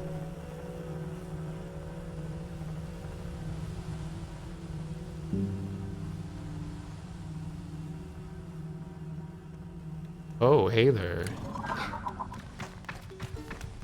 Which reminds me, I haven't... Ooh, music kicking in. I haven't saved in a while. It auto-saves, but I'm a little hesitant. Oh, I guess that is the spot. Cool.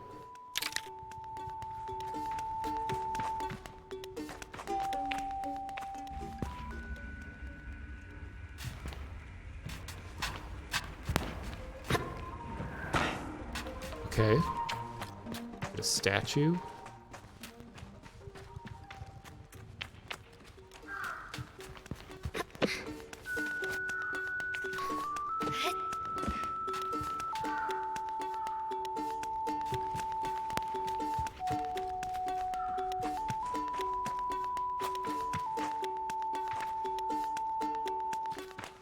Nico screaming is nostalgic to you. I distinctly remember being in my sophomore year of college when GTA 4 came out. Because... So that would have been like 2007? 8? Because I remember it was one of the first games where I was in bed watching Twitch on my phone. I think that's around the time that the mobile app came out and not very many people used it. And I was like, wow, this is a really nice feeling, just sitting here watching a stream on my phone.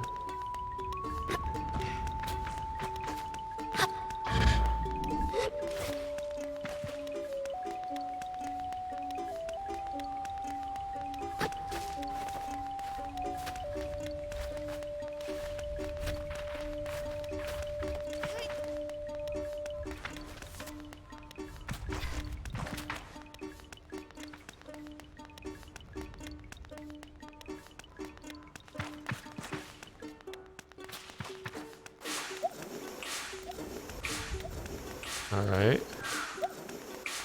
I hope this is safe to inhale. I'll toss this down.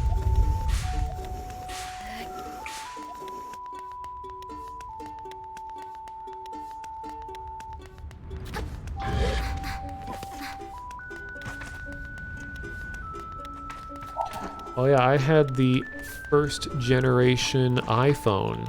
I had the very first model. Before smartphones are really a thing. And everybody wanted to touch my phone. It's like no one really cared about, you know, talking to me as a person. They just wanted to touch my devices.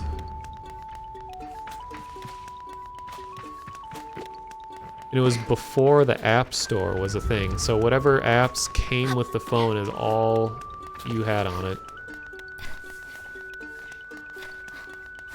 So I downloaded it, or I jailbroke the phone. So I could put all these third-party apps on it. I remember I was playing like SNES games on it and stuff.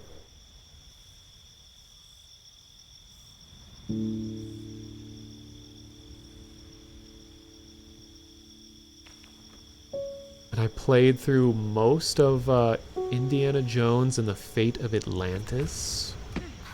One of the greatest LucasArts games.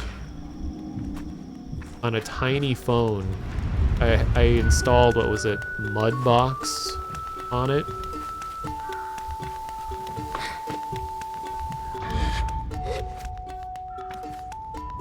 Is there only 2 of those things on here?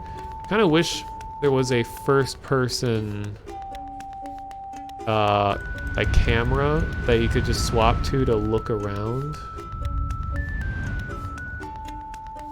It's weird how that part of the plant only turns red when it's overlapping with the sky.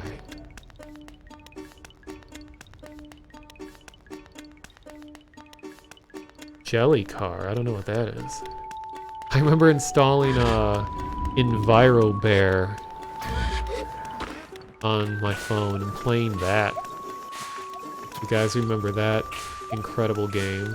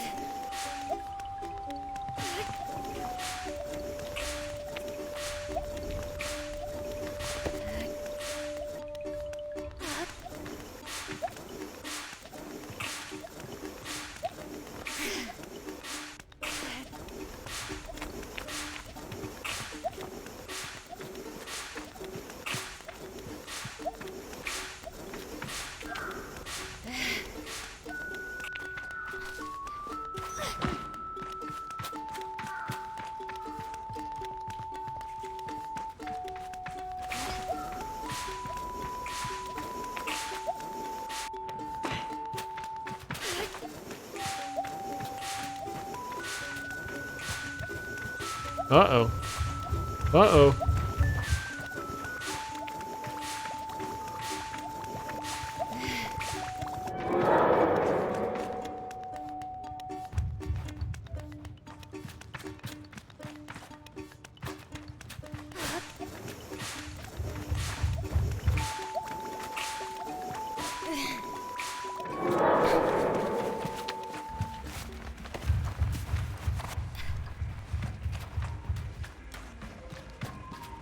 Alright. Don't know why I'm doing this, but it's happening.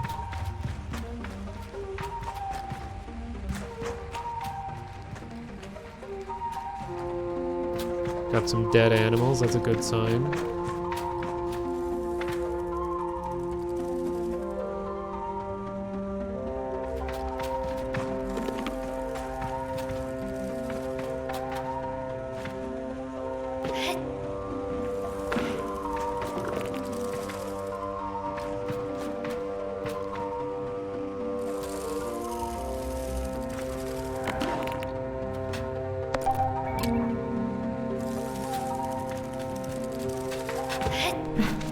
Picked up a larvae husk.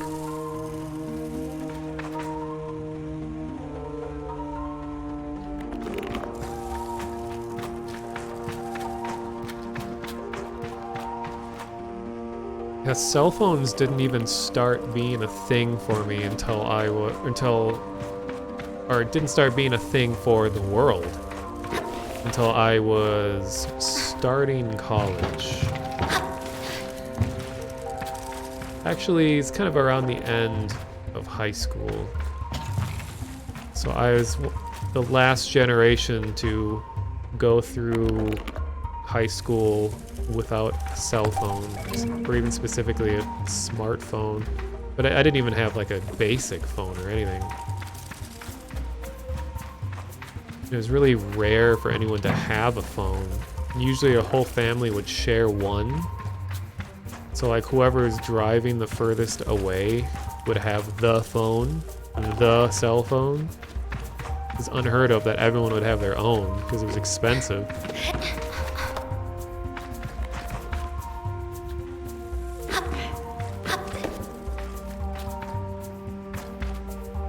Oh. These things have human skulls.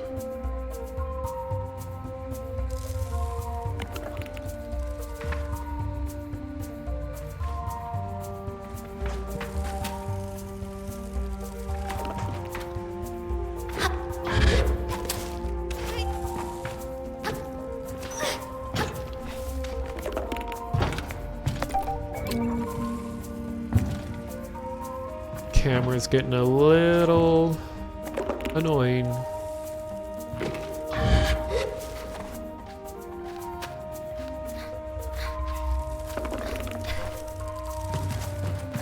I wish I could walk too. I don't like that I'm either full running or not moving at all.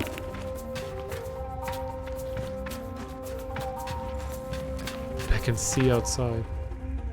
Oh hey.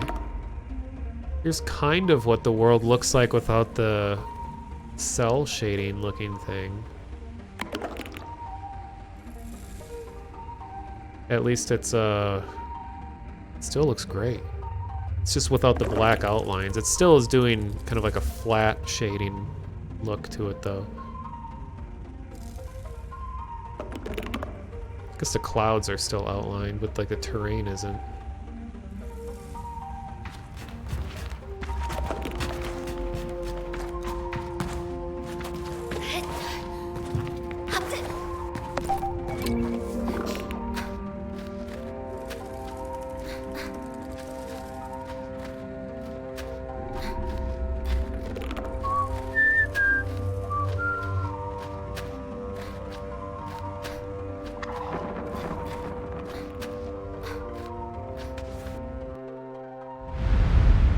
Ooh.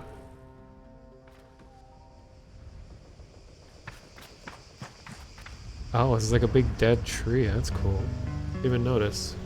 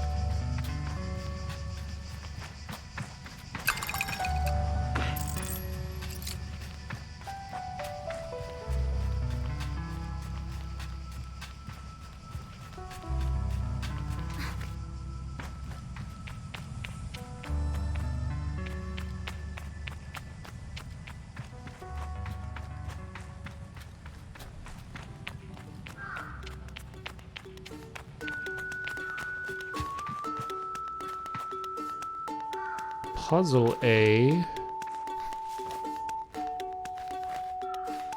Well, I guess I just gotta climb up over the back.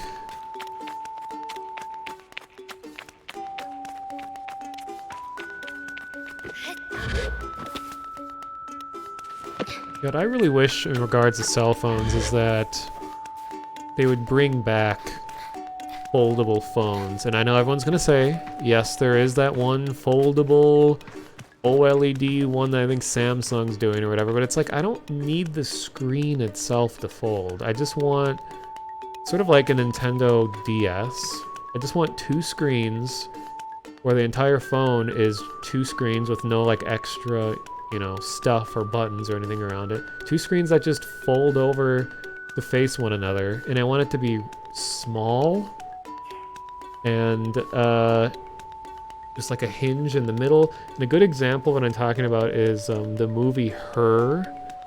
I really like the way the futuristic cell phones look in Her. I don't even know if I can bring that up real quick.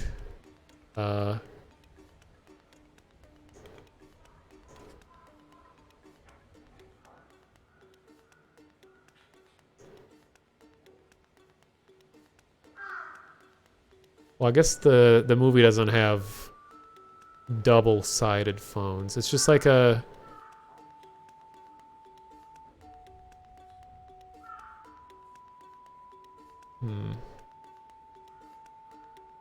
I guess it's very vintagey looking.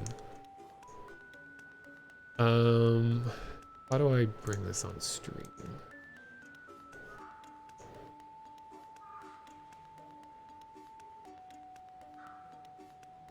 Okay, hope this doesn't break. I've never done this before. Oh, there we go. Okay. Guess that does work. Just dragging an image onto OBS.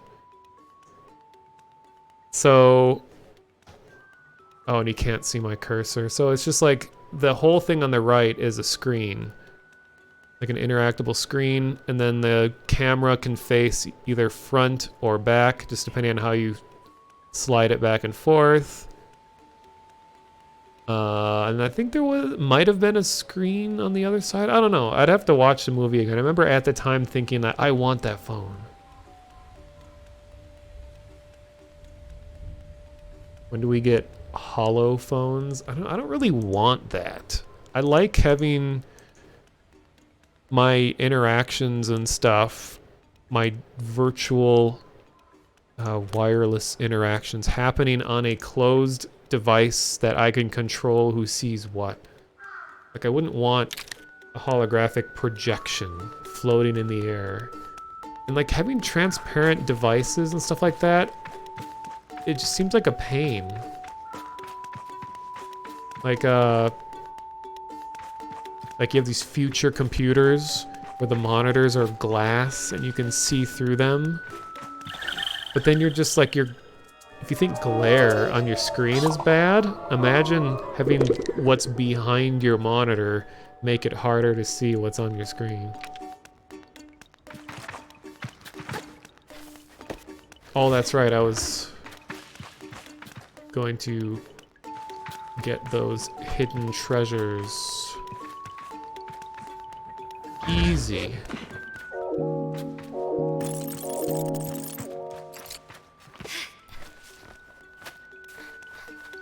Uh-oh.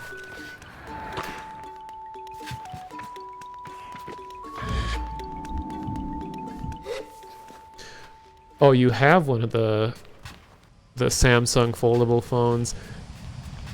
I mean, I've heard that they work better than you would think, but it just still kind of irks me having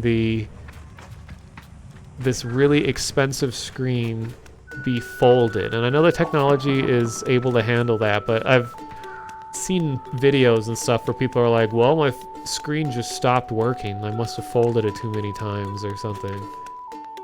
And I know it doesn't completely fold in half, it just sort of like bends in a precise way. Okay, I don't think there's anything else to get here.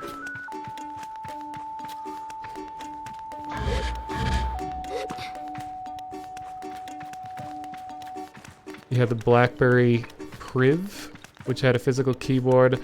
That's something that I missed within the whole cell phone generation, 'cause I went from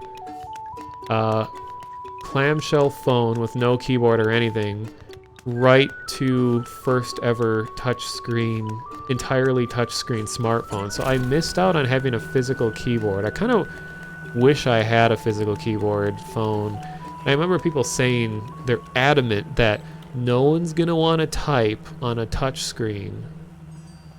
And they would watch me type on the iPhone. They'd be like, that must just be impossible to type because you can't feel the keys. But then now with gesture typing or swipe or whatever they call it, that I think is one of the best ways to type, and it is so nice. It's been a long time since I've just manually typed anything out. I just use the whole swiping typing. Should have remembered what direction I approached this area from. Oh, okay, I'm right by the border anyway. So let me head northwest.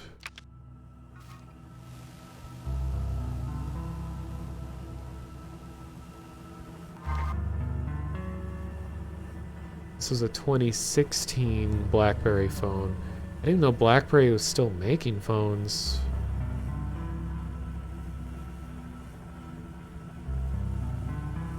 I mean, how did you think of typing with a physical keyboard? Like, did it feel? I mean, with a tiny mobile keyboard, like, did it feel okay? Did you feel more efficient typing that way?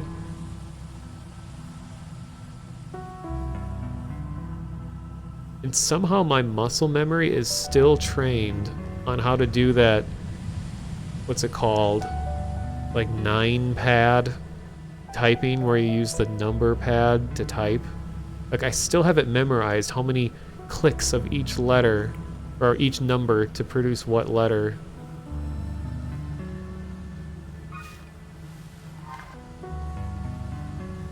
It was great. Keyboard had touch sensitivity to control the screen. Oh, nice. And good for emulation. Yeah, I imagine so. I remember with like the old iPhone I had where it was like, well, this is still the case pretty much, is that to play an NES game, it would just have controls on the screen. So you couldn't have your fingers rest on the buttons because, you know, there was no tactile button press. So you just have to like tap A and B in the D-pad and all that.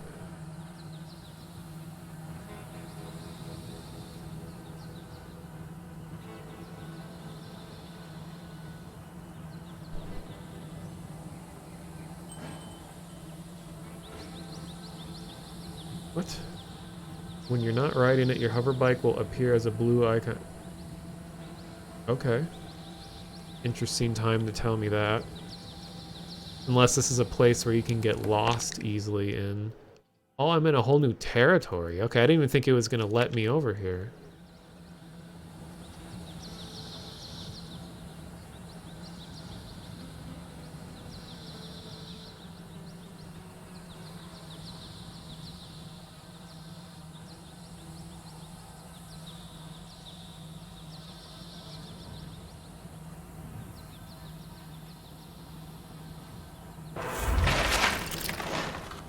Excuse me? What was that?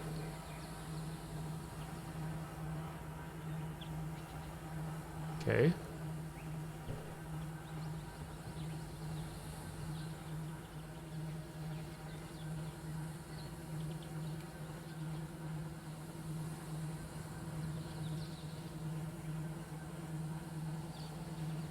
Yeah, I agree. I like it when a phone is trying something a lot different. Like, I had one of the first Galaxy Note phones. So I had my big phone fill, and I got pretty tired of having really big phone. It was cool and all having a bigger screen, but it was like trying to fit it in my pocket. It was like wearing holes in my pocket too. And it just got so uncomfortable and it was damaging my clothing. Whoa. So then I now have a Galaxy phone. And my phones last so long. I have a Galaxy S6, and I think they're on like 9 now. Like I've never had a cell phone completely break. Like people go through phones so quickly. I'm just like, how do you treat your phones? They're just like, oh yeah, another one of my phones, the screen cracked. This is broken. This doesn't work. It just doesn't work anymore. And they just get a new phone like year after year after year. It's unbelievable. Because I usually have the same phone for like 5 or 6 years. Oh wait, I'm going backwards. Shoot.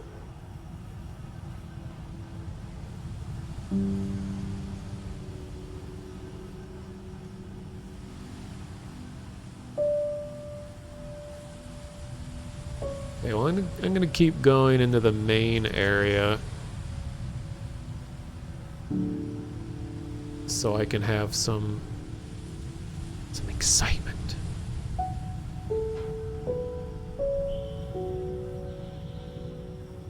Yeah, how rich are your parents? Yeah. What are these noises?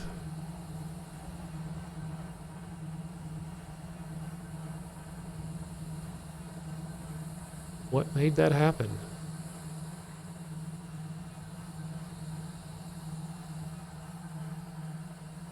Is it like a map thing?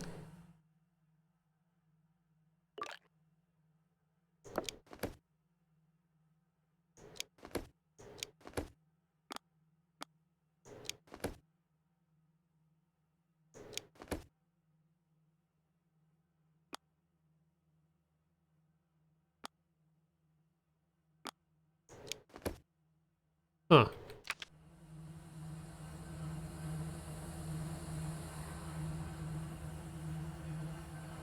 Oh, and I remember another phone I had was Google's first phone, which was called the... I think it was just called the One. Or the... I don't remember exactly what it was called. But it had a trackball on it.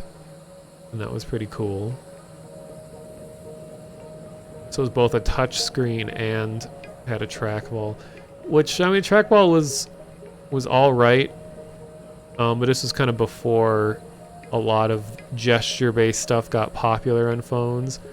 Mostly cool is that the trackball glowed different colors, so it was easy to see notifications on your phone instead of squinting and thinking like, wait, is it flashing green? Is it flashing blue? It's nice to have like a big prominent light on it. But the phone was also really small. And after having the Galaxy Note, then feeling how nice it was to have a really small cell phone, I was like, God, I wanted to go back to small phones.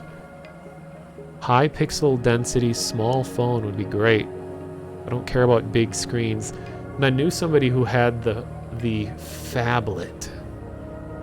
God, what was that called? It was like, I think it was another Samsung device. It was between a phone and a tablet, so it was like a Galaxy Note, like double the size. There's no way you'd fit it in a pocket. But it was interesting, but it just was too awkward of an intermediate device. Okay, well this place looks awesome. Especially at night.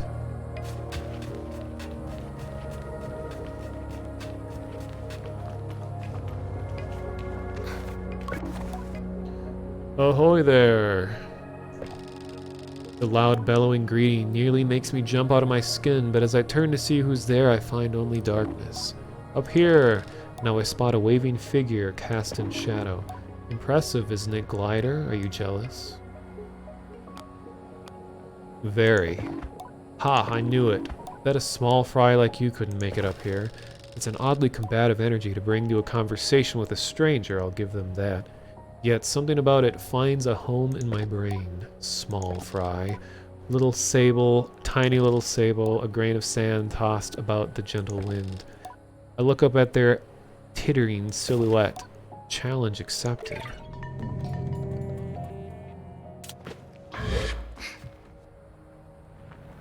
Oh god.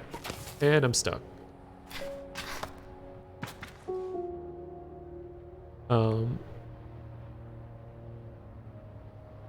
Oh yeah, small phones are perfect girl phones because of useless pockets TM on like every pair of women's jeans and stuff.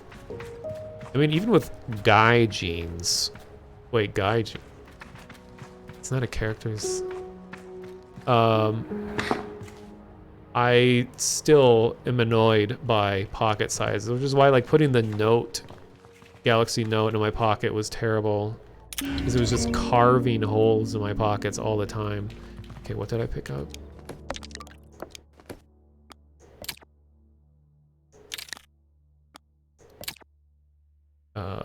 Scrap metal collected by scrappers, repairing bikes, ancient ships, can be traded at Burnt Oak Station, all right.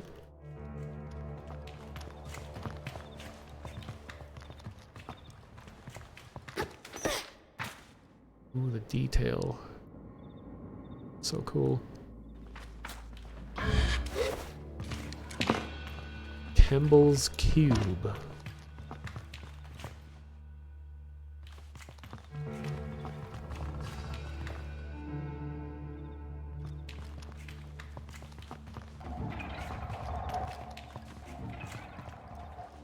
Looks like we got a climbing puzzle.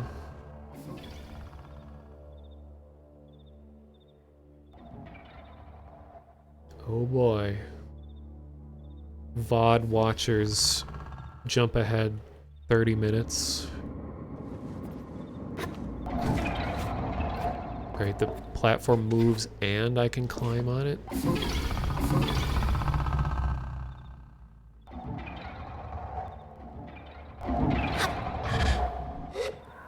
Oh, I can't climb this material. Oh, shoot.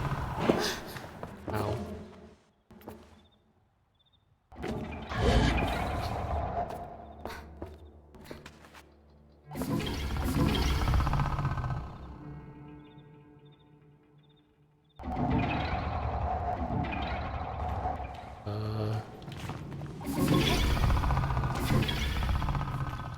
Wait, what?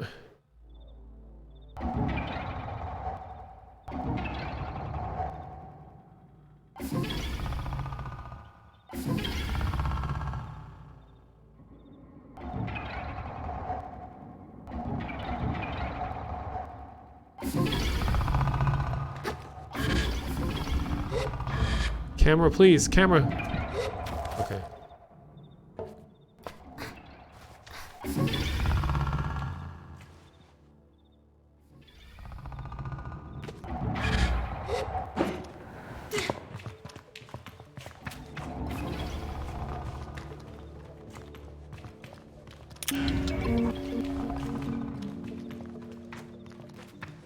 Speaking of purses and such, just because of biking and stuff that I do, I've become so accustomed to just carrying a bag around all the time.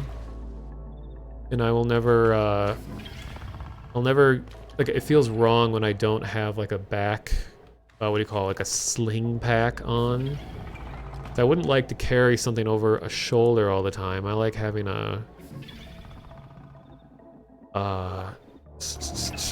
something just slung on my back that isn't a full-on backpack, but it's like in between the two. So it's convenient and I can flip it around in front of me if I need to, or behind me. They're so nice. Also, just came across the first written word that isn't in text in this game. What does it say? Designed in London? Serial number? Wait, London exists in this world?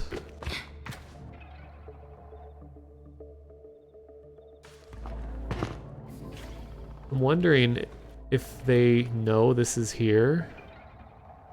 The serial numbers are different. Let me take a screenshot. Or, I guess that works too. Unless this came from like a prefab pack and they didn't realize it was there. Oh, there's the full serial number. I'll get that.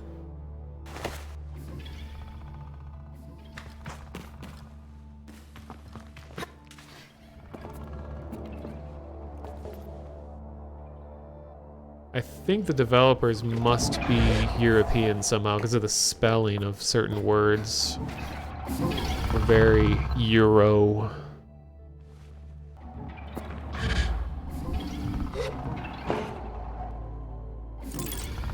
Oh. Like they spelled artifact A-R-T-E F-A-C-T F-A-C-T.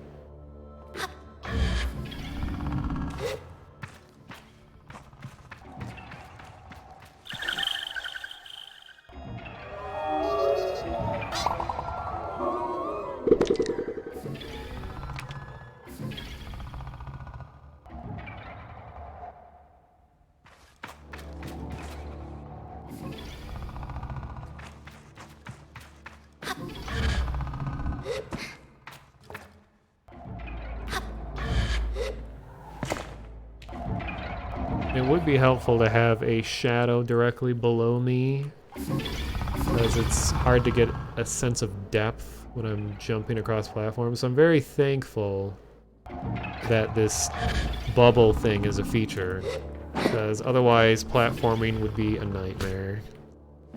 And that you can grab onto ledges and stuff. Oh, that was loud. More scrap metal.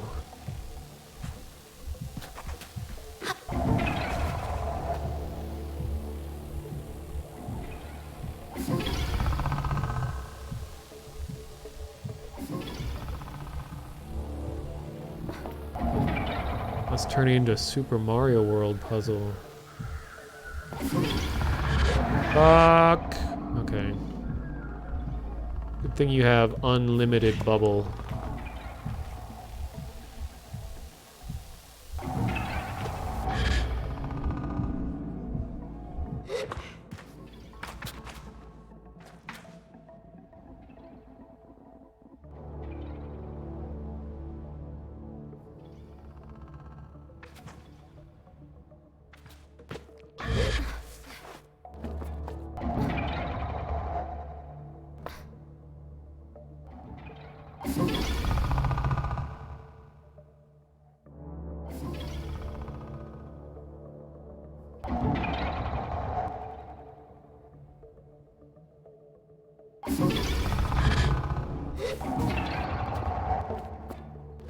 Close one.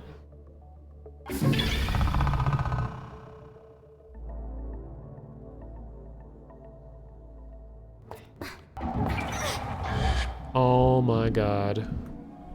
Please.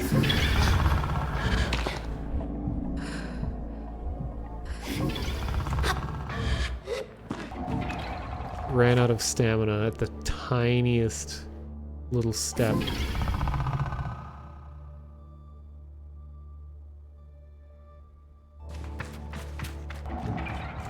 Actually, I should be saving in case it's not already.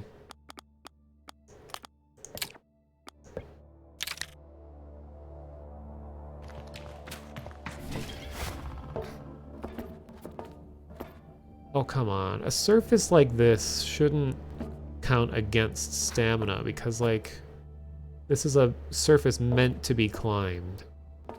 Compared to if you're, like, you know, barely gripping onto, like, a cliffside.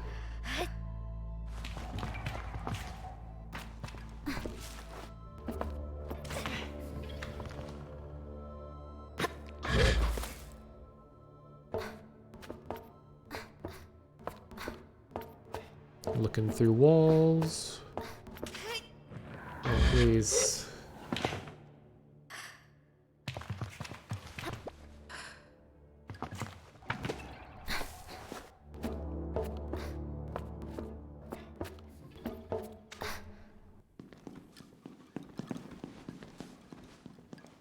Aha.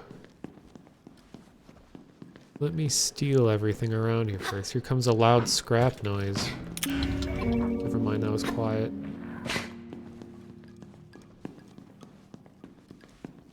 Okay, here comes a loud scrap noise. Brace yourselves. 3, 2, 1. You're finally awake.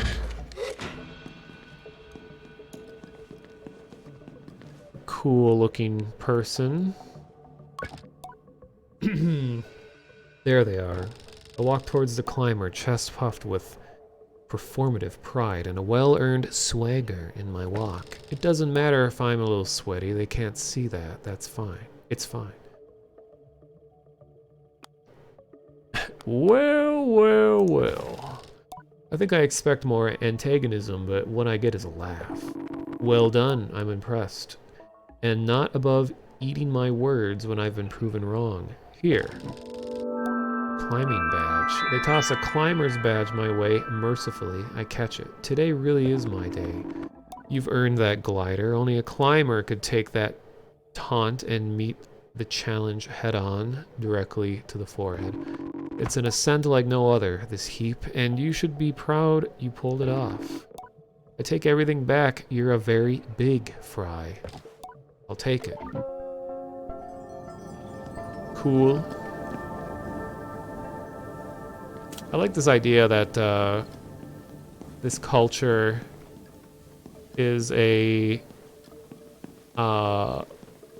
based around specific types of skill related to traveling. You got gliders like me, climbers like them, machinists. I mean, I guess the real world is that way too. Yeah, what was head on? It was like it was a cream that you applied to your forehead that would give like a cooling sensation, I guess. Similar to like if you held an ice pack on yourself, I think. I don't know. Okay, there's gotta be more here. Oh god. Please, no. Game. Oh, thank god. Oh. Oh, no, no, no, no, no, no, no, no. Oh, this sucks. God damn it.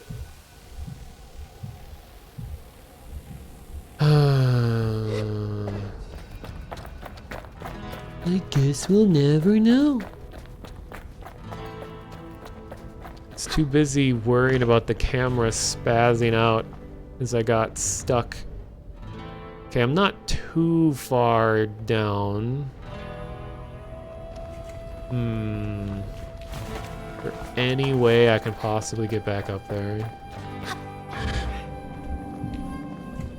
And I can't grip this metal either, so I can't climb. Getting twangy. Oh cool, you can see that city way far away. It's awesome. It's like we're entering Mexico in Red Dead.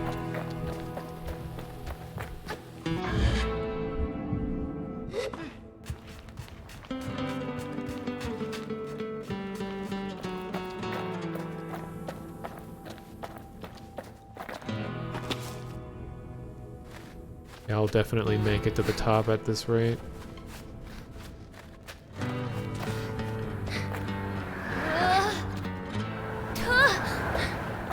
Too bad. There was probably something up there, but I'd rather make progress than get all the secrets. Yeah, that's something I'll say. If any of you go on watching other people play this game, that you should reassure them that after the tutorial of the first camp of the game, that it really opens up. And there's a lot more to do. Because it was a little discouraging in the beginning. I was like, oh, this is just going to be this little area over and over again. But now this really kind of brought a lot more energy to the game after I got here. when the whole rest of the world open up. Because after I finish streaming, I'm gonna host someone else who's playing the game. So, because I've been raided twice tonight by other people who are also playing this game. So I like to help support these games. I still got a few more hours in me, so I'm not stopping yet. I just gotta figure out where to go next. Where am I? Oh my god, keep leaving markers everywhere. Oh, I'm in the whole other territory again. Well, I see a giant skeleton in the distance. I feel like I need to go there.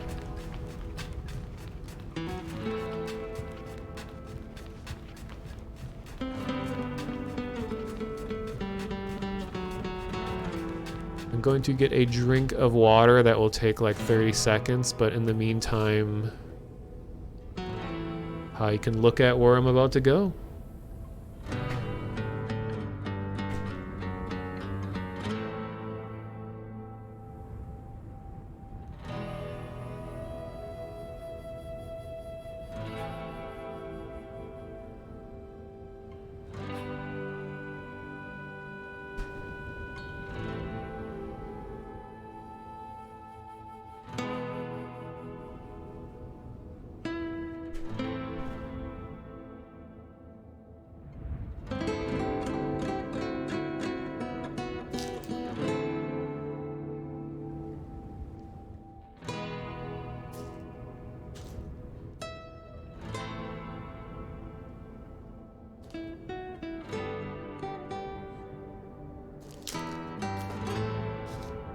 I did not come back with food, I promise.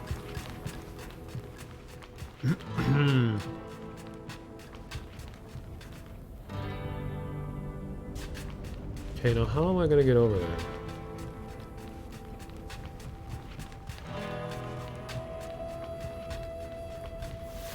Whoa.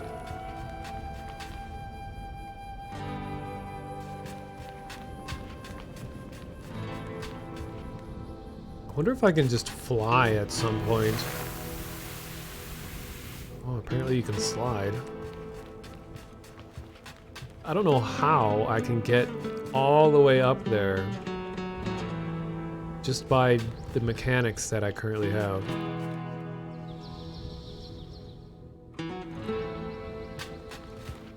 Well, we shall float. It's gonna be a while.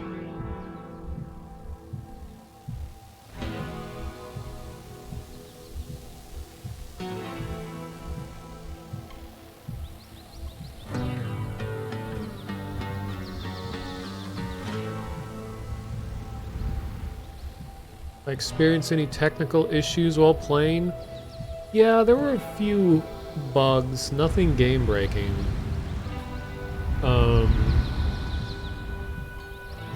It's mostly just like going through things that should probably have collisions.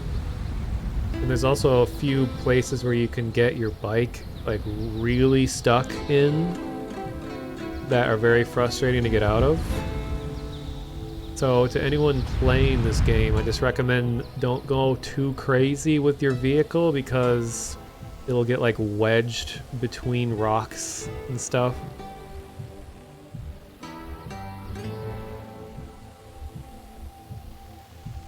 Oh god, this isn't gonna work out, is it? Please, please, please, please. Have mercy. No. Oh, it looks cool down here. Nice.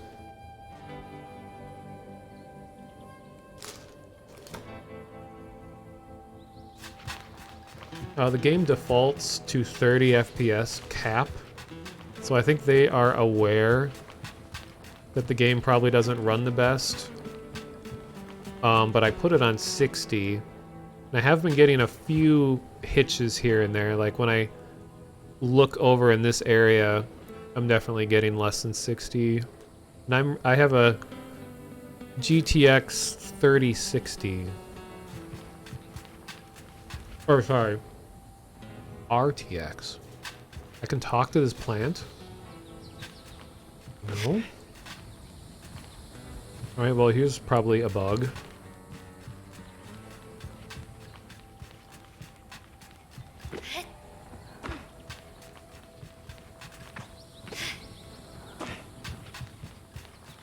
Overall, though, I'm really enjoying the game.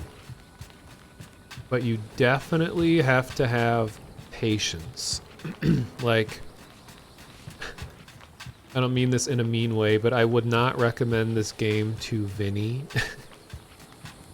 Because there's a lot of nothing where you're just kind of just supposed to enjoy the visuals and the music, which is great for me. Okay, this has got to be some mechanic that I haven't been introduced to yet. There's too many plants with speech bubbles.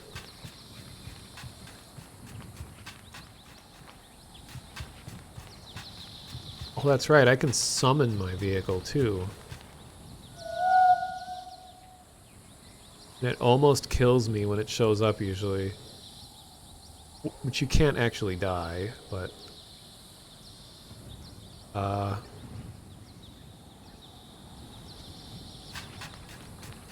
Okay, I guess rip vehicle.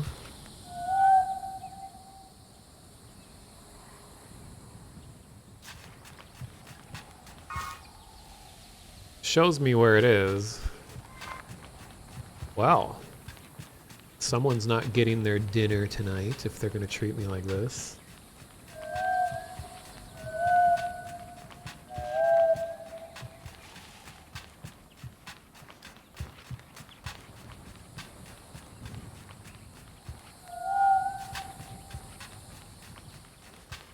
Well, this is disappointing because these rings, I believe you have to drive your vehicle through in order to activate them for unknown reasons. Oh, I guess I can just walk through them, okay.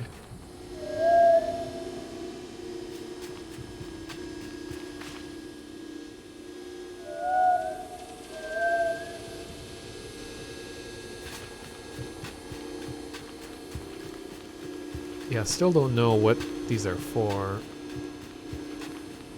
I seriously hope they don't require me to go get the vehicle, because it is so far away right now. Like, it's way back there.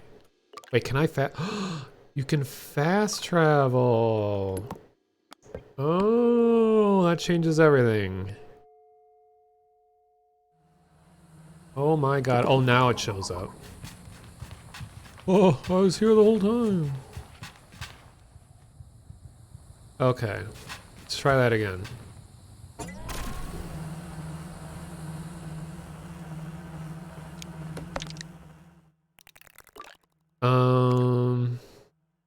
Yeah, there's some mechanics of the game that just aren't introduced to you. And that might be partially because you can go anywhere, anytime you want after the tutorial part, which was this area. Okay, I'm gonna just go back into the main area and go to where it recommends I go to. So that's northeast. So that way.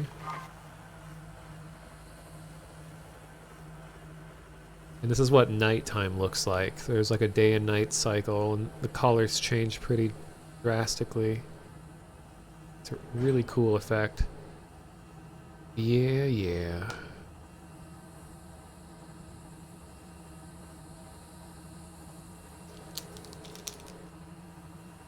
You wish there was a crew. What's that noise again? What? Why does it make that noise?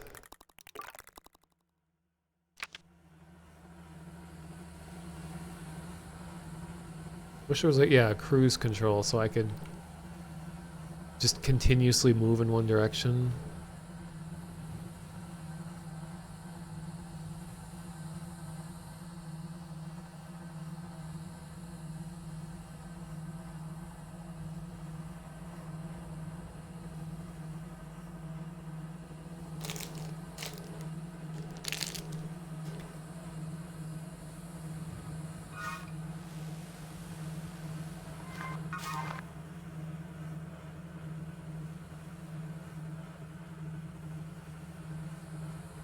How did I get the vehicle back? I discovered that fast travel is a thing.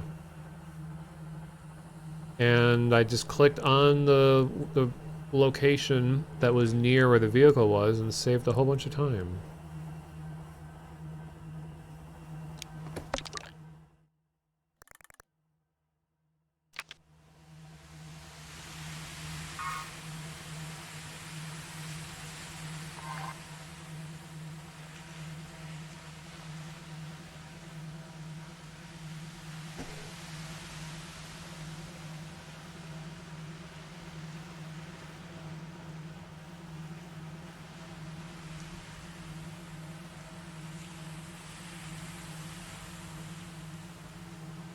It's kind of like Sea of Thieves too, where when you enter a new region that the color palette changes. I think that's when you see it suddenly change like that, it means I'm entering a new area. Which I like the way this place looks. I wonder what's going on here. Which, you know, it's unfair to closely compare games to Breath of the Wild just because Breath of the Wild is like insanely detailed, but I still feel like this has similar feeling where it's like, okay, I should be going one place, but oh, what's that? What's that? The thing, cool thing on the horizon. Let's go check that out.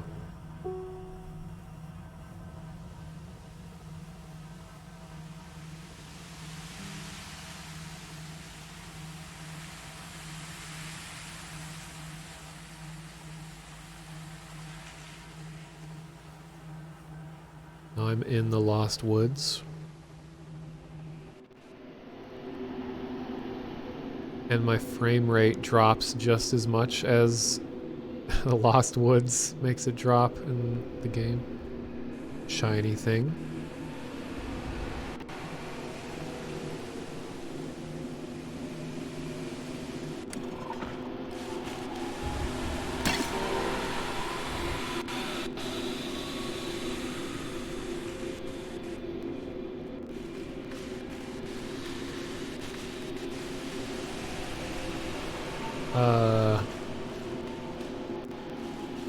Oh god, the audio's like stuttering and stuff too.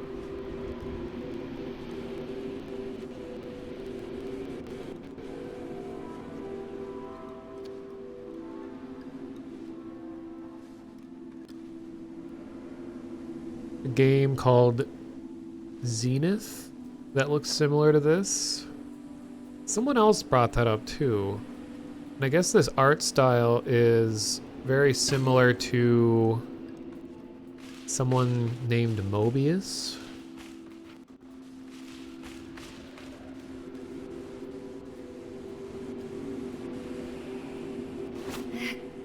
Okay, before I pick these up, I have to figure out what I even need them for. Okay, let me check. Zineth.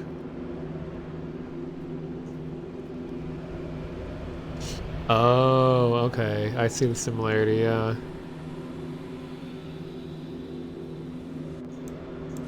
Now, what was that one artist? It's Mobius, but it's like Moebius?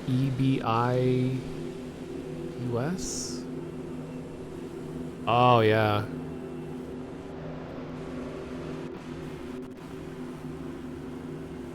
Oh, Moebius, yeah. See the similarities for sure here. Oh, it even has giant face on the wall.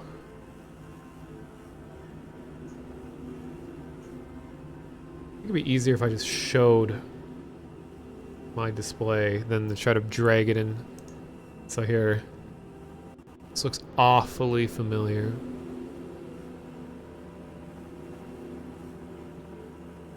But I like it.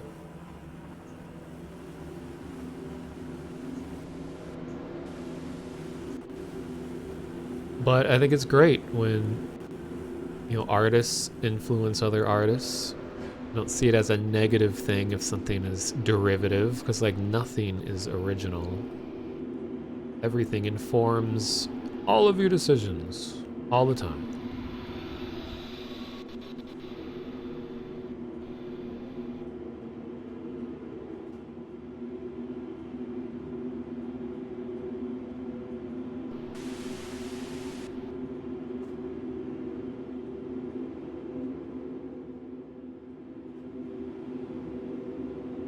Oh, hey there, stranger.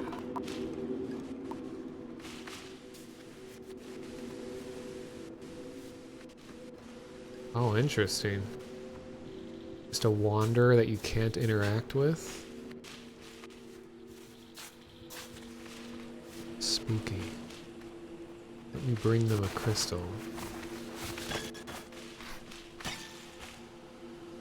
These shattering noises.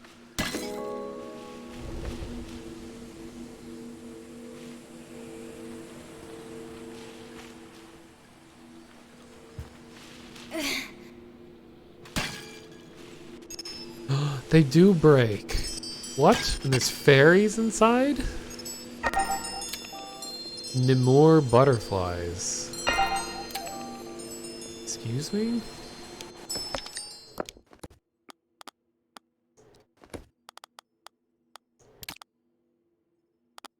They hunt around for Nemore plants at night, and when they find one, crawl inside the core to give it a glowing radiance as they consume nutrients from the plant. Interesting. Where'd the dude go?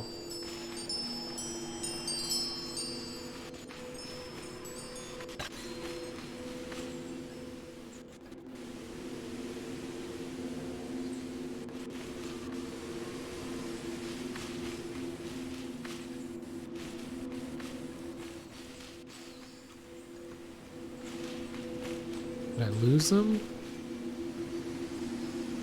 Oh, there he is.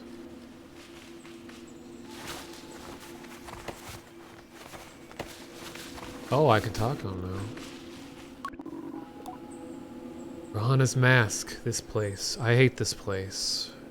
Hunter Vera. Why don't you leave? I don't leave because I hate it. Or I don't leave because I hate it. I have to suffer. I have to overcome my fears. Don't judge me. What is this place? Just awful. Watching things in the mists. Nothing good, that's for sure. Someone told me about following the statues of the huntress, Afra, but I'm not falling for that. Well, I'll follow it as the protagonist of game.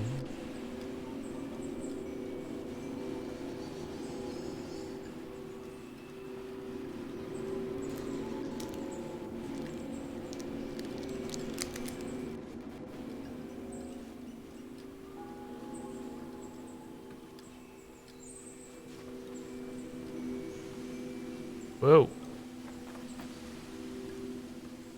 Can't wait to get out of the laggy jungle.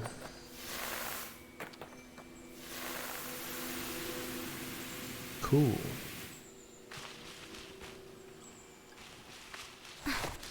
Oh yeah, I forgot I can do this.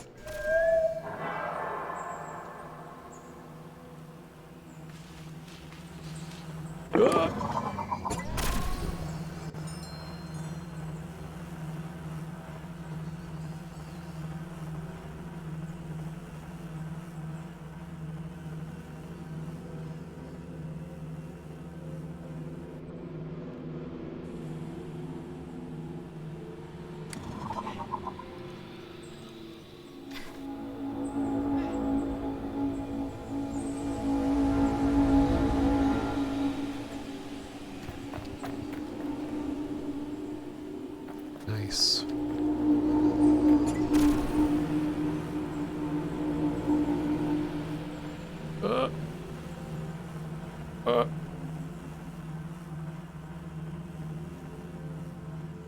Whoa, suddenly color.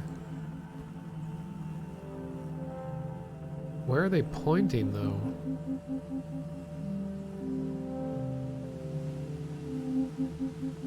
Well, I'm gonna check this place out before I forget. I'll come back.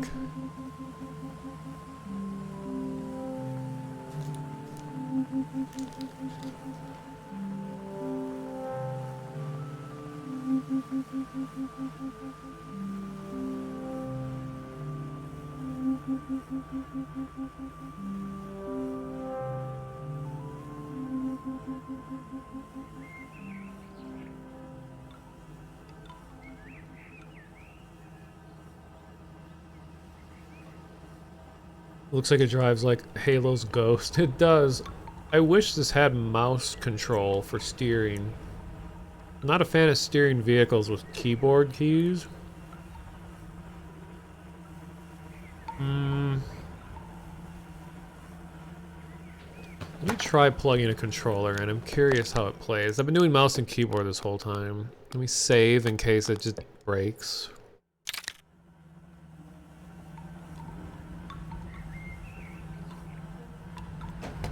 Windows noise is incoming. Don't be afraid.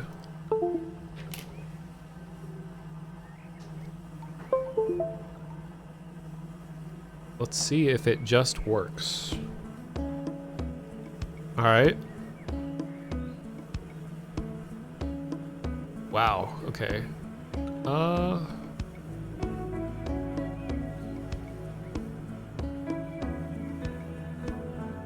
Oh, this does go way smoother with a controller.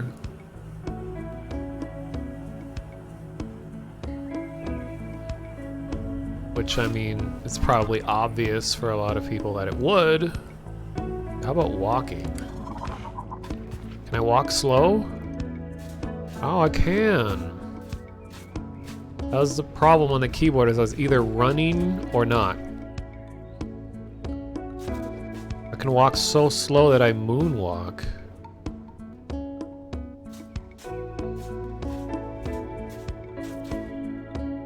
Oh god, this has got to look terrible on stream when I do this.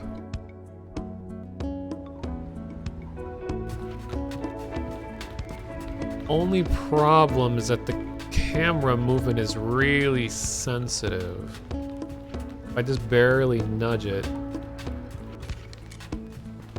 Marrowbone Station. Yo, that's another bike.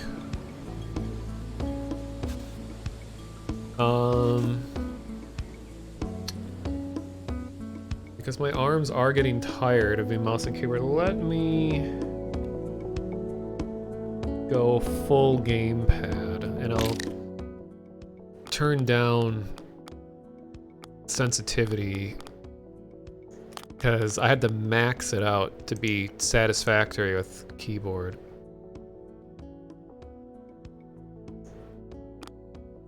I do like how it instantly changes to keyboard bindings versus controller depending on what you touch. That is much appreciated when it does it like that. You don't have to like restart the game to have it recognize. How about now? Alright, that's better.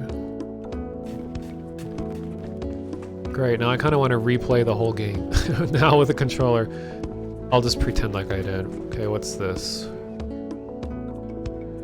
Cool. Oh no, it's inverted. Gross. Accidentally did that. Okay. Love the art direction, so good.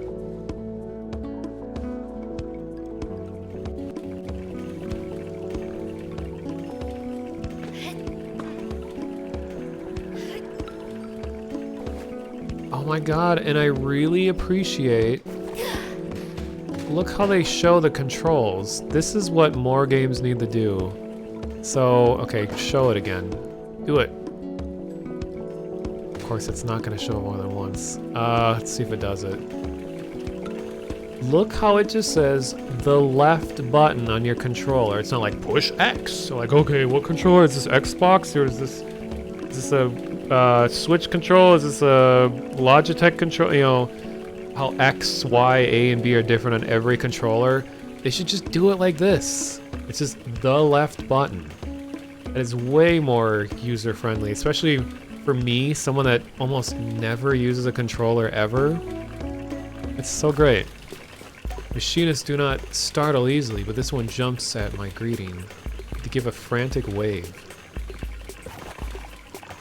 Glider, yes, good to see you. Meet you? We've never met. I don't think so. So yes, good to meet you. I'm Colin. Colin? Colin. Kalan rocks back and forth, ball to heel. There is a speedy twitchiness to them, and their words emerge like a too swift rush of wind, picking up little stones and twigs as it washes over the dunes. How's your life going? Things are strange. Strange, good. It's very apparent that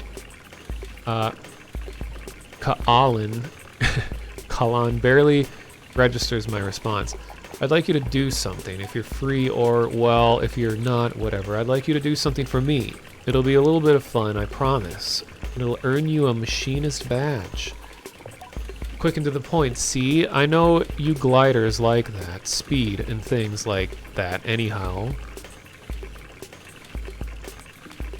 What do you want me to do? Well, I want you to receive a machinist badge, and for that, I'd like you to, well, report on something for me. Think of it as a mission. Isn't that fun, sort of?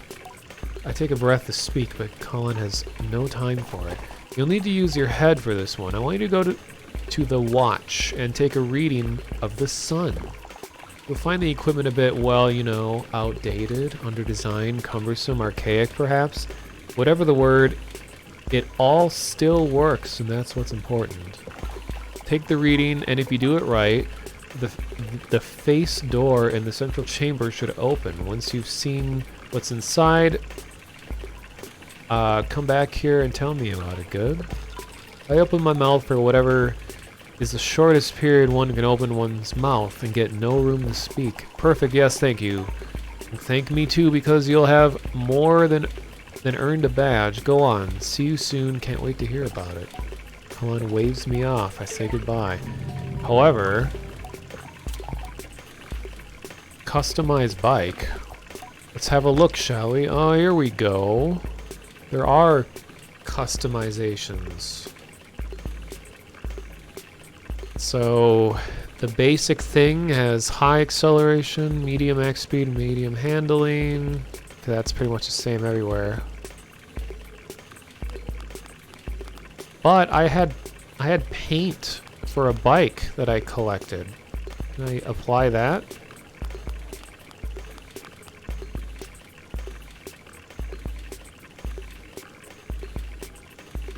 Oh no, I'm trying to take a screenshot of how they have the gamepad controls, but as soon as I do my keyboard shortcut for the controls, it switches to keyboard shortcuts. I guess I'll just have to screenshot my stream afterwards. Or wait. Okay, that did it, never mind. I want to change the color.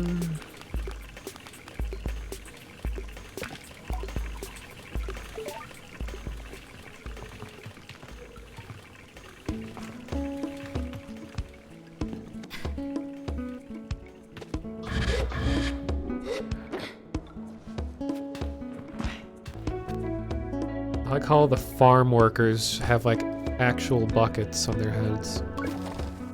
The herder seems to be somewhat agitated. What's the matter? I'm completely doomed. Not a single one left. All my camels have gone. I knew should have never left the clan. They were right. I'm completely useless. Hey, same. I extricate myself from the awkward situation, poor guy. Wow. Rude. Let me steal the one animal, whoa, that you have left.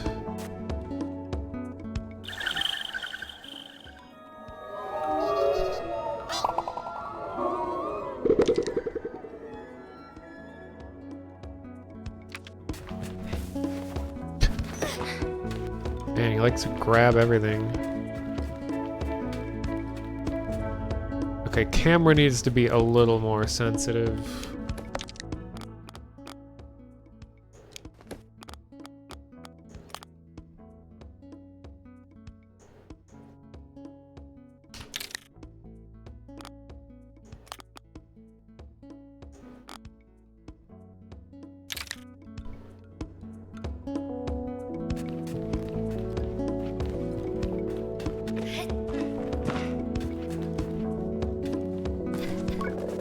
Leo.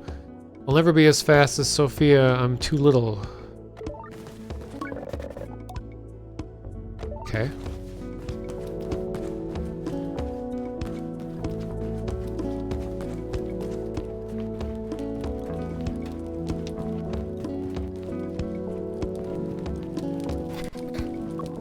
Dr. Sura. Studying different flora and fauna across Midden at the moment. We can treat a lot of things with using old tech, but we need to be more and more careful how we use that stuff. It's not accessible to everyone out in the dunes. It's hard to move, and if you lose power, we're starting to make progress with more local, non-technological remedies, but there's still a lot out there to study. Cool.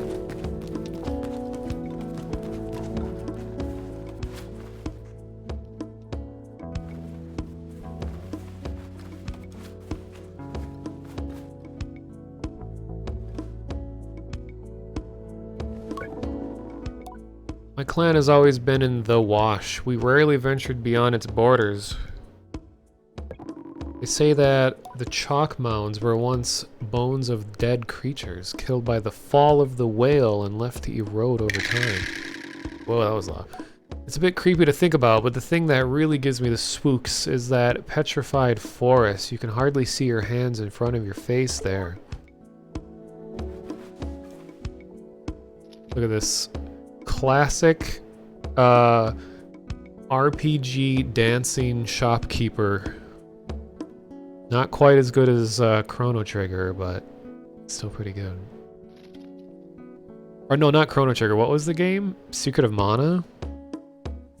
Where it was like full-on dance routine shopkeepers.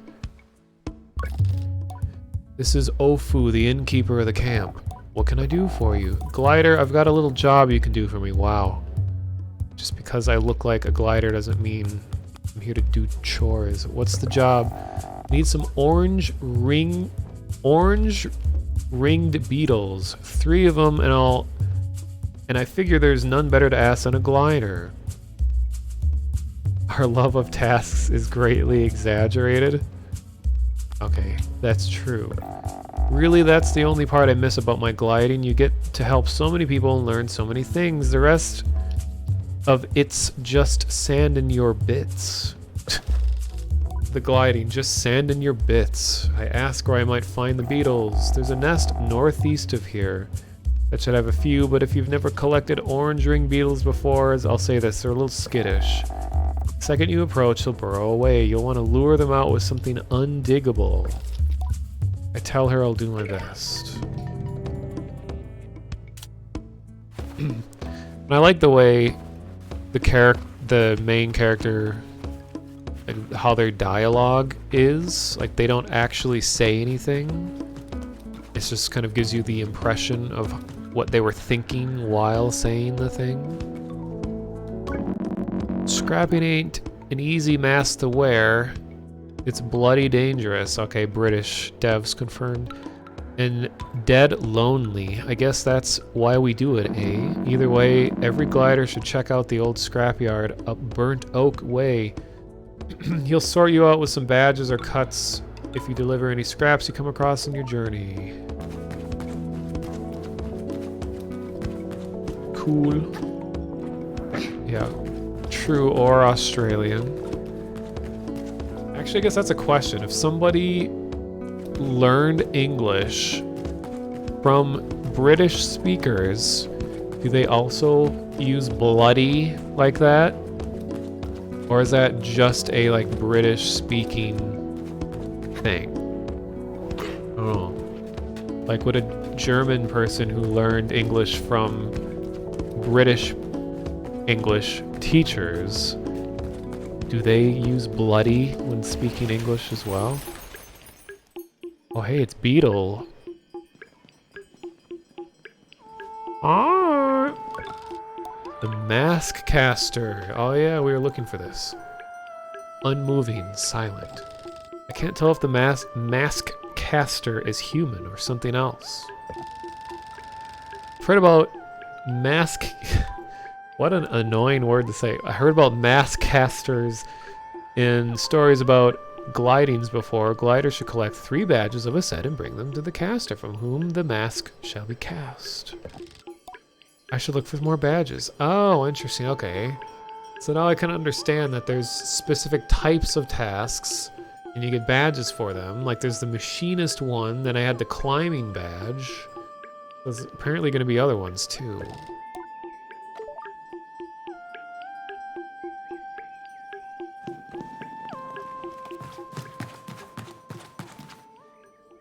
And they just have the Canadian flag on their tent.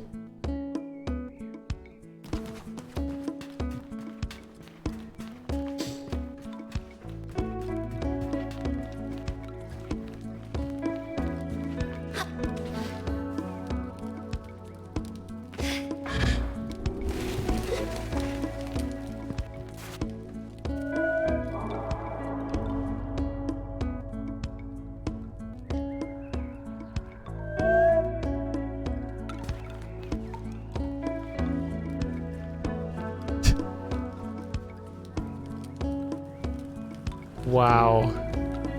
When you call your vehicle, it just like recklessly storms through the town, just like cutting over everyone, destroying everything. Whoa, look at this thing. Oh, it's one of these beetles. Sweet, they look awesome.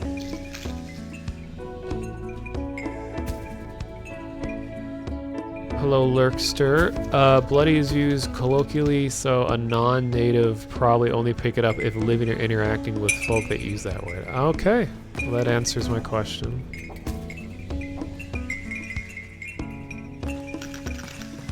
Oh, it can even nudge the light around. Oh, Psychonauts has badge-related stuff too. Seems pretty common.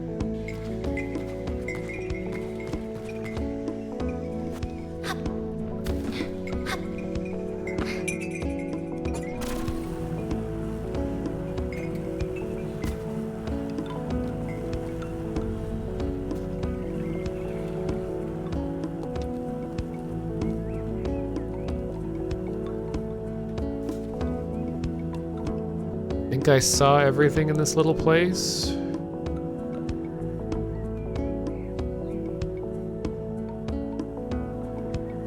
God, now I have like 1,000 quests. What do I want to do first? Oh, orange ringed. I think I have some already. Yellow L. Okay, never mind.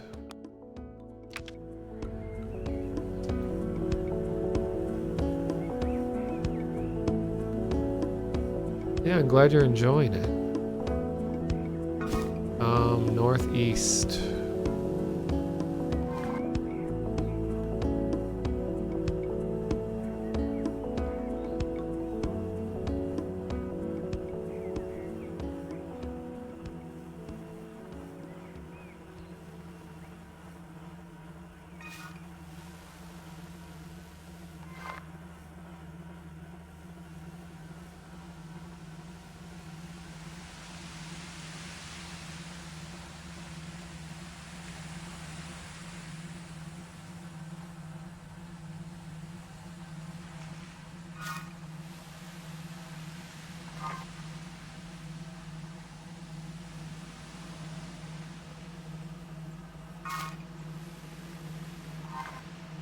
And going back here.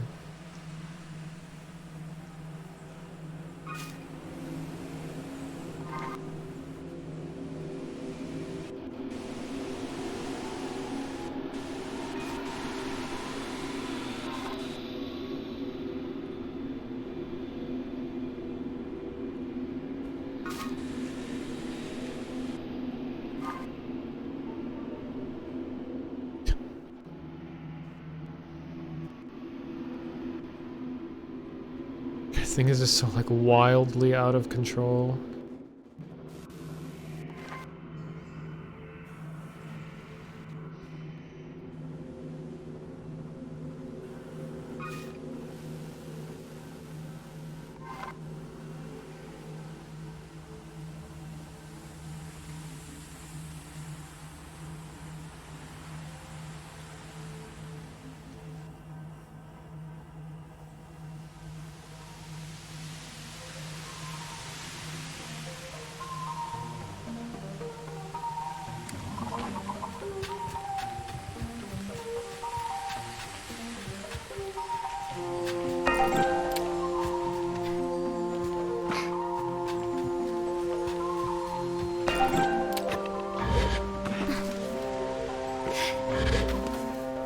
Still getting used to using the controller here for climbing.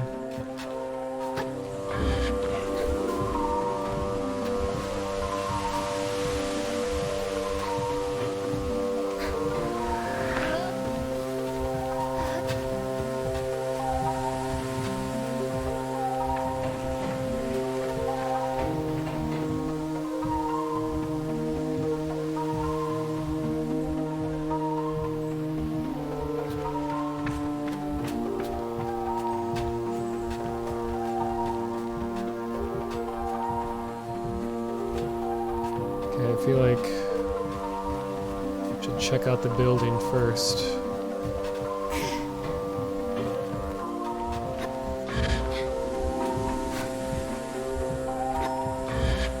Uh-oh. Nope.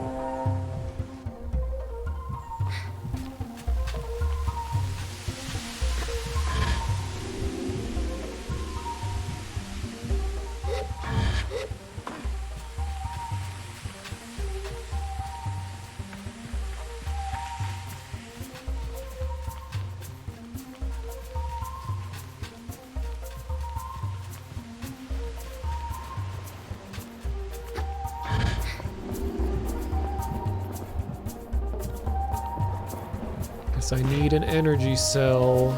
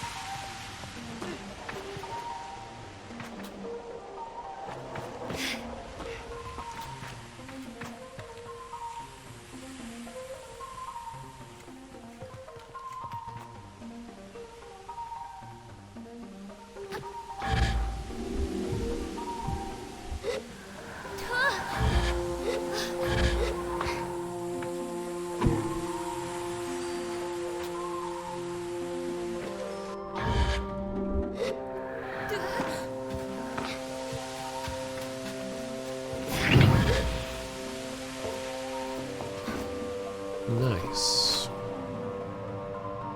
Oh, I'm gonna run into this climbing issue again.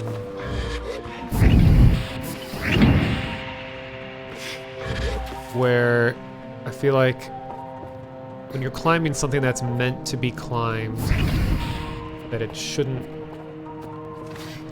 remove your stamina like that. It's like if you're climbing a ladder. I guess when you are climbing explicitly a ladder in the game, it doesn't decrease stamina, but I don't know. I know this is like a floor that I'm climbing technically, so it isn't meant to be climbed, but I don't know, it just seems weird.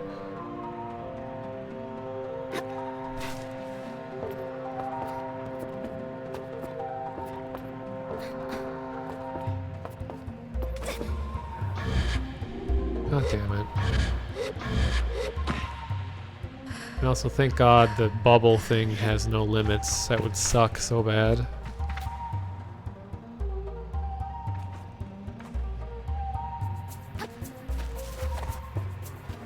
Oh, I can climb here too.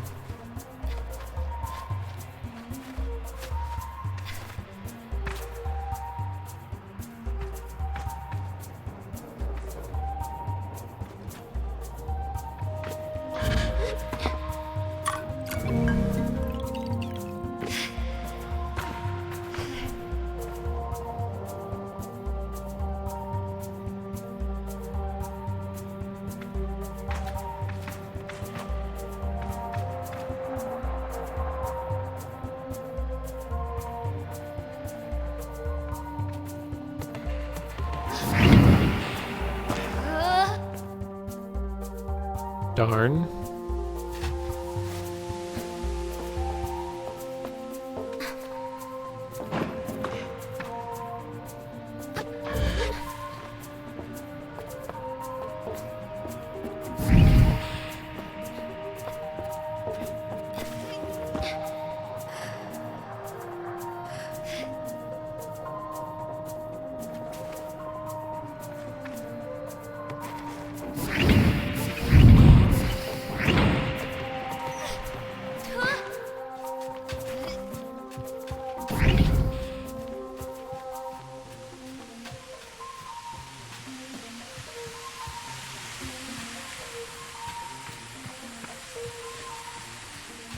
Yeah, I've liked the way that the cloak works. Like it's constantly moving because there's like wind and stuff all the time. It's a good way of conveying the vastness of a space based on how affected clothing is by the wind and such. And yet it's pretty laggy in this area.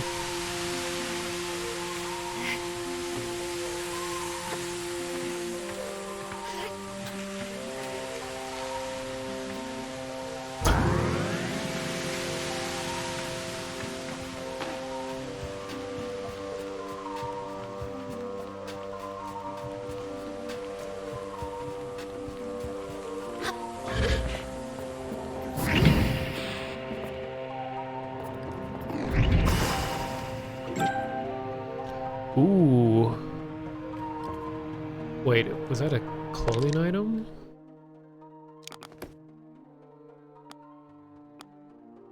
Atomic Priesthood Torso. Worn by the enigmatic Atomic Priesthood, beaten into shape from the old ship parts and decorated with cloaks that represent different rankings of the priesthood. Let's see how this looks.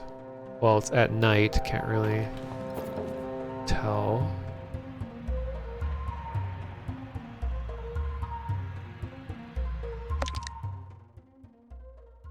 Yeah, I hope they can do something about performance.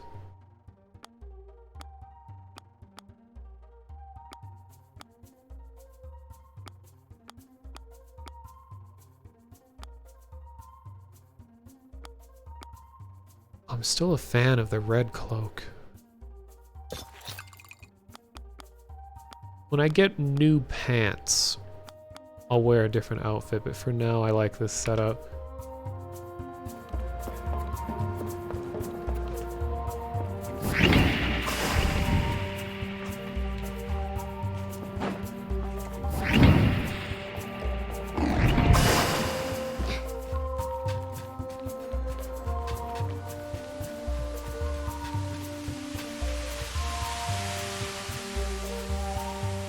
Oh, I can climb this? Huh.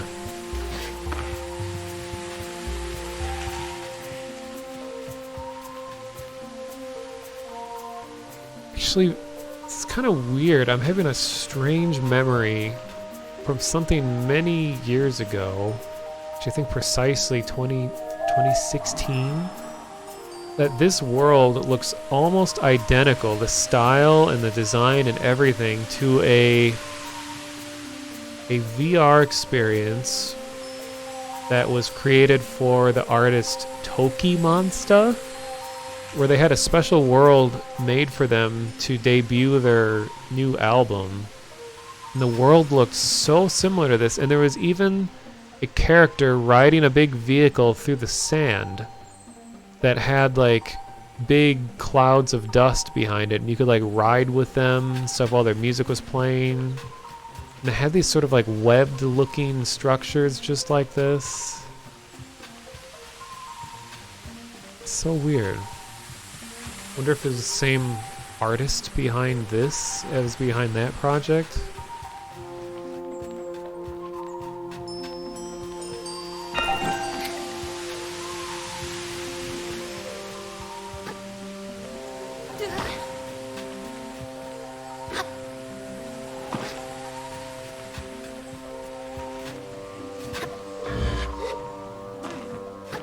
Can I not climb?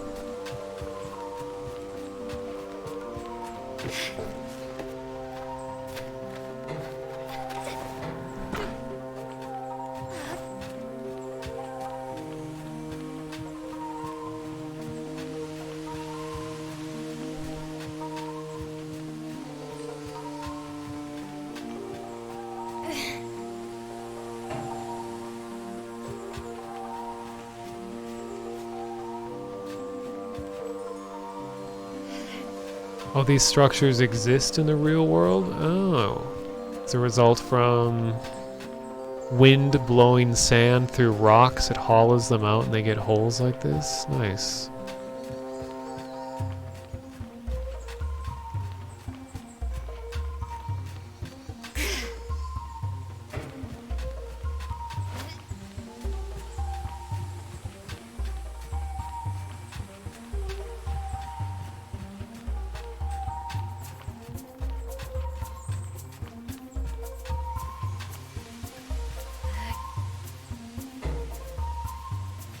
So I'm supposed to be attracting creatures with these seeds.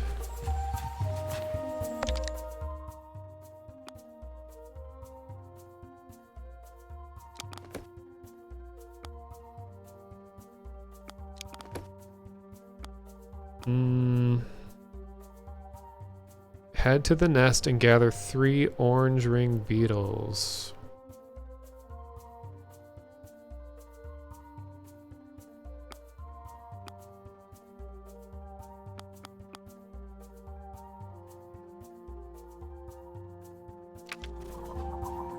Wait.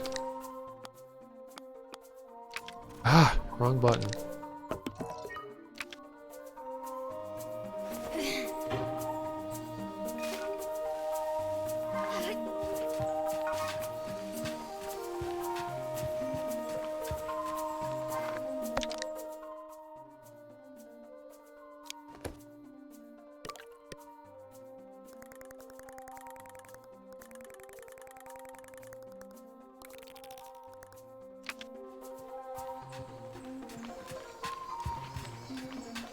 Kind of wish you could attach things to your vehicle so you could move items around faster. Like, I can't run while I'm holding this.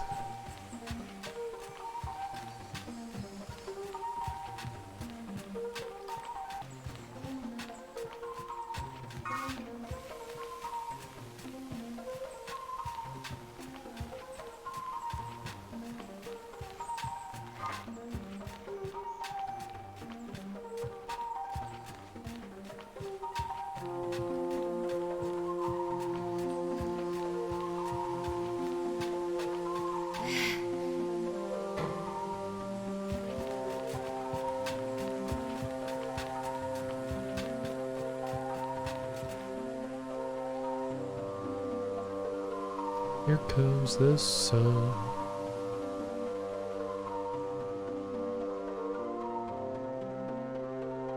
It's cool how the shadows have black outlines as well.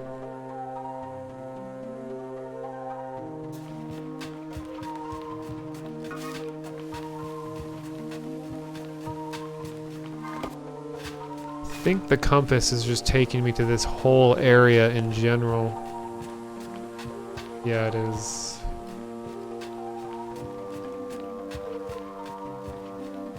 Well,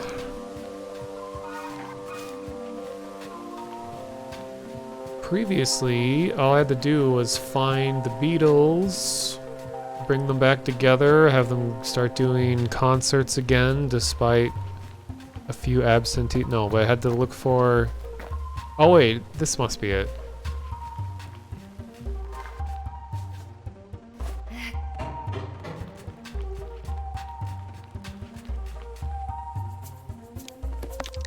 Wait. That's that.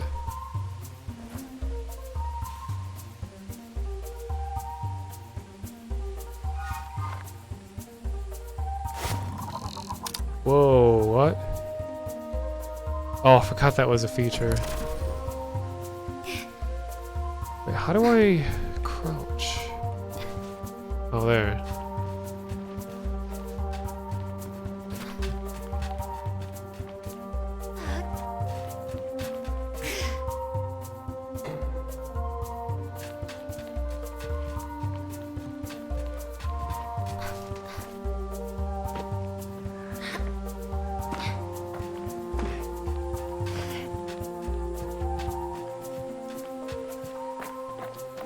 Oh, thank you for the follow, Soul Fusion. Forgot I missed that.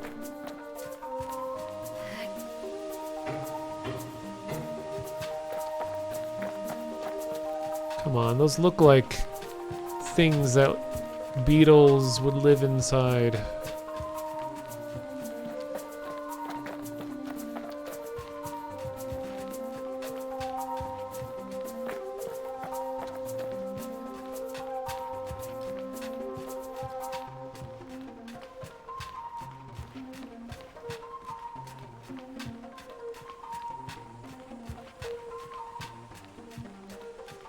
I think all the guy said was you have to like coax them out. And I think that's what I'm doing?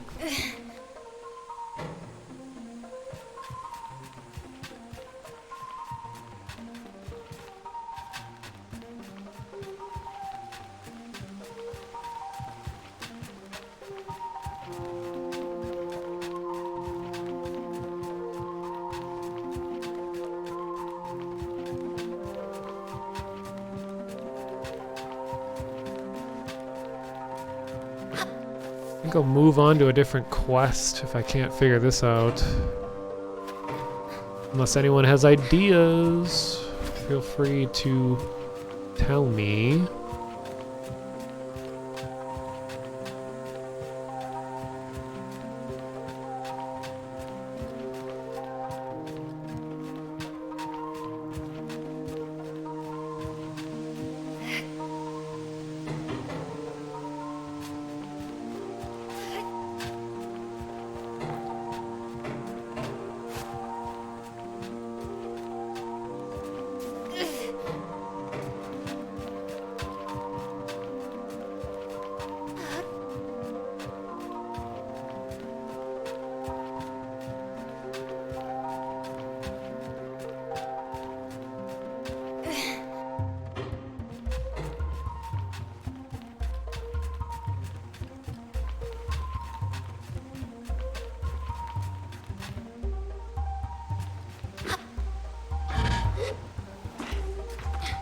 Well, I don't know. There's really not much more description. Besides, I'm supposed to come up here. Kinda wish I could review like a logbook of things that have been said to me, because the guy gave a bit of advice. I just don't remember what it was.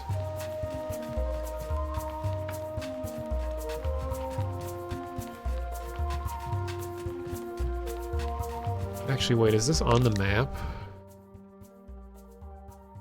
Oh, I'd have to ride back.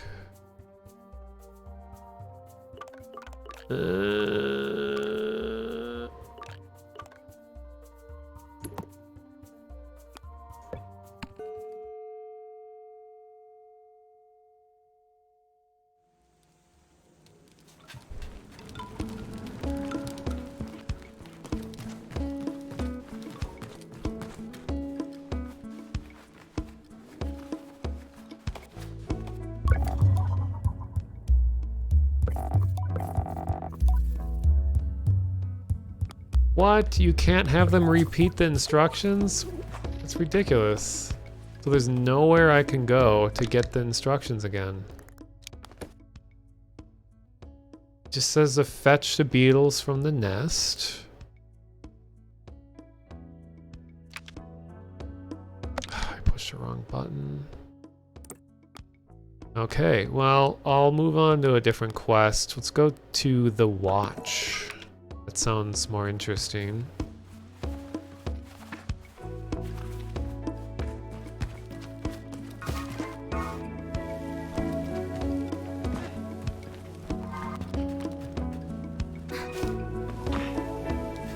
Oh nice, my vehicle found its way back. Uh-oh.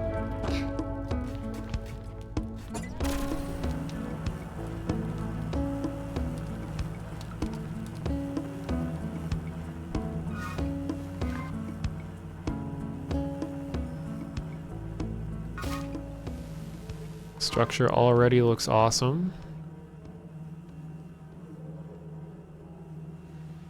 Dun, dun, dun, dun, dun, dun, dun, dun, dun, dun. Da-da-da, da-dun-dun.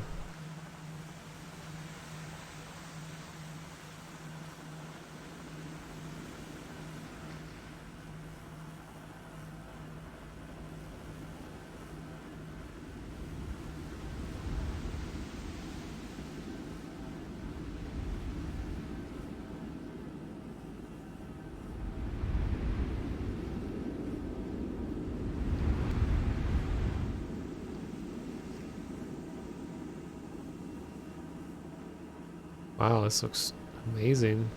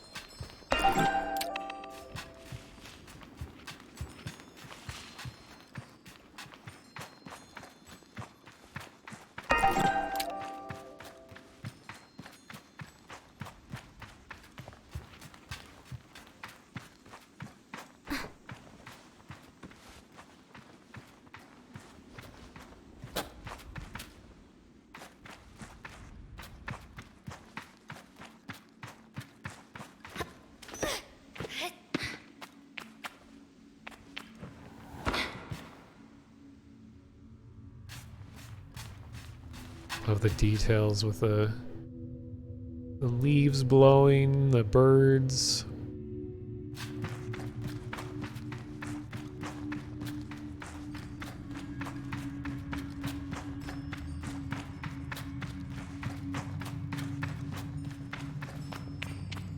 The chalky boys.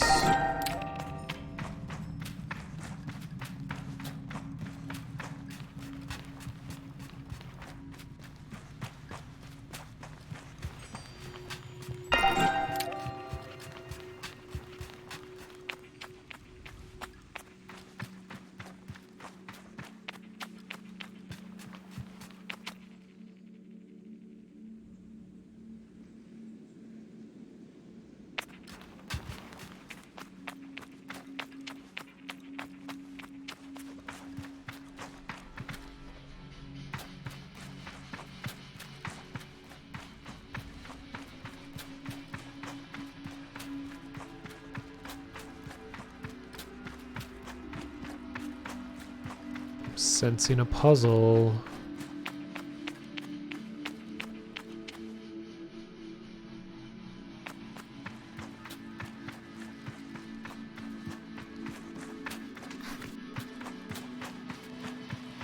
God, this room looks so cool.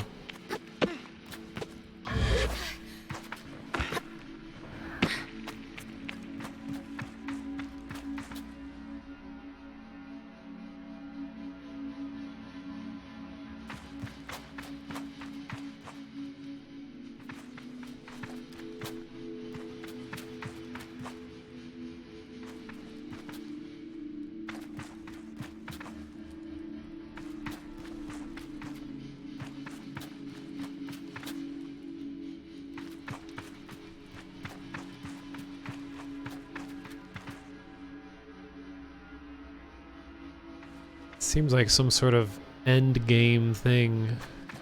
Oh yeah, and we got giant base door that has probably, yeah, it has stuff behind it.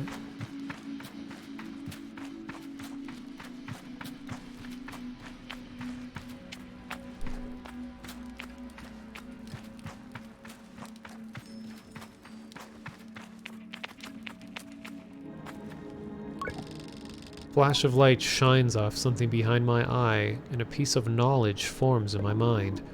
The sunstone manifests when the machinery is in place. When the sun casts shadows, provide the stone the answer it seeks. See.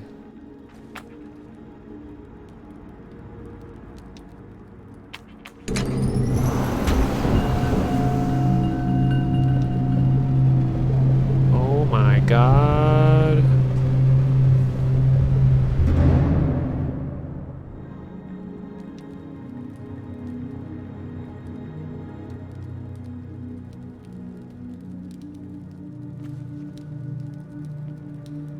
Oh wait, there's other pedestals.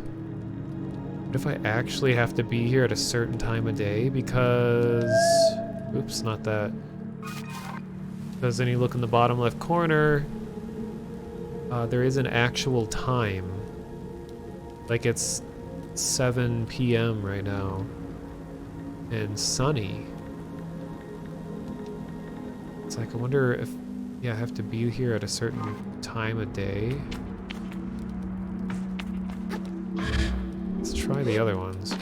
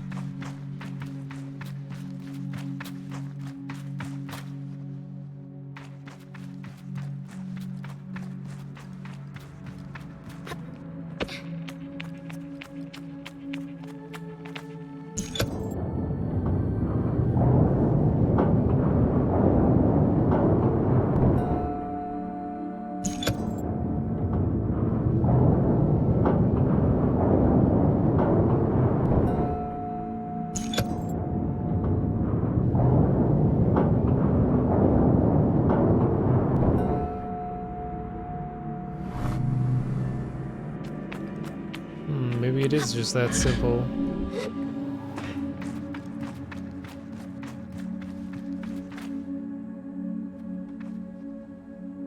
Oh, but there is a twist on the third time around because I'm guessing the only way that I can get over there is by riding.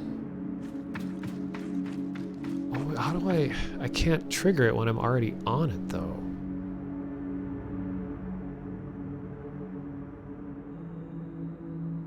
Or can I just climb over?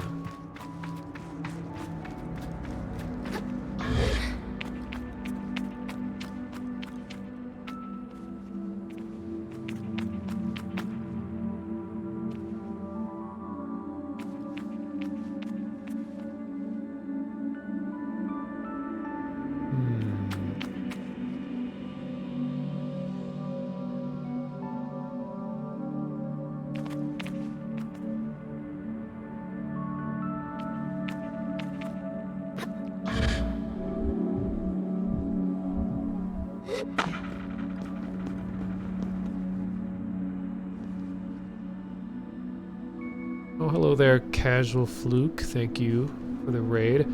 How am I finding the game? I'm enjoying it quite a bit. I think after you get out of the initial tutorial camp, things really open up, and like your sense of wonder is greatly expanded. And I love the art direction, the way it looks and sounds. It's been so great so far. I mean, there's been some weird issues with like camera and all that. I haven't had anything game breaking yet, and it definitely gets pretty choppy in some areas, but I'm also playing on the highest possible settings.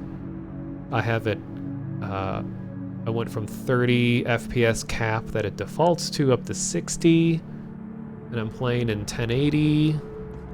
I mean, it's streaming in 720, but overall though, it's been really awesome.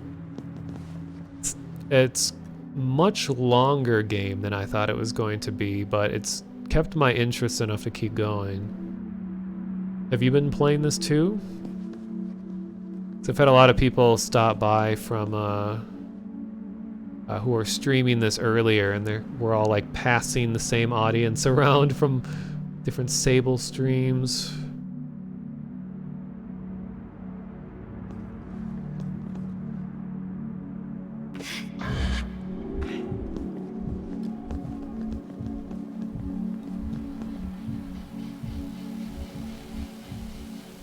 Played till you got to Burnt Oak and gave it a break. That's funny because like I haven't been to Burnt Oak yet, but I've been going to all these other places.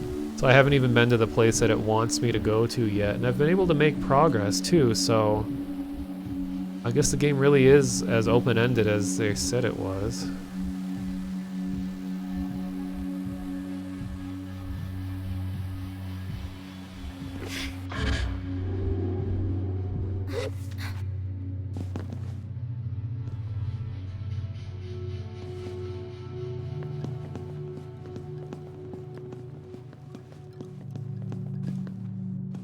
Sometimes when I solve a puzzle, I don't know if it's like the intended way to solve it.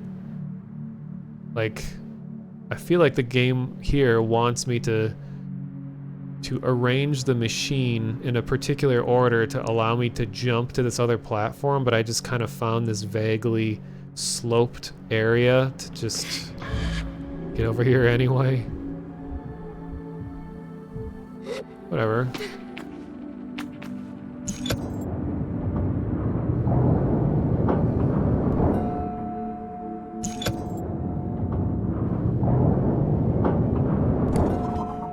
Nice.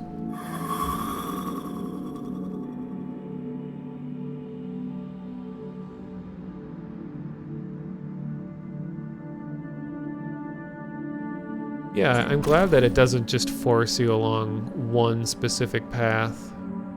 And yeah, it's definitely Breath of the Wild inspired anyway. Which is good. I mean, it's a really good game to be inspired by.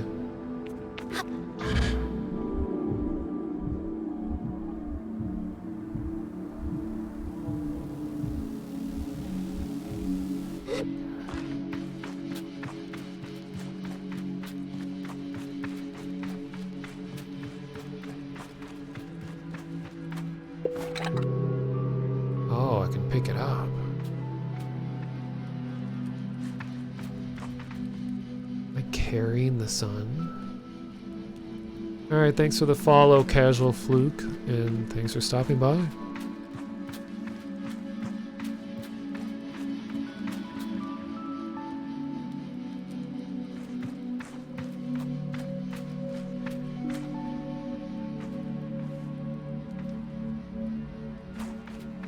But this is my son.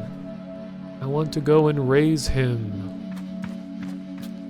Grow up to be like me. Do I really have to give him away so soon?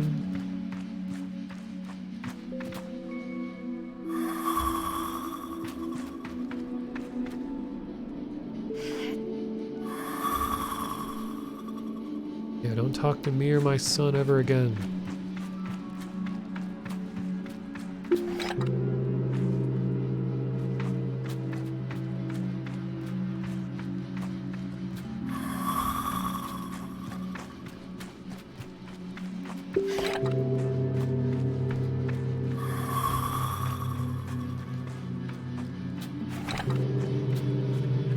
I heard one of the complaints people had about the game were that the puzzles were too easy, which so far I've been totally fine with. Like, I'm not really playing this to be particularly challenged. I just am really interested in the world and just seeing what other cool creative things they come up with.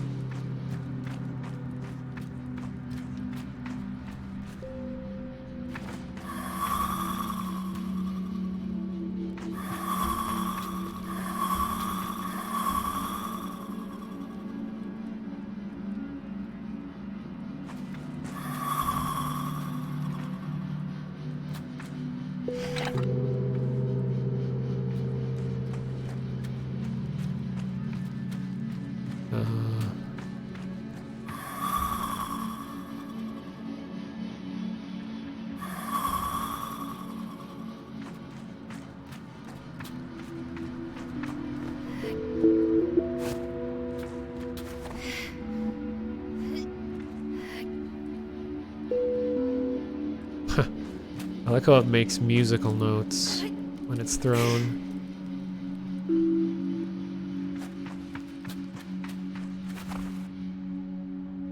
Well, when it comes to the day and night cycle, I've noticed that it will usually be a smooth transition, but I've caught it a couple times when it just like suddenly changes. So I don't think it's intentional that it just like instantly swaps to another color like that.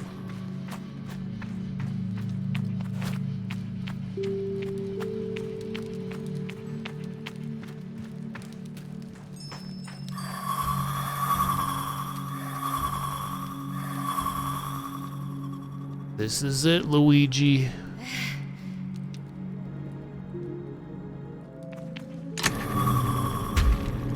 Oops. Or is it?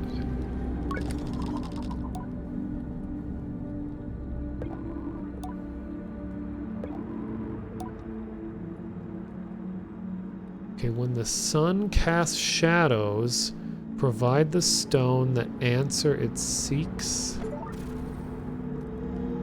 Well, the sun's coming out now. It's 6 a.m. Ah, it's almost 6 a.m. in real life for me, too.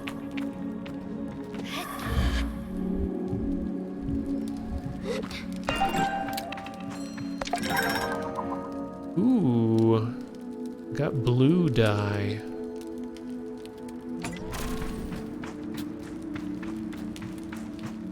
When am I gonna get fox dye?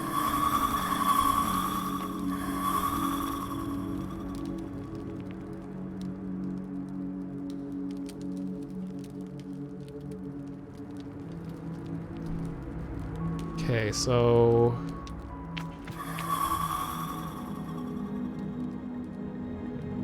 trying to watch what the shadows are doing.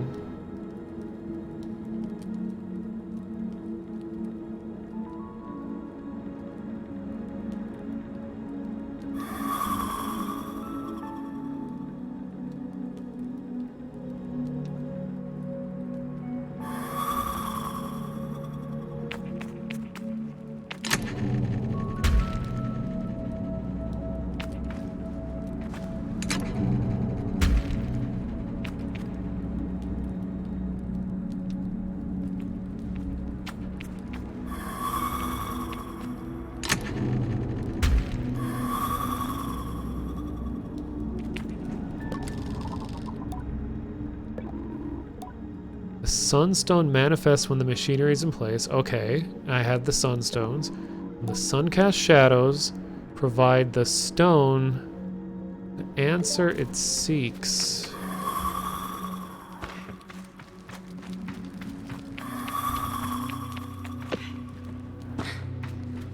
Oh. Wait.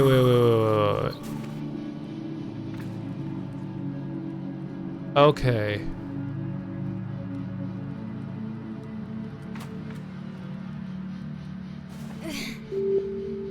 So the shadows should tell me which one of these should have the sunstone. So it's not supposed to be all of them.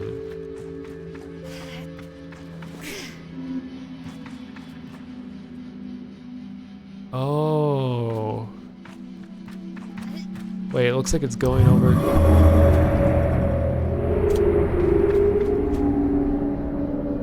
So I think I did it by accident. Wait, what happens when I take these out?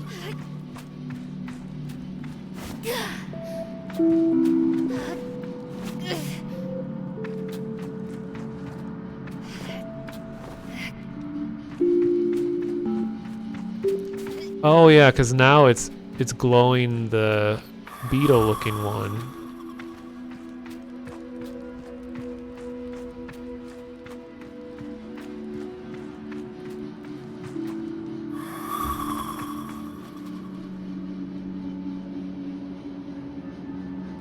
So is it just gonna go across all of them?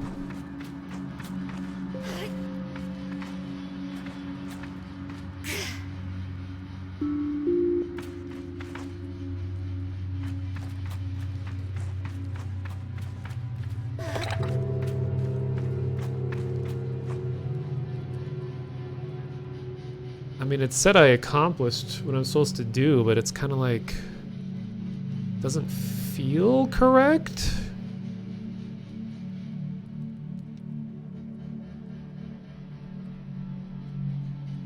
We'll just see what happens for the next one.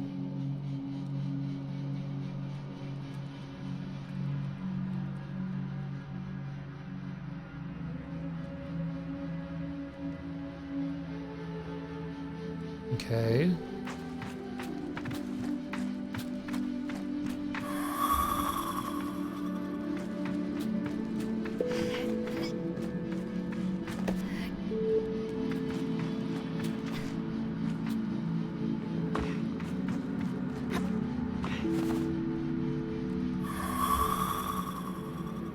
Huh. Oh, a room opened. So it did. Okay. Well, I don't know. It's a cool puzzle. I don't totally understand what happened, but it looks nice.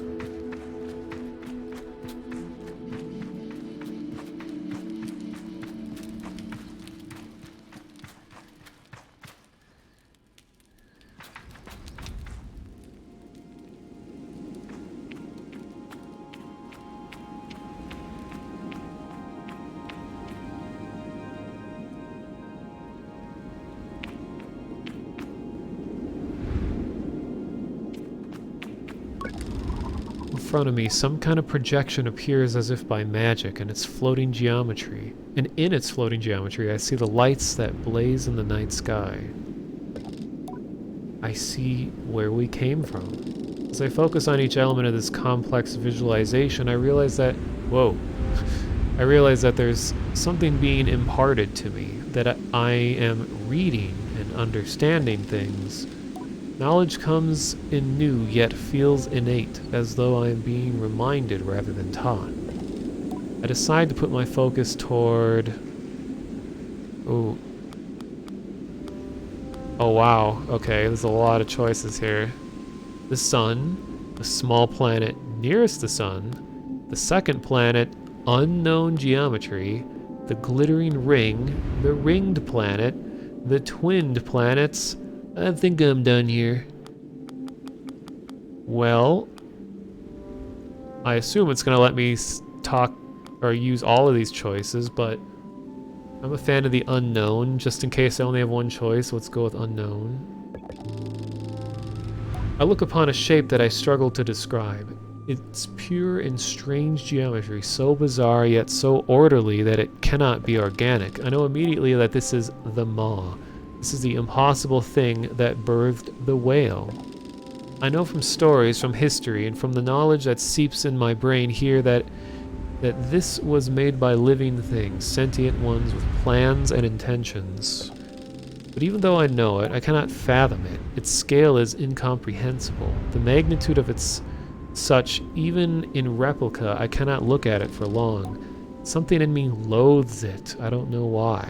It's the Death Star. I decide to put my focus towards the sun. I can see clearly that the large glowing orb in the center is our sun, and so blindingly bright that I cannot look directly into it without feeling its heat radiate within my skull. Around it, celestial bodies move in a rhythmic dance. I decide to put my focus towards the small planet nearest the sun.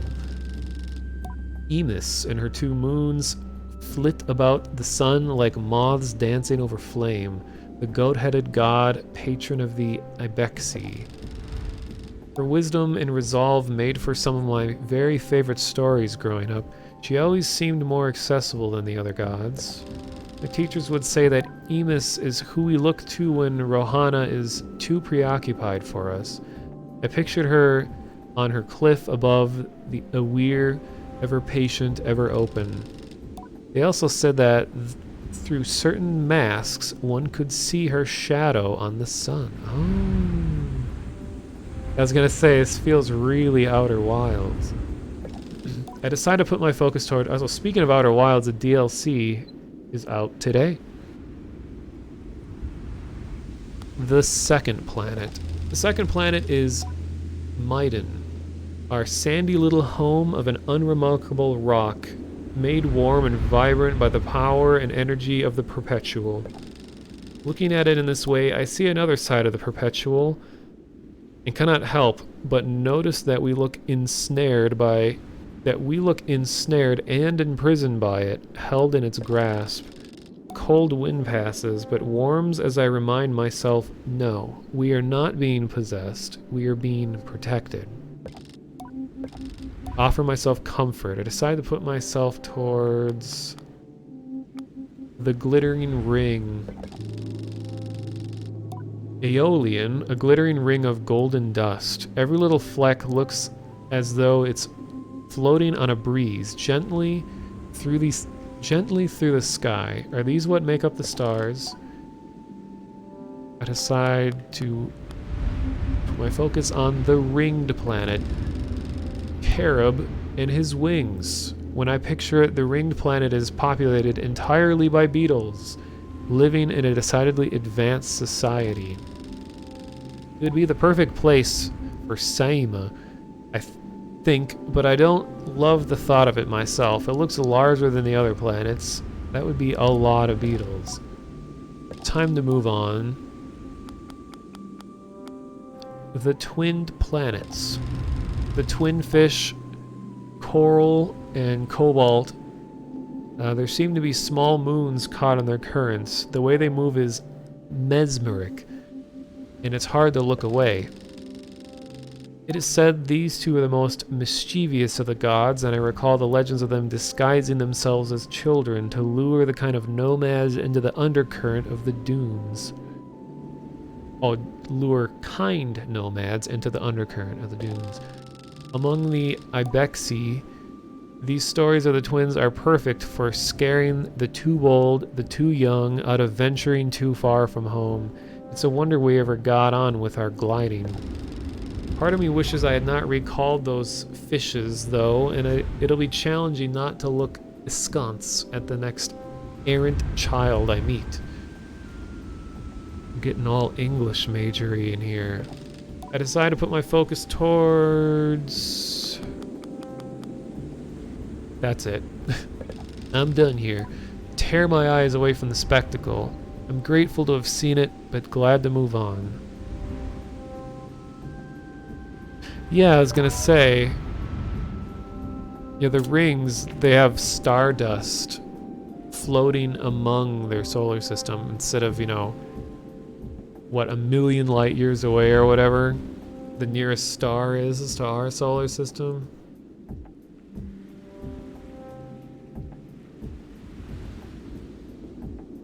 But tell me, where is the meat planet?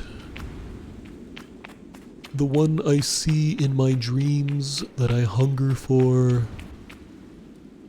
Whether or not the meat planet could be enhanced by herbs and spices, we shall never know. Born when an old god exploded or something. One of the best videos on YouTube. Okay, so I see there's the big pyramid-shaped unknown structure. Sun in the middle. This is the twin floating things So the big red planet with the atmosphere covering it, I think, is the home planet that I'm on right now.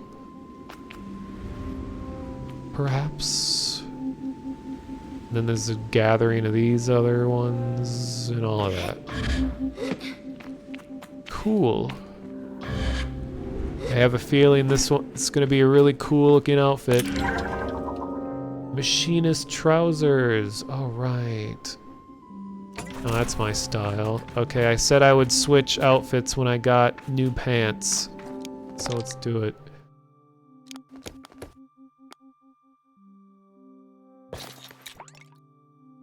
Of course, these are not very good lighting conditions to see what's even changing. See, I have full machinist. Now I just need the machinist mask. Cool.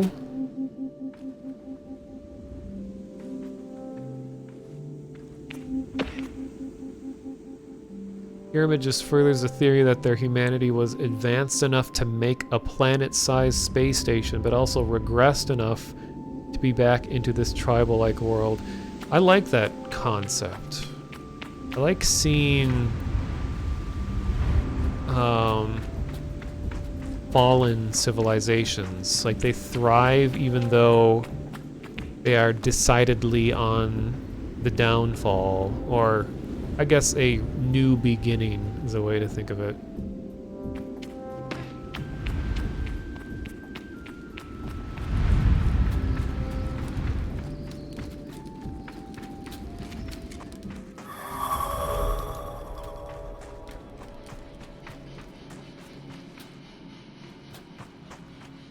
Oh, here we go. He's better lighting. Looking stylish. I always like utility looking outfits, especially if it has cybernetic components. Okay, I think I'm done in this area. Head back to Kalan, the camp, which I can do this. Uh-oh.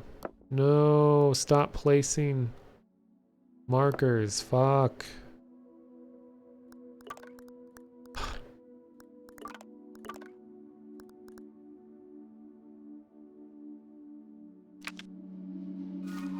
Wait, why can't I fast travel?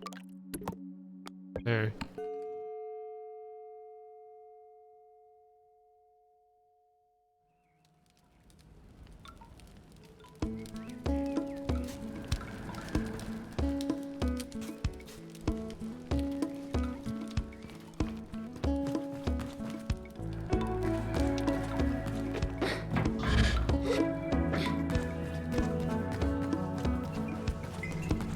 Jesus, dude. Greetings, glider. Care to peruse my wares? Ah.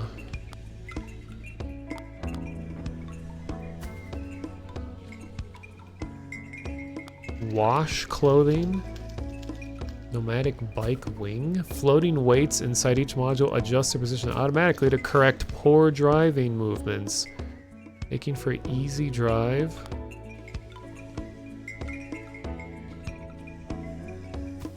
The material is permeable, making it naturally cooling and comfortable to wear in the sun.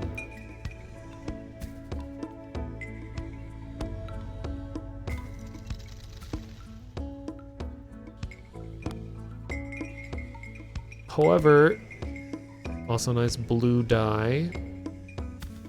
Different type of blue. It has new parts, but it doesn't tell me the stats. Oh, and I can sell stuff too?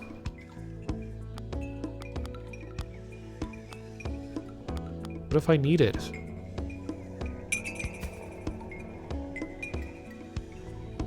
30 of these? Oh no, I have 2 of them, never mind.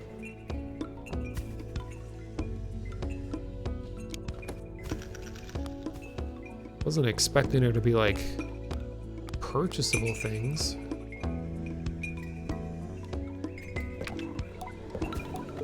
Interesting. Okay, where's the dude?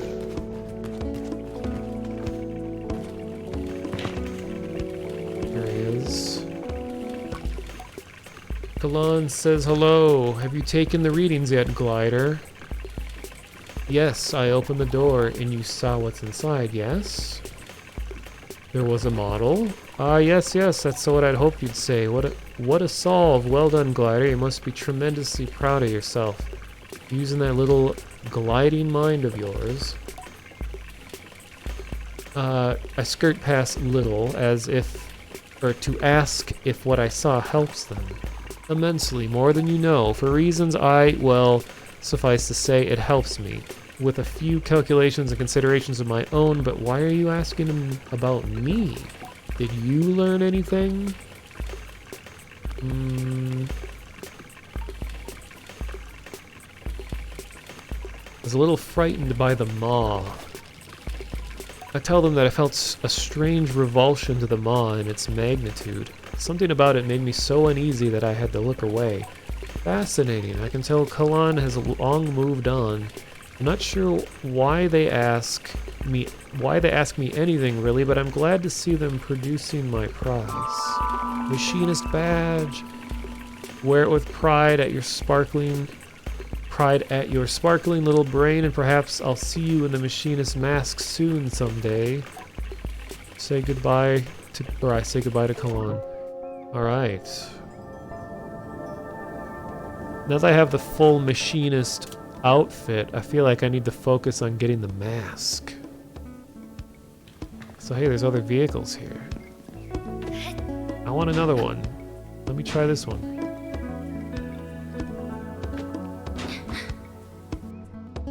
Also, one thing I gotta say I appreciate is how there is no HUD on the screen. It's just a full game, and it's such a liberating feeling to not be staring at numbers all the time when it's just all game.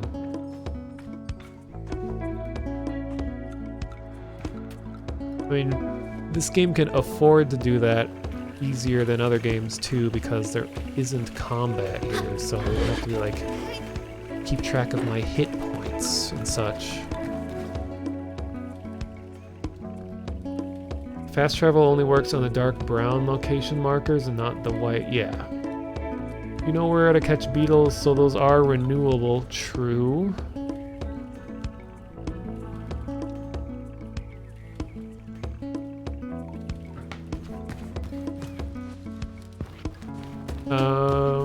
What I should do, okay,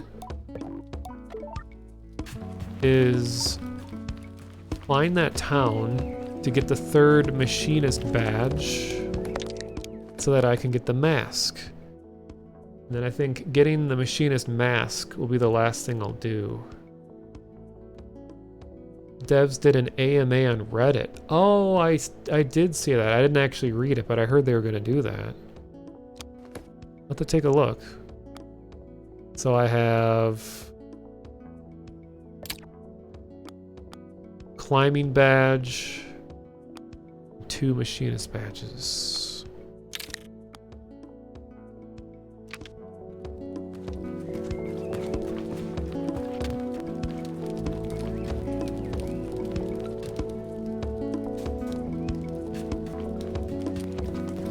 Now I gotta think about where that burned oak place is.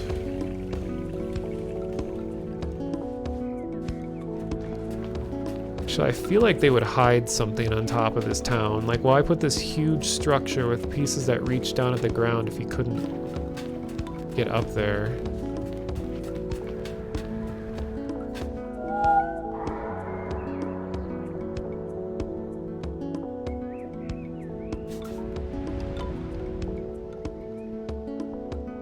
Come on.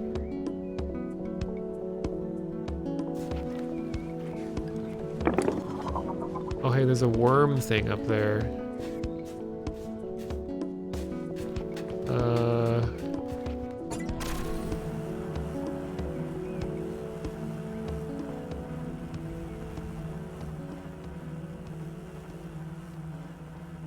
Okay, that's a lot higher up than I thought. Never mind.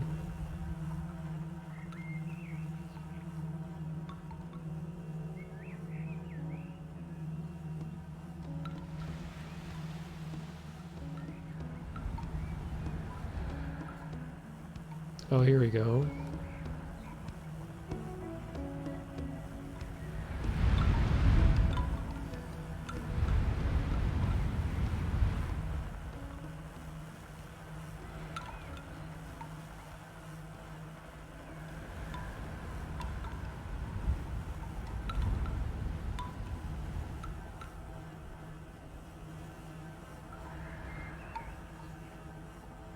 Like how we're hearing bone music up here.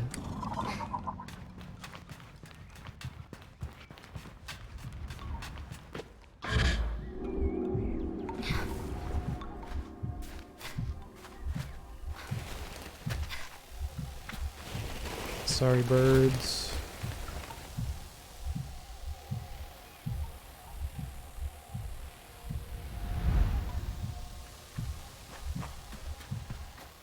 What is this anomaly?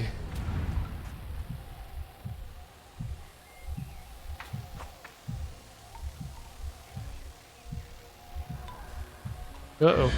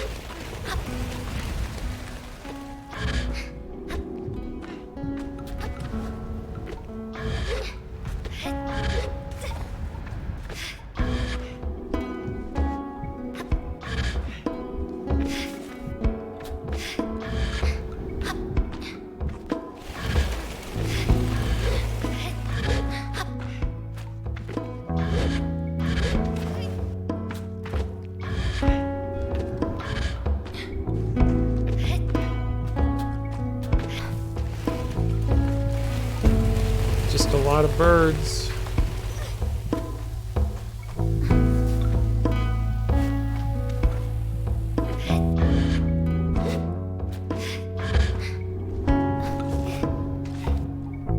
Falling into invisible holes.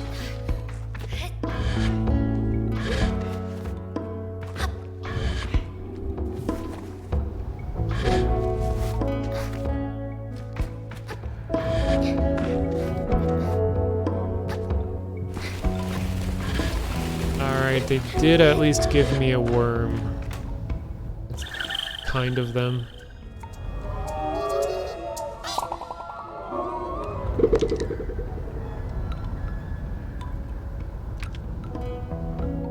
Ooh, I like that. Whoa. Crashed ship way in the distance. Is that the one I was on before? I don't remember. What direction is that? West?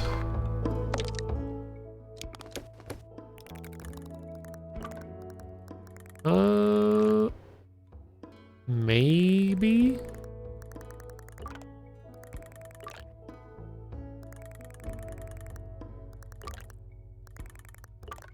Okay, well, what I need to find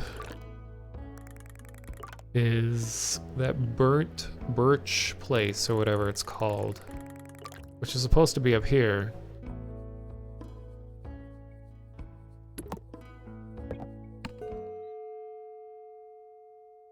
Got flash banged.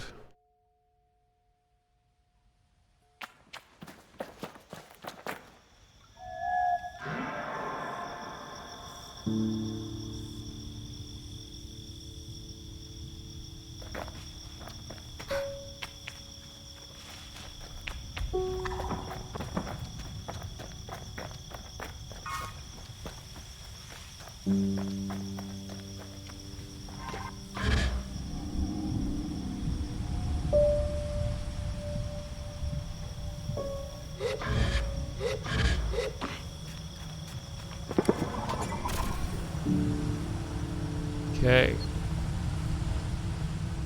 so northwest.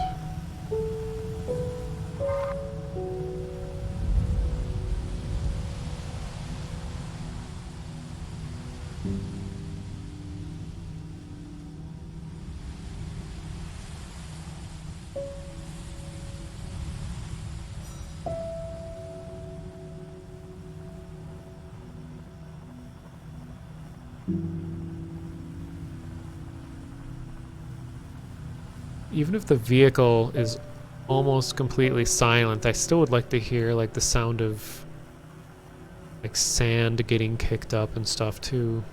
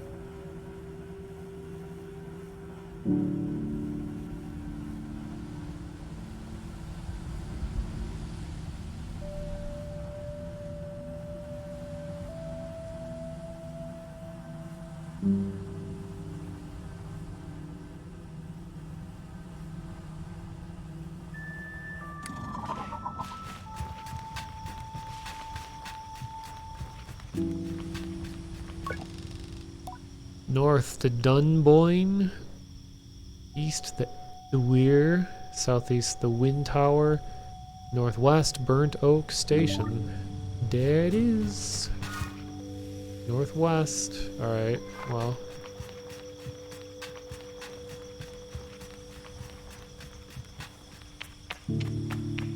Oh no, I can smoothly do this.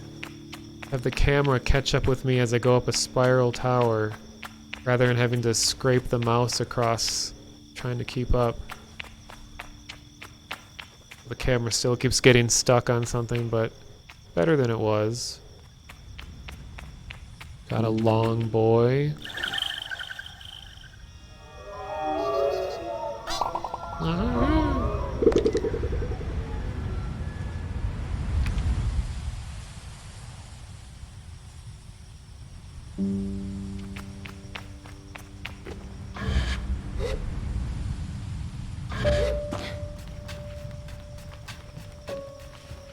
It's like Battlefield levels of parachuting like a foot before you fall to your death, hitting the ground.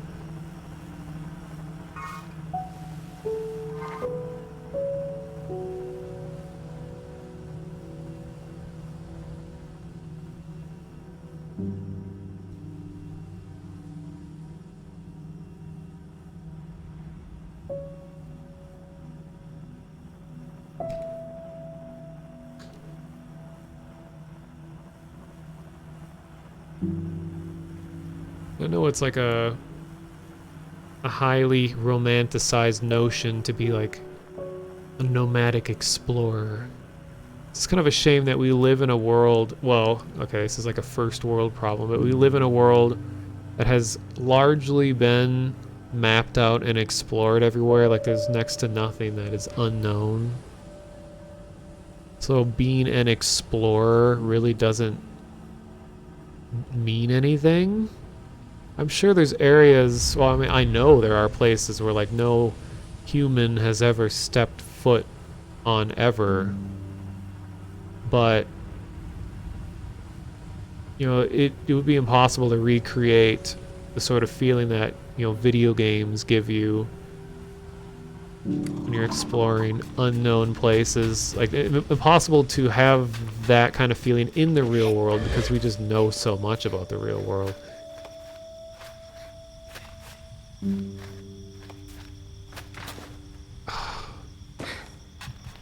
But it is romanticized in such a way that games like this rarely ever take into account all of the like health related and survival related things it would take to actually live this kind of lifestyle.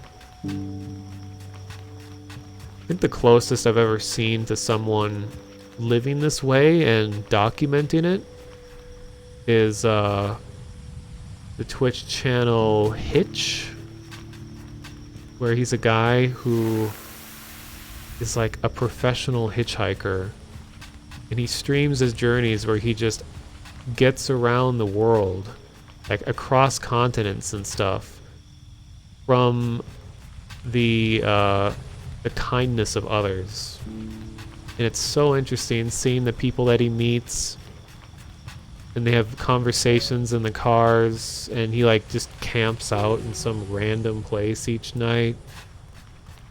Almost never stays at a hotel unless there's like severe weather or something. But I think since the pandemic he's been doing more biking across the world. But still, it's kind of that idea of just like having no real home and always being on the move. You never sleep in the same place twice. I think it's just something about that notion is appealing, but I'm sure to actually live that lifestyle would be miserable, especially if you are coming from, you know, a comfortable living as probably everybody watching the stream right now lives. I know comfortable is a matter of opinion, but like you presumably have some kind of home, have access to food of some kind. Otherwise, I don't know why you'd be sitting watching a stream.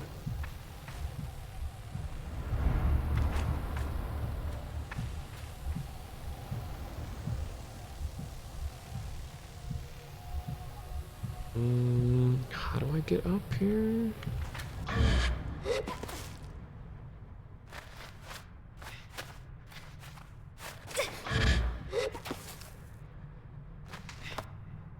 Okay.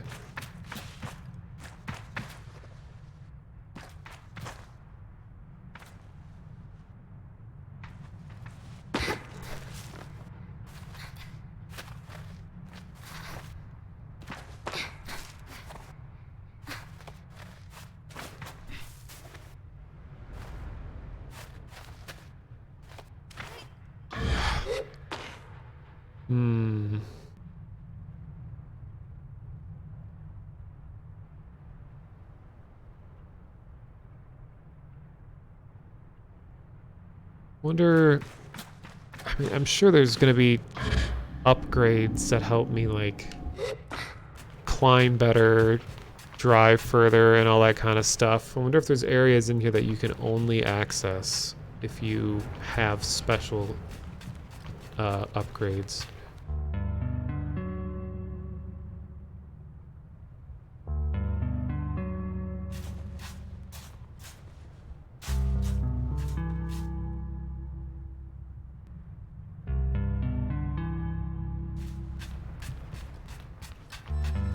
Yeah, inner evil.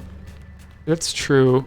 I mean, in theory, you could survive anywhere with food, water, and shelter, but it's like there's always a matter of the long-term lifestyle of living that way, because there's just so many factors that can affect your body in the long term. You know, just like the delicate balance of nutrition and like needing certain vitamin intake and minerals and all of that. So like it'd be so hard to keep balanced and healthy while living what would be seen as kind of an extreme lifestyle compared to how most people live these days.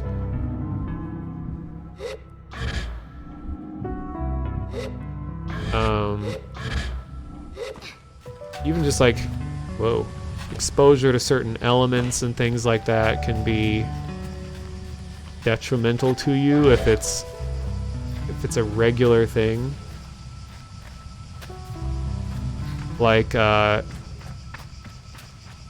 regularly sleeping in really cold temperatures can like make you sick, kind of like that trash from the sea.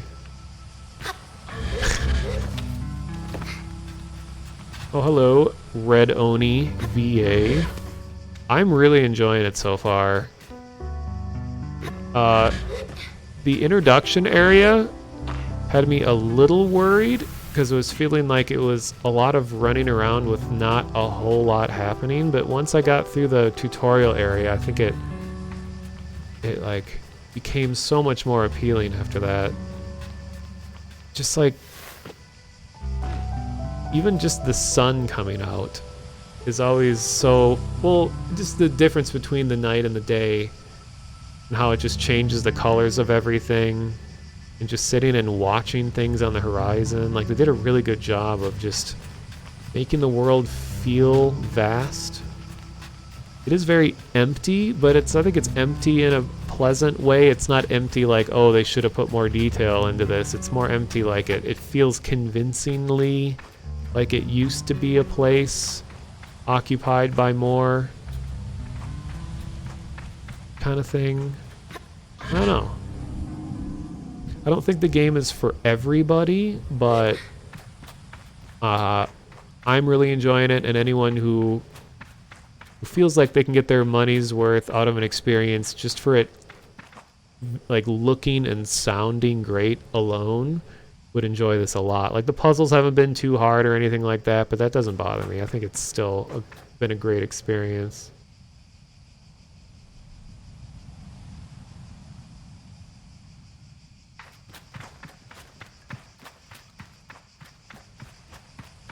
I was playing with mouse and keyboard all the way through the beginning.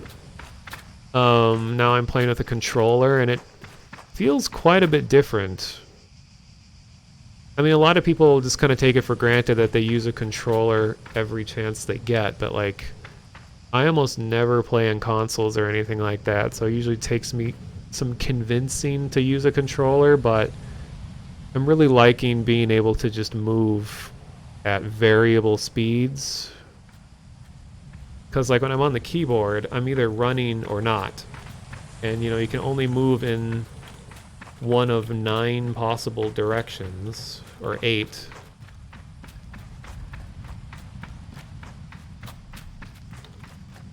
So in an exploration game like this, especially when it's really scenic, I like being able to just very gradually move the camera and to just take it in rather than trying to like be like, okay, scrape, scrape, scrape with a mouse.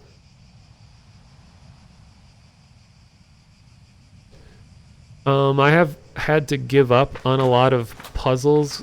Or not puzzles, but like I feel like in this case, that there's probably something on top of that tower.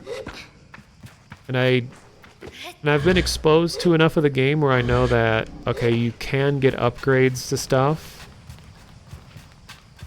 So I'm thinking that, like, maybe I'll get something later on that'll help me get up there. I already got the worm that was down lower, but I haven't gotten it at the very top yet. So right now I'm trying to get my 3rd machinist badge, and then go check out the hideout. Because I went all over the place except for where it felt like the game wanted me to go.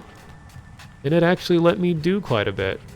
Like, there's a lot of games that are like, oh, you can go anywhere, do anything at any time, and it doesn't really mean it, but so far it's felt like this game means it. Not really a fan of, and this might be intentional, of how summoning your vehicle isn't always reliable. Like, sometimes it just will never show up.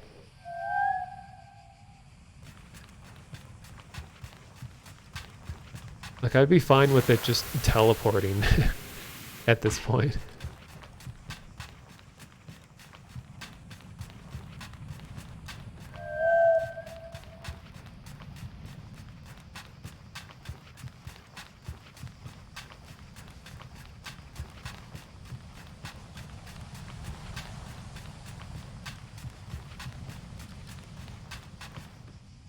Oh, there it is. Why weren't you coming over to me before?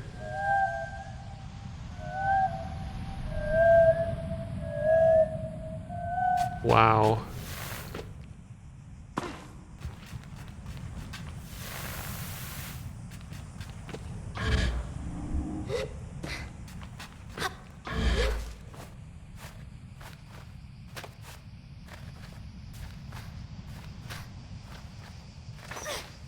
I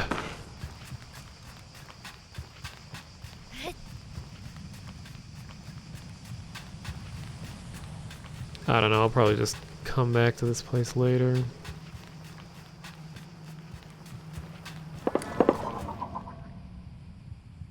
It's a weird noise.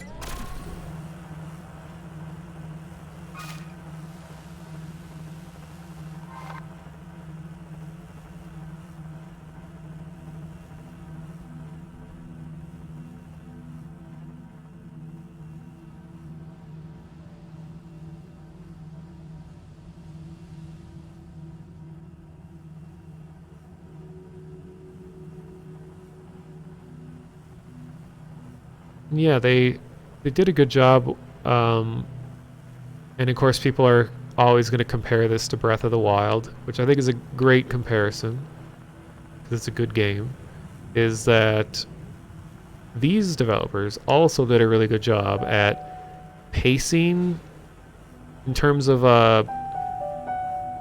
yeah, like you said, like there's always something on the horizon that's interesting. Like I haven't been there. And they managed to like maintain a legible level of detail at a great distance. So it doesn't just look like a big blob or a blurry thing on the horizon. Like it really works with the art direction. And yeah, always keeping you interested in what else is out there. And at the same time, there's so much that I also feel like, oh man, there's stuff that I'll just never get to. Yeah, it does kind of feel more Wind Waker-like in a way, yeah, just because of like, it is like a big ocean. This desert is like a big ocean, more so than like a mountainous region like Breath of the Wild.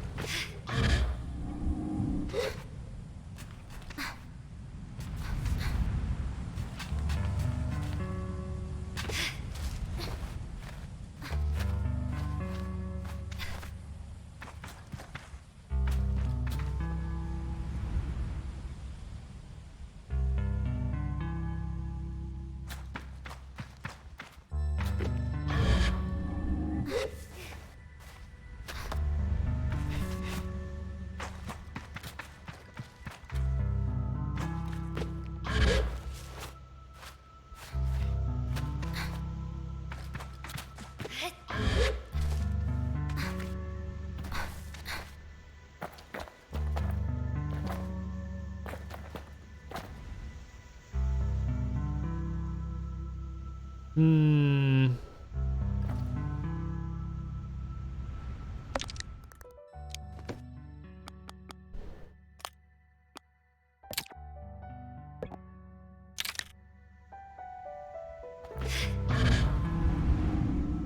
It's gonna be a risky one.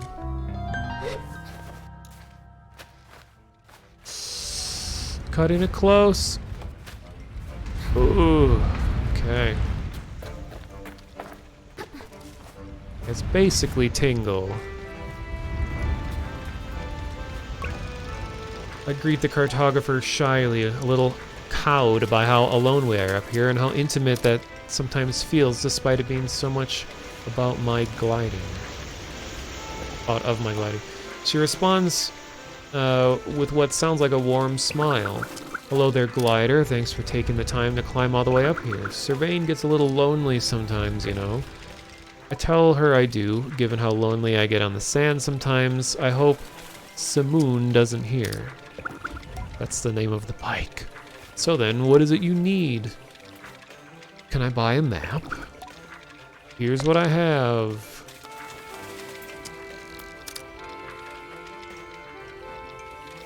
Alright, I'm rich. I'll take both.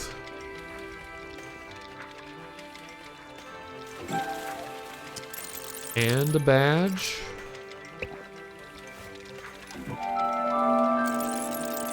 Well, now this person's out of business. You can upgrade your stamina? I didn't know that. Is that like a clothing upgrade? Because I'm definitely interested in that.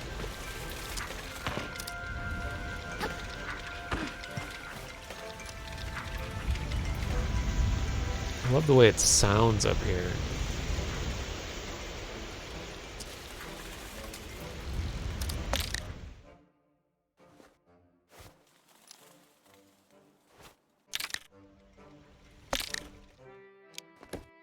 Ah.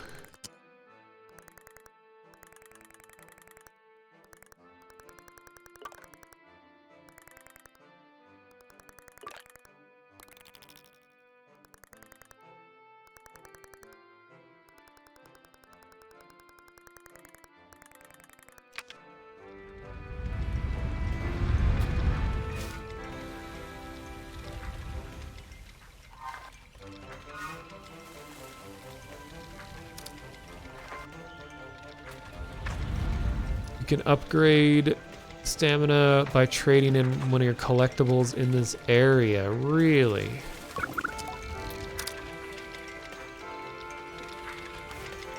What's worth a look nearby?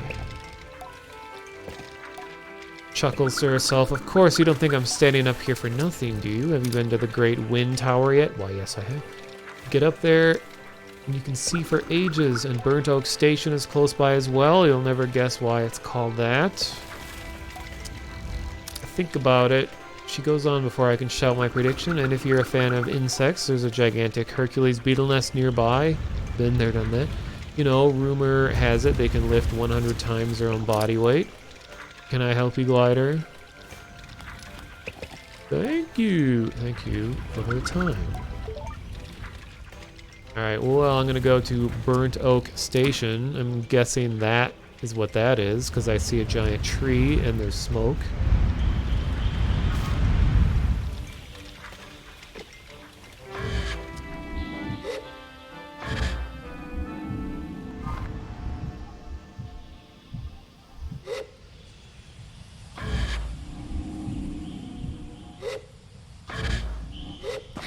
I want to get that third machinist badge so I can be full machinist getup.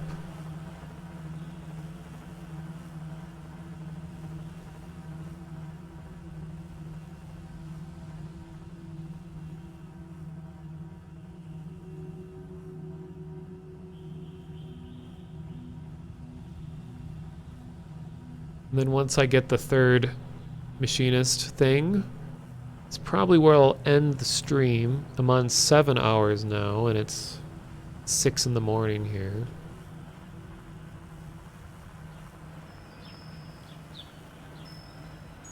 Feeling like I want to continue streaming this game, probably throughout the week.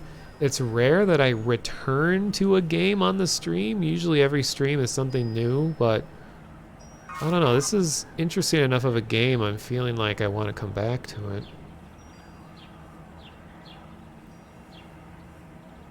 And it's not very well known of a title, so I feel like I'd be doing a disservice to the greater community by just dropping it wherever I end the stream. It's like we need more, we need to spread the word.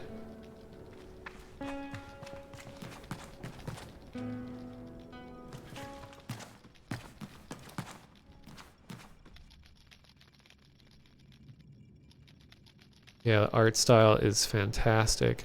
Apparently there's an artist that we looked up earlier, but an artist named Moebius, Moebious,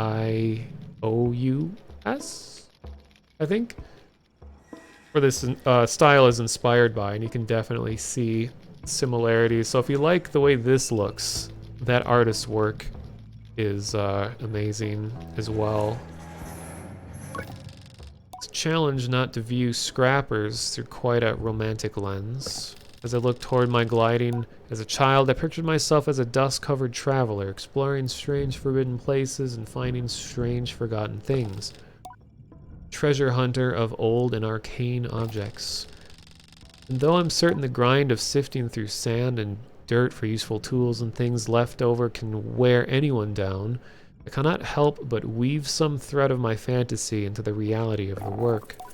Greetings, glider. Name's Altine? Altin? Alton. I give a bow and introduce myself as Sable. Great camera view we got here. You find much scrap metal out there, Sable? All the time. Good, good. Alton leans back and looks up at the ceiling thoughtfully. Got a task for you then, if you're up for it. Hesitation of my voice is a product of a gentle intimidation, but I stand up straight, casual enough to seem like I'm up for anything. Alton seems to believe it enough. I need scrap, Sable, lots of it. And you out there already doing basically nothing. Alton chuckles himself. Shouldn't say it like that. Gliding's odd, eh? You have nothing to do, so you have everything to do. Wonder if anyone's ever spent their gliding just lying around. I would die. I would die. I tell Alton that I'd probably wither away if my gliding were anything so dull, and that my sun-bleached skeleton would be found on a rock, passed away from boredom. He snorts a laugh, and I laugh too, so he doesn't know about the shrieking half-second I spent in terrified contemplation of my mortality. Better not mention it. He clears his throat. Anyhow, the task. Let's see if you can understand this one. Yeah, it's a bit complex. I tell him I'm ready. Go out, find scrap, bring it to me. How much do you need? How much can you carry? I show him my arms and pockets for scope. Yeah, I need that much. As many times as you can do it. I tell him I'm happy for any reason to explore and that I'll return with everything I find. I say goodbye. Well, I have a lot on me already. Sell scrap metal. I fetch everything for him, handing over the price. Oh, I didn't know I would just immediately sell it all, because I was a little unsure, because the description made it seem like you can use scrap for upgrades on your bike also?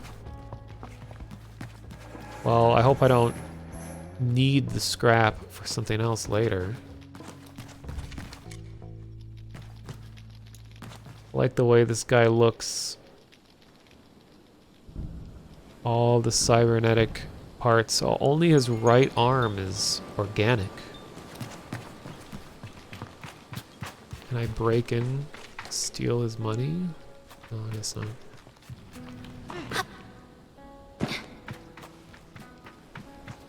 Well, now that it's nighttime, it's gonna be kind of hard to read the environment.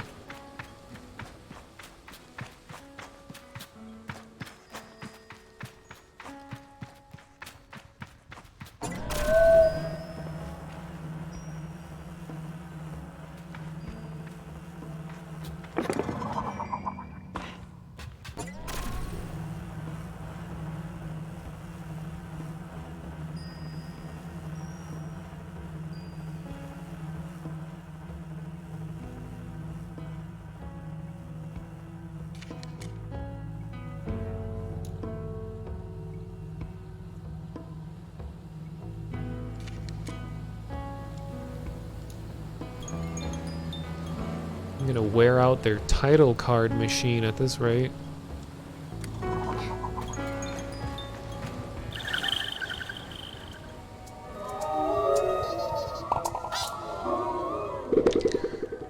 Yahaha, etc., etc.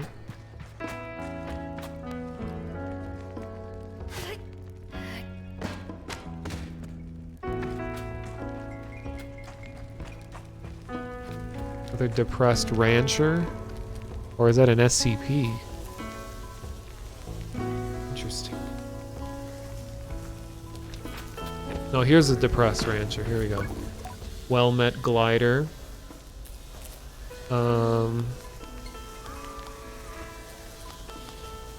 We had goats in my clan. Ah, so you're familiar with their temperament. I suppose you are Ibai? I thought it was Abexi.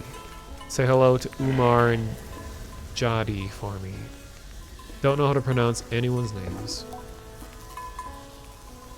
What's up with the statue? You may recognize her, Oana. She was a great herder of many creatures. They say she came from the whale and herded the first of the creatures' ancestors we heard today. We teach that keeping your herd near her statues will keep them together, well fed and healthy. Ooh. Salt Plains dye? Oh, I made this. It's a color palette for a hover bike inspired by my work as a herder. Here, take some. Be very proud to see you riding a bike with my colors, Sable. Cool. Still haven't figured out where to use the dye. I was at someone that let me customize my bike, but I couldn't use the dye.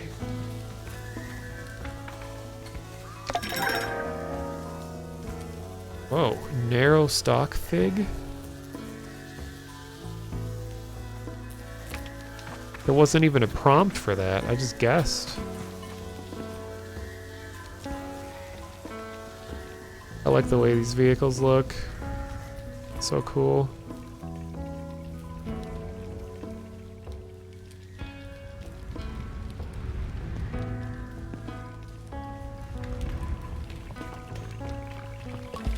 The machinist looks me over. You're late. I've never met you in my life. You would have met me sooner were it not for your delay, but I forgive you. Any friend of Sizo's is instantly beloved, and I take no offense. Perplexed, I wait for them to explain themselves, but they seem to wait for the same. Briefly, I feel a hint of shame as I remember times I have been late among the Ibexi, things I have slipped up in doing. But I dismiss my doubts as I recall that I have no idea who this strange machinist is. I ask them. My name is Utari. Of immediate relevance to you is that I am a friend of Sizo. I asked then if Sizo alerted them to my impending arrival. Perhaps she looks out for me and sets waypoints and oozes along my gliding. A comforting thought. No, it was your hoverbike. I heard it for the first time months ago, and I felt the shape of its voice, of her voice, sorry.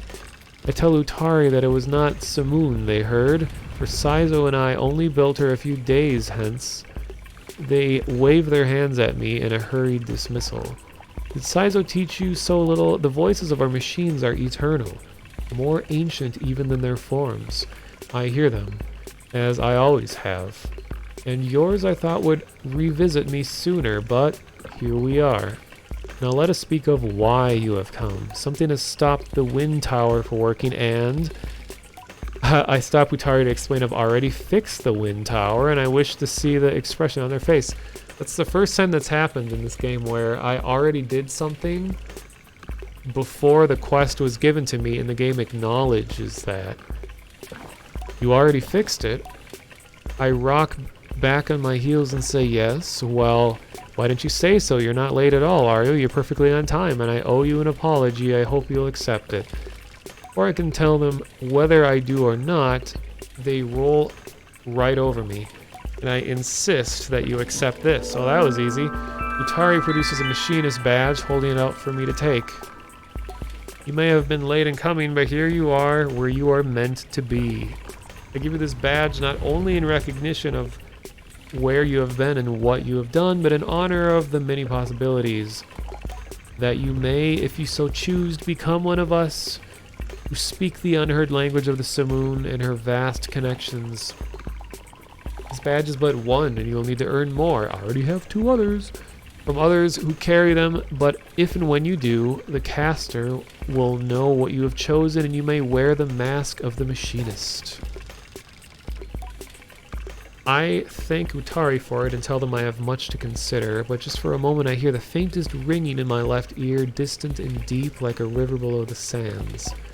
Listen. Ah. I hope it's not a permanent choice. When you choose a certain mask, are you like stuck with that?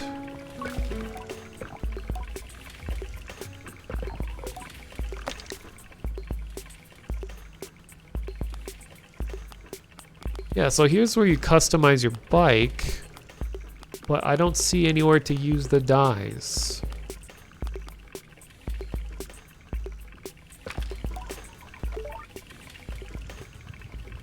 So... Wait, do I do it from the inventory?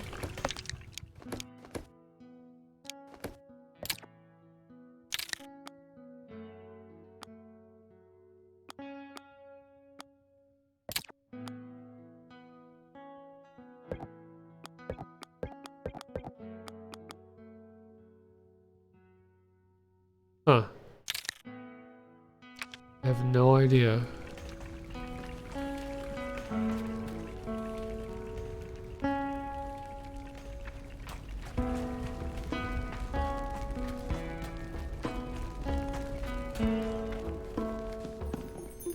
Well, here we are.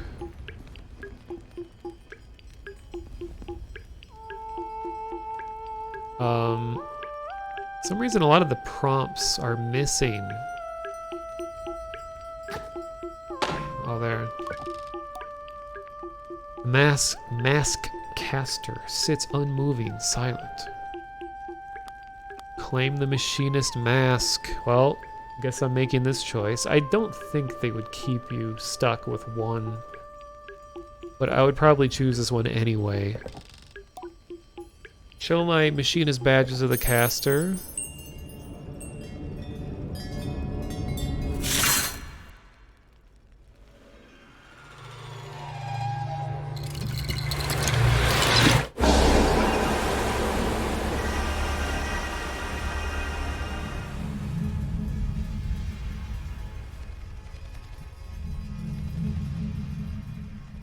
Just stick it right in your face hole.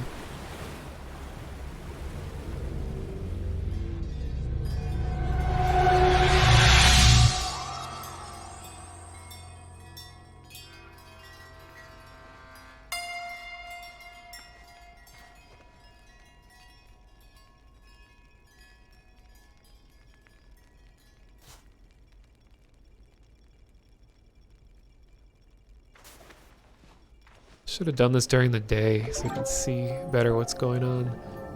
Alright, machinist mask acquired. Acquired.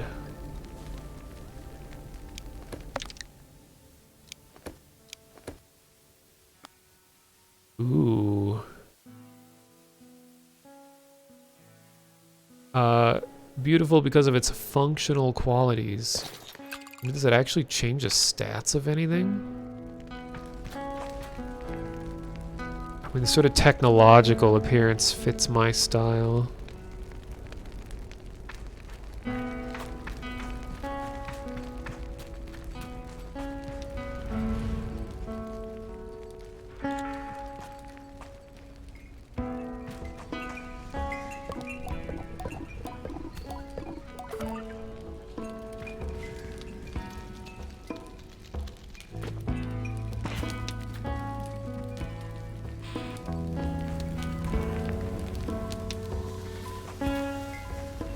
Oh, I love these giant beetles. Glider, welcome. Come view my wares. Smashing. Beetle bike? Smoke pours out of exhaust.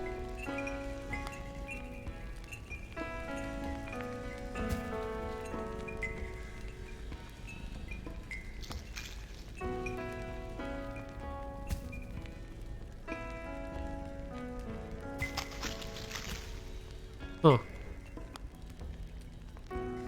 I have enough money, or I feel like I could buy one of these attachments just to see what it's like.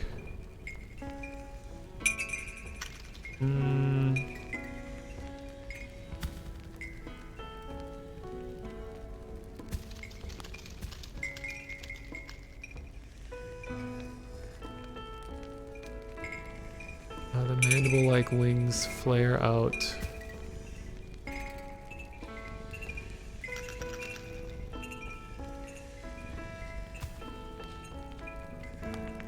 I guess I'll see what these look like.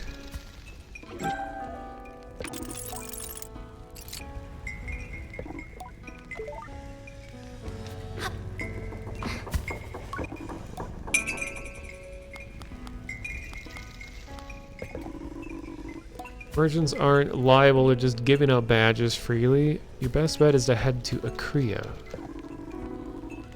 There's a big market in town, worth trying out Araya's attention if you want to get yourself some merchant badges. Be careful how you do it. She's not the friendliest customer.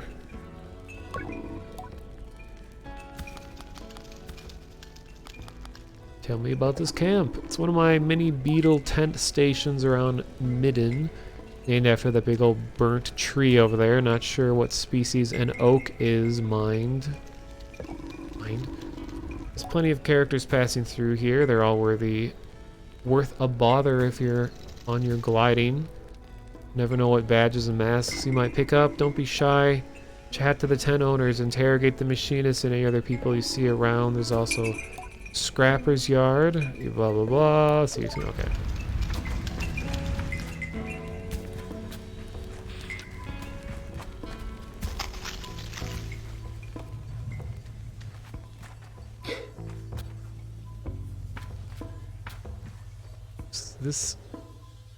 This intimidating fellow. The guard before me stands tall, her posture shaped by duty, uniform weathered by years. Hello there, young glider. I'm nearly startled by the force of her greeting, but her voice is comforting somehow, warm and welcoming. I greet her with an accidental enthusiasm of a traveler finding a friend. She smiles behind the mask, I think. Always nice to meet a fellow adventurer, especially now. How are you faring so far?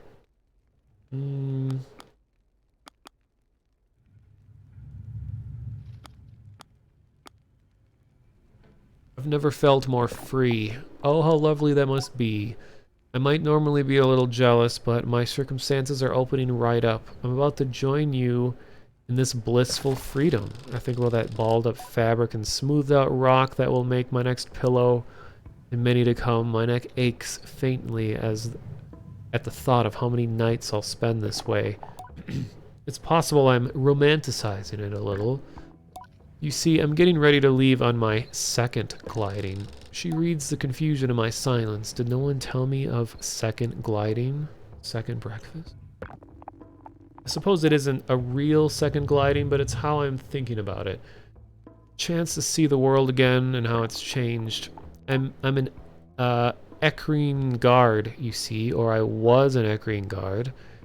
As of 3 days ago, I'm officially retired. You should have seen the way the others looked at me. There was a laugh in her voice. All of them were so baffled to see me go, telling me how much I'd missed the big city. A few of them even felt sorry for me, like what would I do now that my life's purpose is complete? Can you imagine? I try to, but I can barely muster a view of my purpose's start, let alone its end. I shake my head. I said, thank you for all the strange condolences, but tomorrow marks the first time in decades that I'll wake up in the morning and have an absolutely no idea what lies ahead, and I've never been more excited. Don't get me wrong, I've loved my work. I even love the noise and the trouble of Akria, but I've spent enough of my life standing around looking hard. It's time to explore. Her glee is infectious. I wonder where she'd like to go. I'm heading to the Badlands, I think. I want to see the Bridge of the Betrayed. If you haven't already, you should definitely go and see it yourself. You'll want the northern Badlands, southwest of here. I nod, trying to keep the directions in mind, and Elisabeth gives me a little tap. Maybe I'll see you up there. Oh, Elizabeth? And she's gone. Must have fast traveled there, I guess. I meet Aoife, the innkeeper of the camp. What can I do for you? Do you have any tasks? Before I can even finish the question, Aoife shouts, larval husks. I repeat the words back to her as a clarification. She nods. I need some larval husks. How much do you know about beetles? I already have some. What is a beetle, really? Huh, a bit of a philosopher. She pauses. I'll be honest with you, I don't know how to answer that. But if you wouldn't mind helping me get some larval husks, the dry shells that growing larvae leave behind, I'd be grateful. Type I'm looking for are Hercules beetles. You won't need to go far, but the nest is guarded by the mother beetle. You're gonna have to find a way to get past her. I tell Aoife I actually have some larval husks here with me. Beetle badge. Hand over the husks in charge for a badge. And a husk package. Actually, there's one more thing you could do for me. Can you take these husks to Ikrea? Deliver them to Ian in the Chime Maker's Workshop? So many terms in this world. Anything else I can help you with? No. Bye. Quests upon quests upon quests. It's a cool looking fellow. Or fellowette. Kind of want it to be daytime so I can see this place in the sun before I leave it.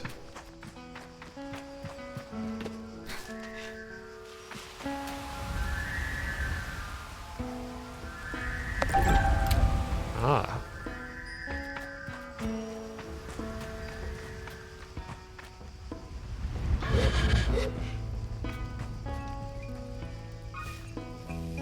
It's 3 in the morning in the game, so not too much longer. Oh yeah, I got my beetle attachment. Let's see what I can do.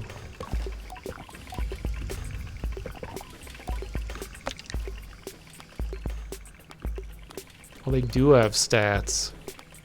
Lowers my max speed. Better handling. I wish it would have told me the stats while I was buying it.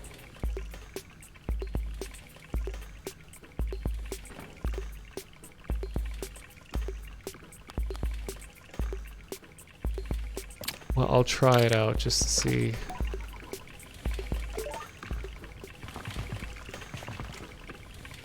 Actually, I kind of like this look better than with the huge wings that like constantly clip through the ground.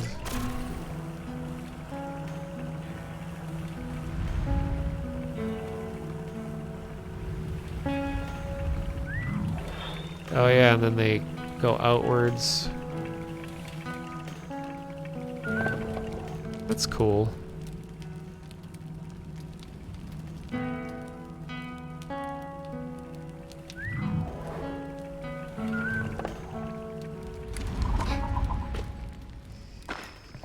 I should buy the rest. It's cheap enough.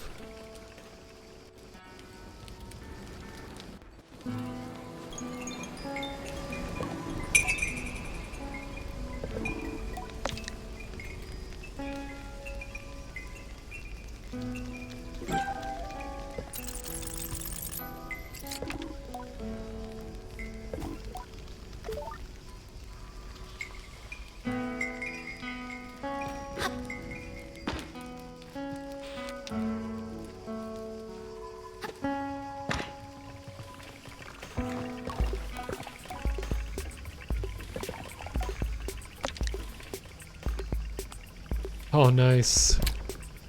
We're going full beetle.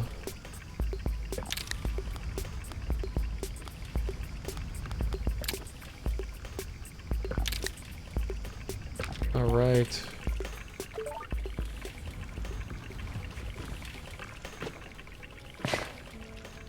Don't have the big glowy bit in the middle anymore.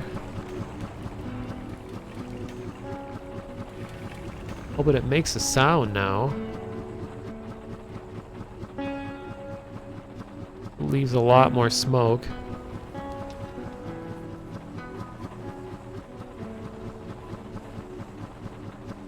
Kind of weird.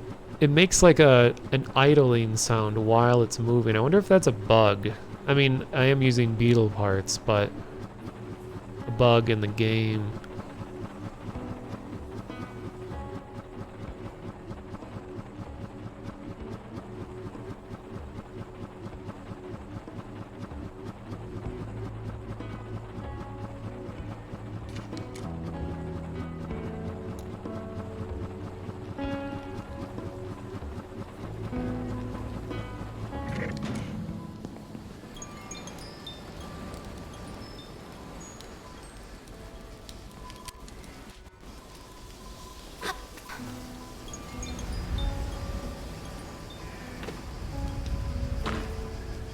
The sun's coming up finally.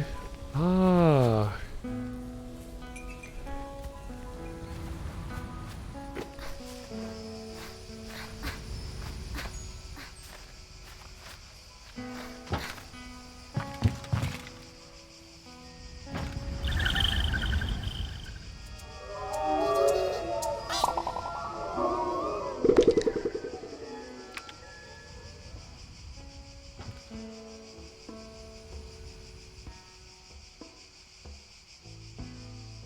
Nice.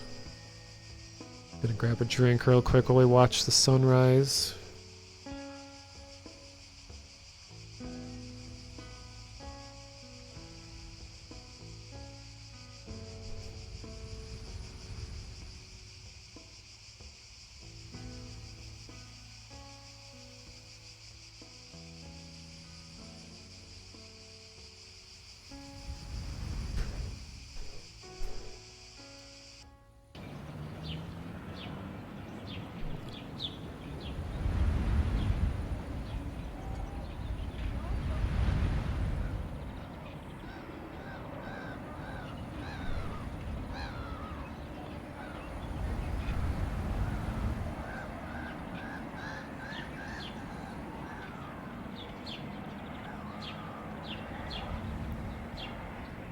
Very cool.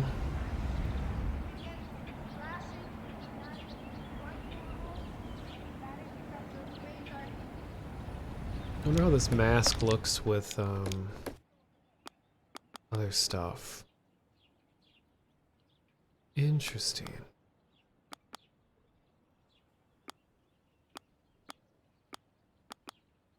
Ooh.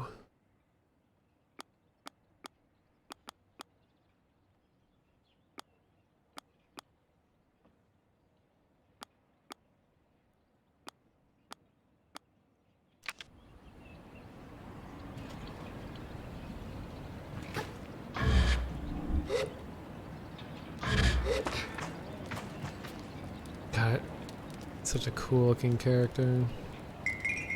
The big stag beetle thing, the dude riding it.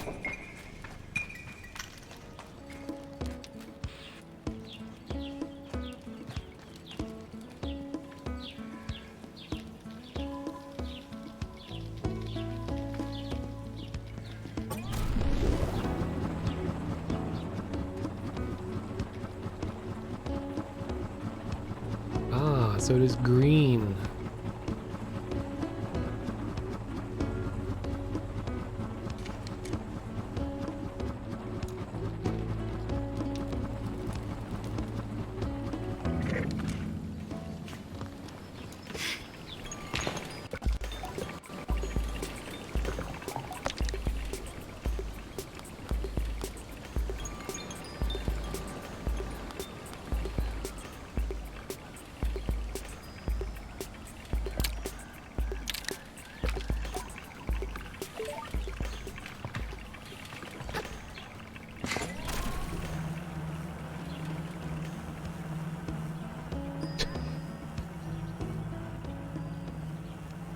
Alright, so I can still keep speed.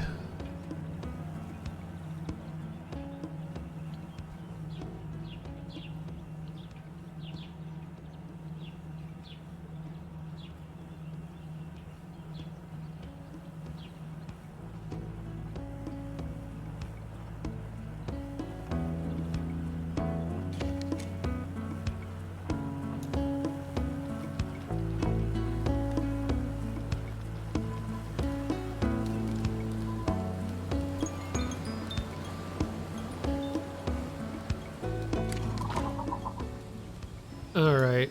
I think this is a good stopping point. I have a ton of quests now. So next time I play, I'll have plenty of stuff to start playing. Start doing, pursuing. Almost 8-hour stream. This is about the average time, so highly recommend this game. I think the kind of people that watch my streams would enjoy this game. Looks great, sounds great, and has a lot more depth than I thought it was going to have.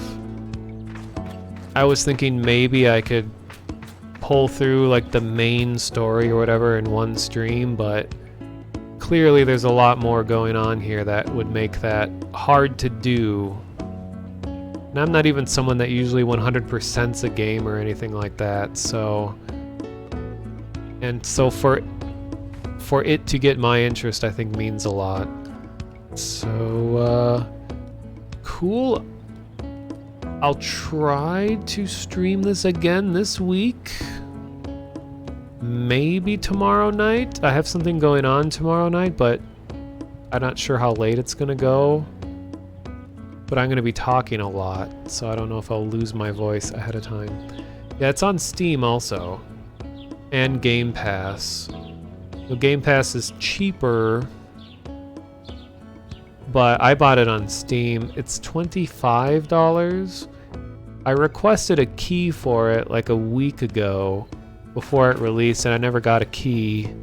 I don't know if they're really handing out keys to streamers and stuff.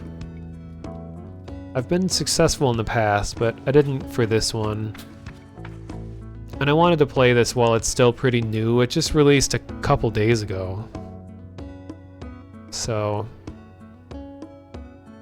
yeah, it's called Sable, S-A-B-L-E, being published by Raw Fury, which has a bunch of other titles under their belt. So while we listen to the nice ambient music here, I'm going to gonna look for somebody to host, preferably someone else who is streaming this game right now.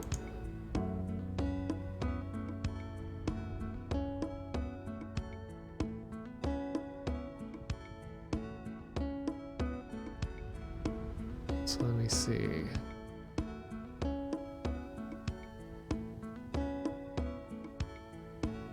Got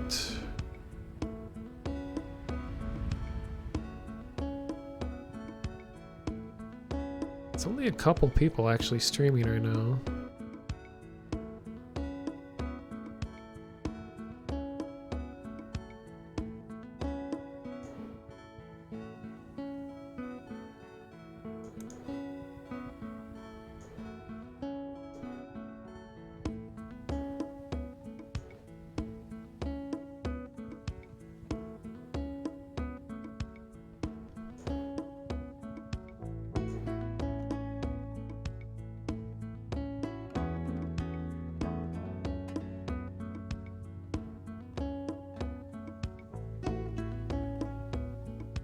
Oh yeah, casual fluke.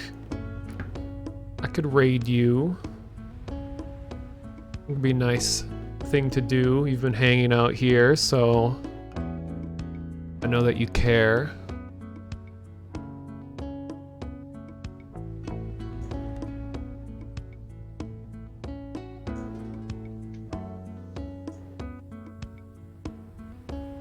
Cool, yeah, I'll wait just a few minutes, because it looks like you just started. So, let me check something else unrelated.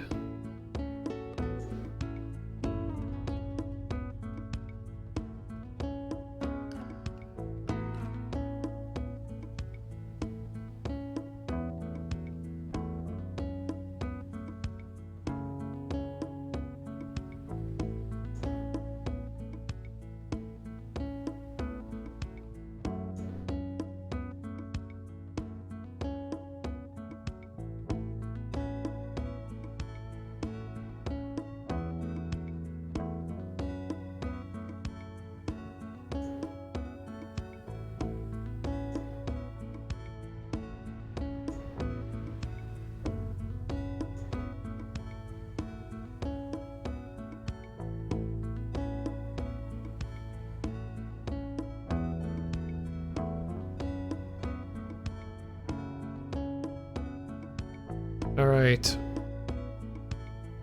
So to everyone who watched my stream tonight, very much appreciated.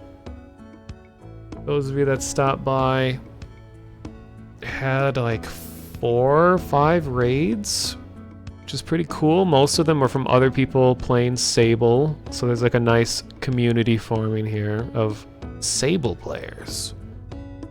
I might stream this again tomorrow night. I can't say for sure. Hopefully this week. Just don't know exactly what day. And of course, yeah, I'm on Twitter.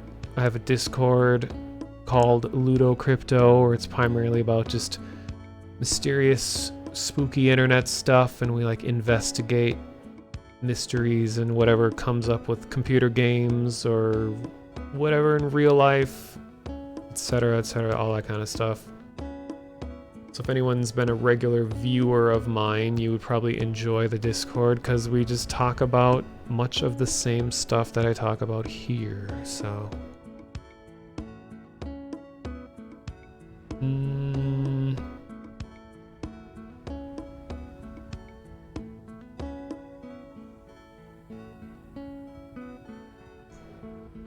Alright. Oh yeah, and this VOD is going to be up on YouTube as soon as possible. I usually start the upload right after the stream goes offline. Hopefully the music in this game doesn't get muted or claimed. That would really suck. Claiming, I don't care, because I'm not making money off of YouTube anyway. But getting it muted would suck, because I want people to enjoy the game. So, and it sucks when it just is, everything is muted. So dumb. Alright, so yeah, I'm going to raid Casual Fluke, who was hanging out in chat here for a while and is also streaming Sable. You'll give them a follow, would be appreciated. And hope you all have a good night, or morning, whatever it may be, wherever you are. See ya.